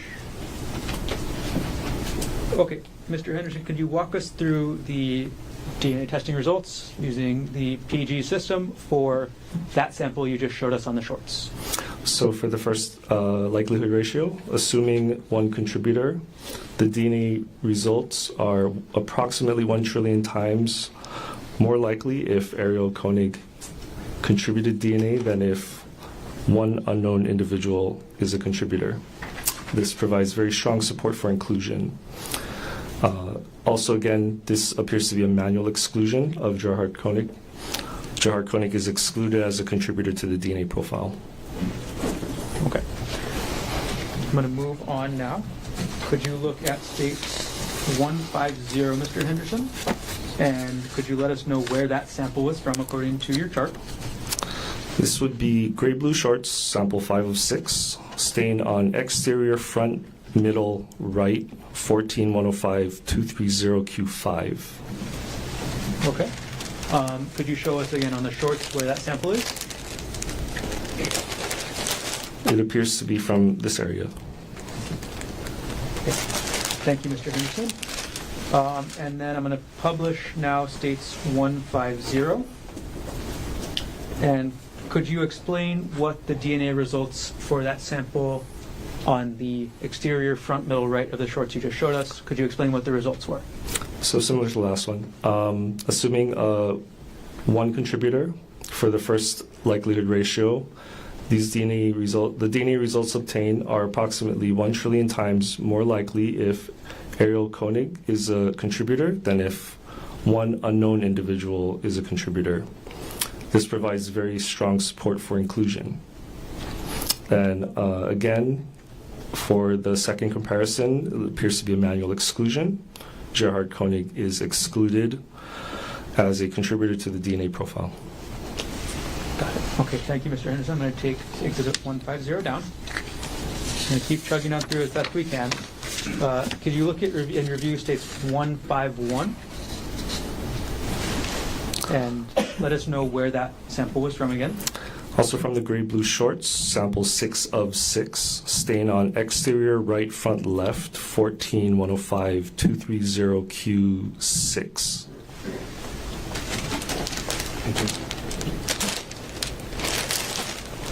It appears to be from this area. Okay, and you're demonstrating on States Exhibit 30 right now? That's correct, yes. Okay, thank you. Okay, I'm going to publish States Exhibit 151. Mr. Henderson, could you walk us through the results that you got using the probabilistic genotyping for the sample you just showed us on those shorts? Assuming 2 contributors, for the first likelihood ratio to Ariel Konig, the DNA results are approximately 1 trillion times more likely if Ariel Konig is a contributor. Ariel Konig and 1 unknown individual are contributors than if 2 unknown individuals are contributors. This provides very strong support for inclusion. Going to the second one, a likelihood ratio is calculated compared to with the reference sample Gerhardt Konig. These DNA results are approximately 1,660 times more likely if 2 unknown individuals contributed DNA than if Gerhardt Konig and 1 unknown individual contributed the DNA. This provides moderate support for exclusion. Got it. Okay, thank you. I'll take that exhibit down, and I'm going to retrieve State's Exhibit 30 from you, because we finished up with the shorts, yeah? Yes.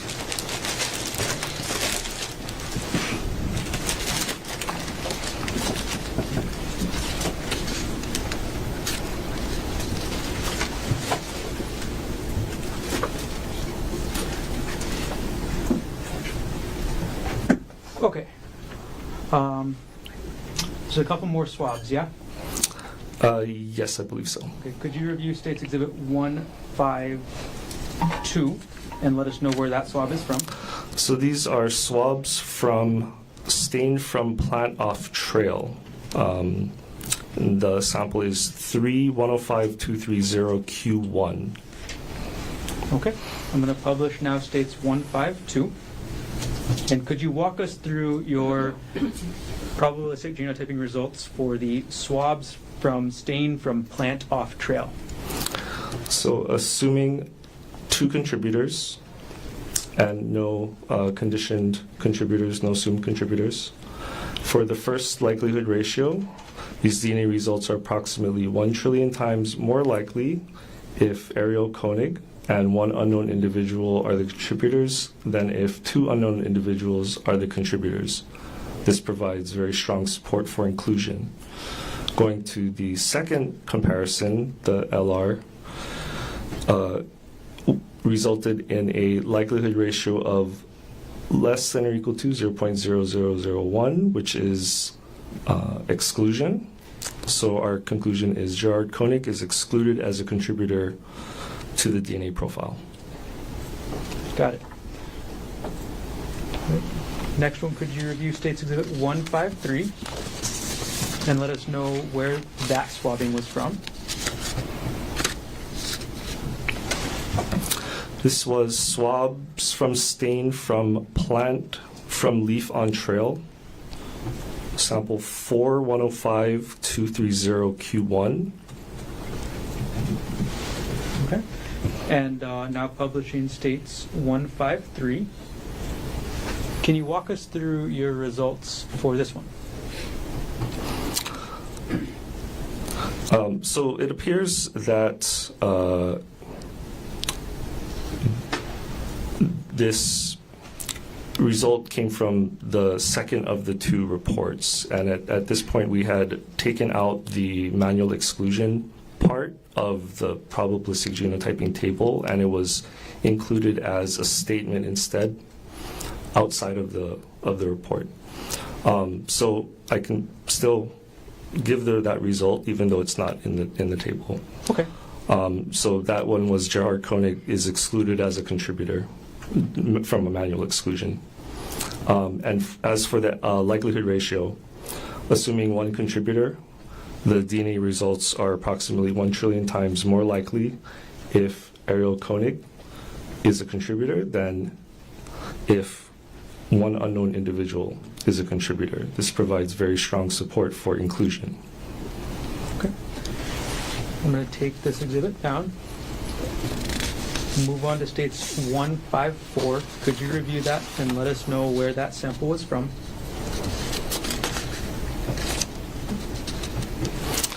This is swabs from stain from tree branch, sample 5105230Q1.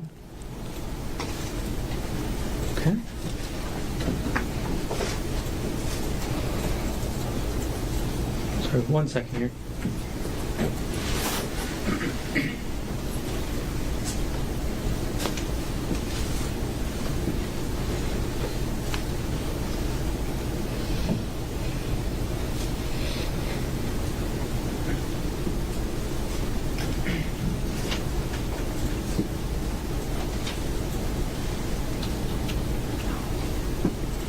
I apologize. Give me just a moment. Take your time.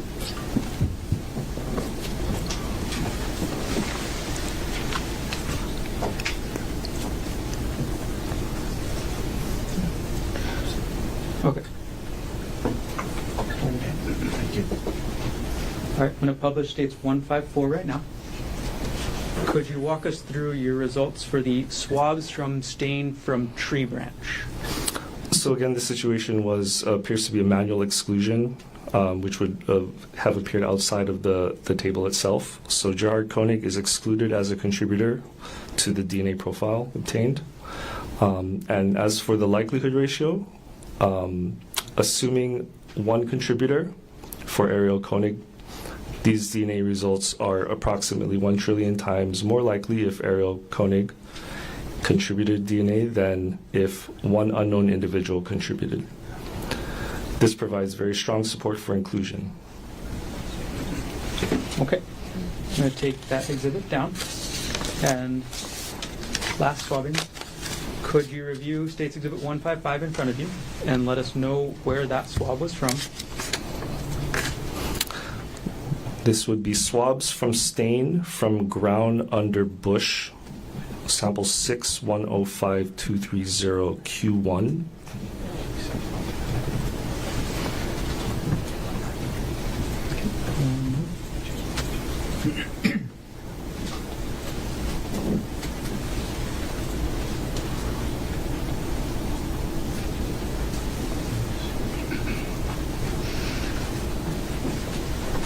Thank you.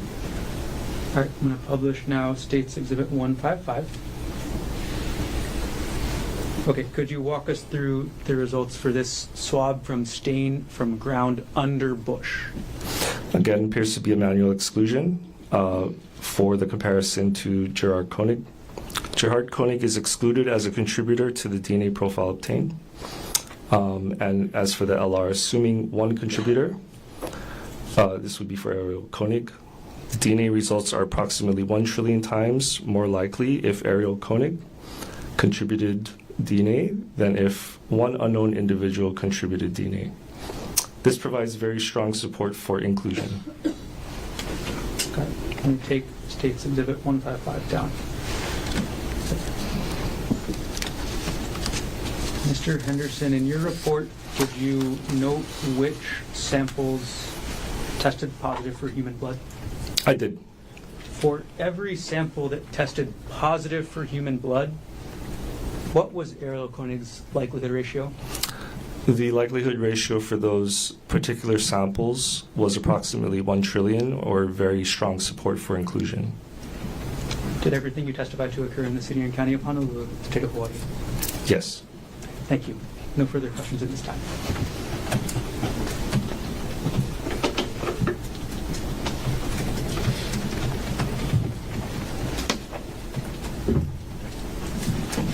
Mr. Otaki, cross-examination. Thank you, Your Honor.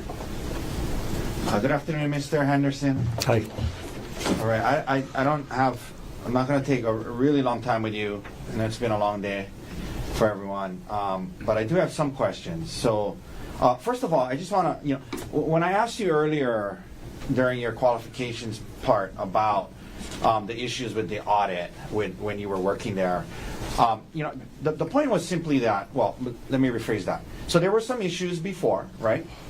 Yes? Yes, that's correct. Yeah, and then to your credit of what do you call you guys? What do you call yourselves? B what? The Forensic Biology Unit, FBU. Yeah. So to the credit of the FBU, after the audit pointed out these issues, you guys worked to fix them and get to a better place. Yes. Yes, we addressed all the findings that were presented to us and provided plans to address them, and these were accepted by the accrediting body, and we followed through with any of the changes that they asked us to perform. Right. And so to your credit, there were some issues, you fixed them, and now, from the end of 2024 on, now this new system, and at least you're confident that it's working properly, correct? Yes. Okay, thank you. And you have a lot of experience in DNA. How long have you been doing this, sir? Since 2013. Okay, so over 10 years, yes? Yeah, that's correct. All right, thank you. So just some questions about some of what you talked about. You just at the end mentioned in the instances where you did tests for blood, you just talked about what the results were when you did tests for blood, yes?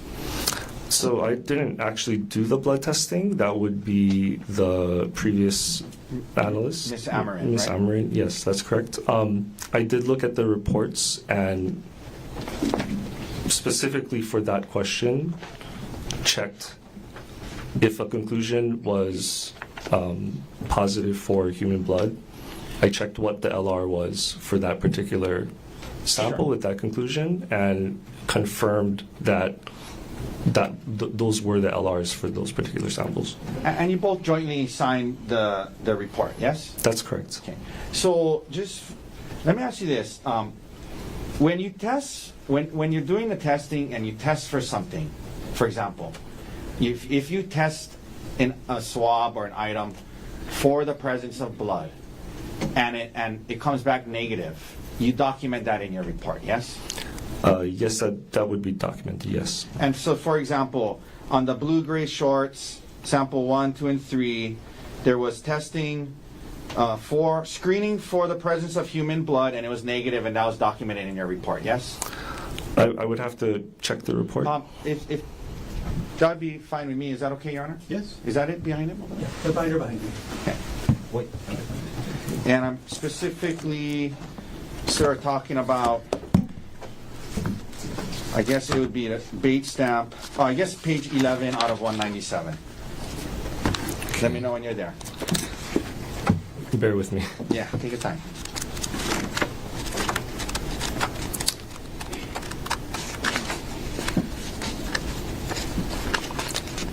I'm sorry, do you happen to know which request this was from? Could you repeat the sample? It is Information. the gray blue short sample 1 of 6, 2 of 6, and 3 of 6 on the bottom of page 11 of 197.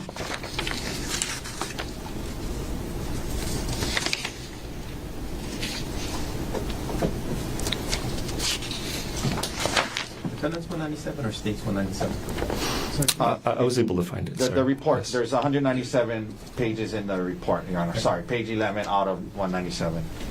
You see it there? And sorry, you said which sample? Samples 1 of 6, 2 of 6, and 3 of 6. Yes. Yeah. No, so I'm just asking, like, if you test for the presence of blood and it's negative, then you document it in the report, correct? Yes, that appears to be the conclusion on the report. Okay. So then, if you go to, sir, if you go to page 4 of 197, and this is the swabbing from the unstained area on the rock. Let me know when you're there, please. Yes. Okay. So there's the rock, item number 2, yes? Yes. And Ms. Amarin testified that she swabbed a stained area and an unstained area. Okay? And this is about the unstained area. This one I'm asking about. And it says, for the unstained area, screening for the presence of human DNA was positive. You see that? Yes, I do. Okay. Yeah. And and she testified, but there wasn't screening done on the unstained area for the presence of blood, correct?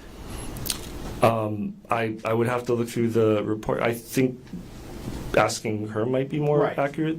But at least here, it doesn't say that the screening for the presence of blood was negative, right? I don't see that conclusion Okay. on the report. Yeah. And as you indicated, if it's in your FBU, practice is if you screen for something and it's not there, you actually write, screening for blood was negative, correct?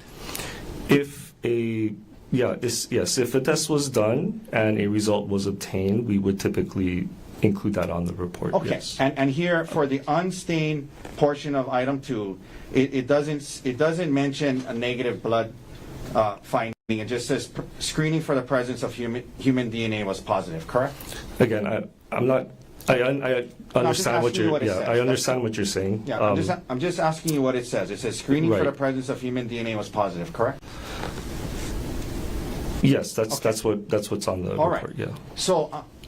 That being said, I want to ask you a little bit more about this and some of your testimony. You talked about, sir, the likelihood ratio. You call it the LR, right? That's correct. Yes. And it can range from 1 to a trillion, and even beyond a trillion. But you guys only measure up to a trillion, right? We calculate the LR, but we just report at the reporting cap. So approximately 1 trillion could mean LRs that exceed that actual number. Yes. And so the likelihood ratio.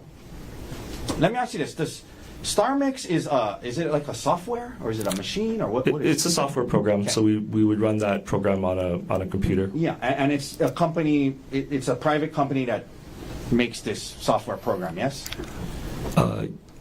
Yes, we could consider them a private company. They're kind of part of the apparatus of the New Zealand government. So I believe they're nonprofit. Yeah. But in any event, they're not part of HPD, correct? Yes, that's correct. Okay. And Starlinks puts out information about their system and how to use it and information about the system. Yes. Yes, as far as I know. And isn't it true in DNA probabilistic genotyping, like StarMix? Sorry, I'm calling Starlinks is the Wi-Fi on Hawaiian Air. Right. So yes. Sorry. In DNA probabilistic genotyping, like StarMix, a higher quality and quantity of DNA sample can lead to a higher and more informative likelihood ratio, yes? Generally, yeah, you could expect higher likelihood ratios with the more DNA that's present in a sample. The more DNA present in the sample, you can expect a higher ratio, yes? Generally speaking, yes. Now, if we could, I'm going to ask Mr. Garner for some assistance here because it's his exhibit. Could we please pull up 142 in the form that it was?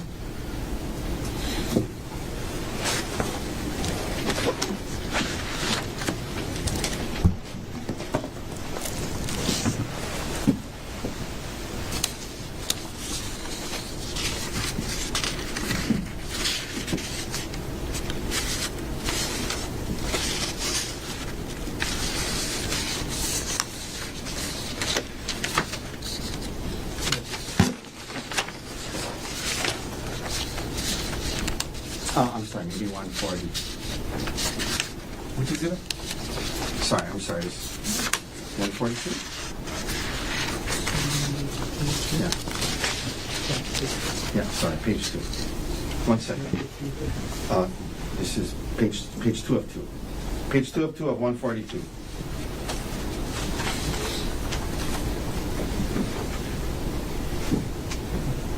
Okay.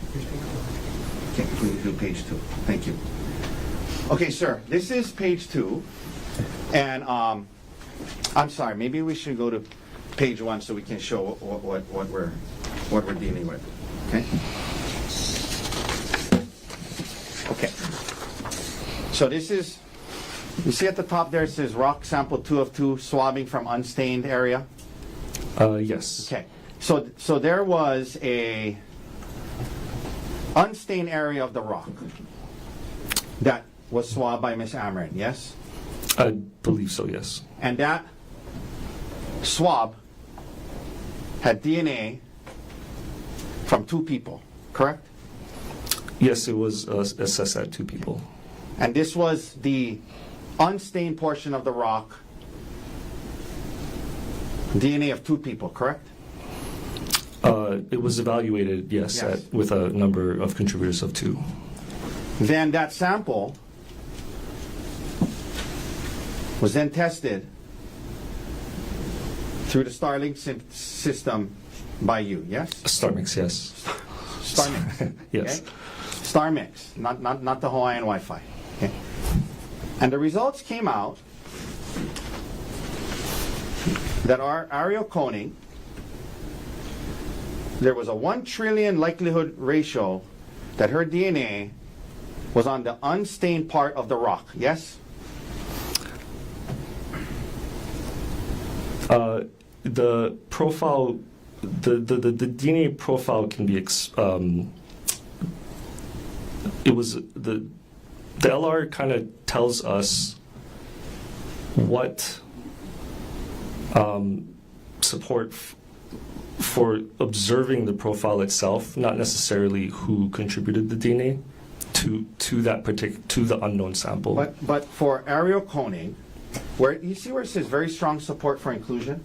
Yes, that is the LR for that particular comparison. And yes. what that means is very strong support for inclusion, that part of the DNA on the rock, the unstained part, was Ariel Konig, correct? That's almost a true. That's not necessarily a true statement. We have to. So a very subtle distinction regarding saying somebody is on. Tell me the wording. So the observing the profile is more likely. Okay. If one scenario is there's more support for one scenario over the other. Not if that person is on there, it's more likely. It's 1 trillion times very strong support for inclusion that Ariel Konig's profile is observed in the DNA in that sample. Yes. That we observed the DNA profile. Okay. Yeah. Yeah. And from that same swab, from the unstained area of the rock, Gerhardt Konig was 290 was his likelihood ratio. Yes. Yeah, the comparison to that reference sample was 290. Yes. Okay. And then.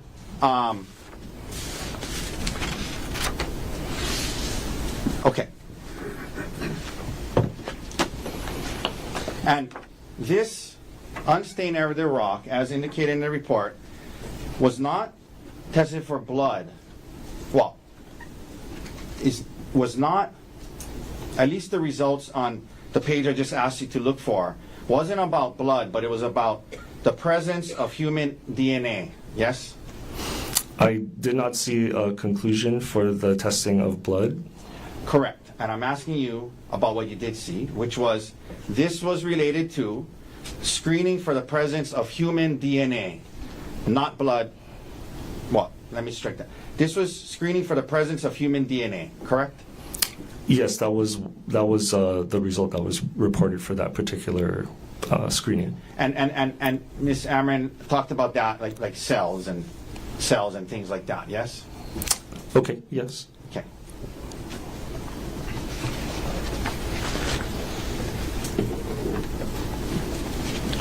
Okay. 1 second.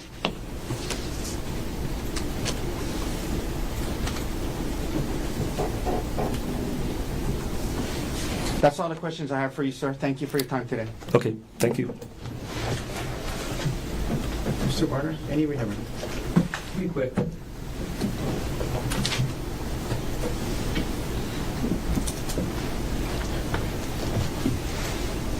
Mr. Henderson, I'm going to take the exhibit thank you. down as well.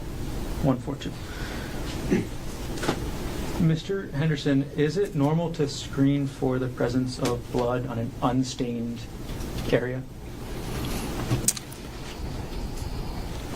I'd have to double check our SOPs, but I believe that the correct SOPs were followed by Ms. Amorin.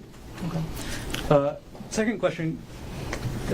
Seemed to be a little bit you wanted to explain about the context of what you can actually tell us with this kind of DNA testing. Can you tell us how any DNA got on any item? No. We're only looking at the presence of DNA and making comparisons to the information from that profile to any of the information that we obtained from the reference profile. That does not tell us, we call that activity level. Those activity levels are different. That's not necessarily what the DNA is applying itself to. Okay. Was that what you were trying to explain when Mr. Otake was asking you about somebody's being, a person being on an object? That's not necessarily. That more applies to the likelihood ratio, and what the likelihood ratio itself, by definition, is actually looking at. It's the observation of the information on the evidence if either of the scenario is true. It's not the likelihood of a person being in that profile. They kind of might sound similar, but they're important distinctions. So I'm trying to recognize and correct any way that might be presented that could be the incorrect distinction for reporting a likelihood ratio. Why is that distinction important? So we aren't, the comparisons we make and the likelihood ratio that we obtain isn't going to answer if a person contributed to the unknown question sample. That would be what you all would need to determine. So having that distinction and explaining that and making sure that that's a very concrete and distinct thing to understand is important for the laboratory to convey to the triers of fact. No further questions. Thank you. Thank you. Just very briefly, just so I'm clear, because we spent 6 hours or so on this stuff today. You're not suggesting it's not helpful to help the trier of fact determine, whose blood or whose DNA might be on an object. It's obviously helpful, right? I mean, that's why we did this for 6 hours, right?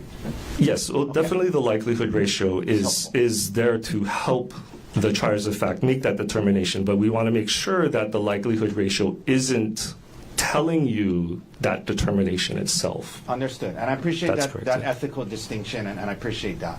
Thank you. But the likelihood ratio is helpful to a trier of fact in that way, right? Yes. Okay. Yes, that's the intent. Thank you. Thank you. Any other questions? No, thank you. Okay. Ladies and gentlemen of the jury, let's break. It's almost 4 o'clock. We're close enough to 4 o'clock where we should take our break. Leave your notebooks on the chair. Long weekend again, so you're not going to come back until Tuesday of next week. Let me check the calendar. On Tuesday,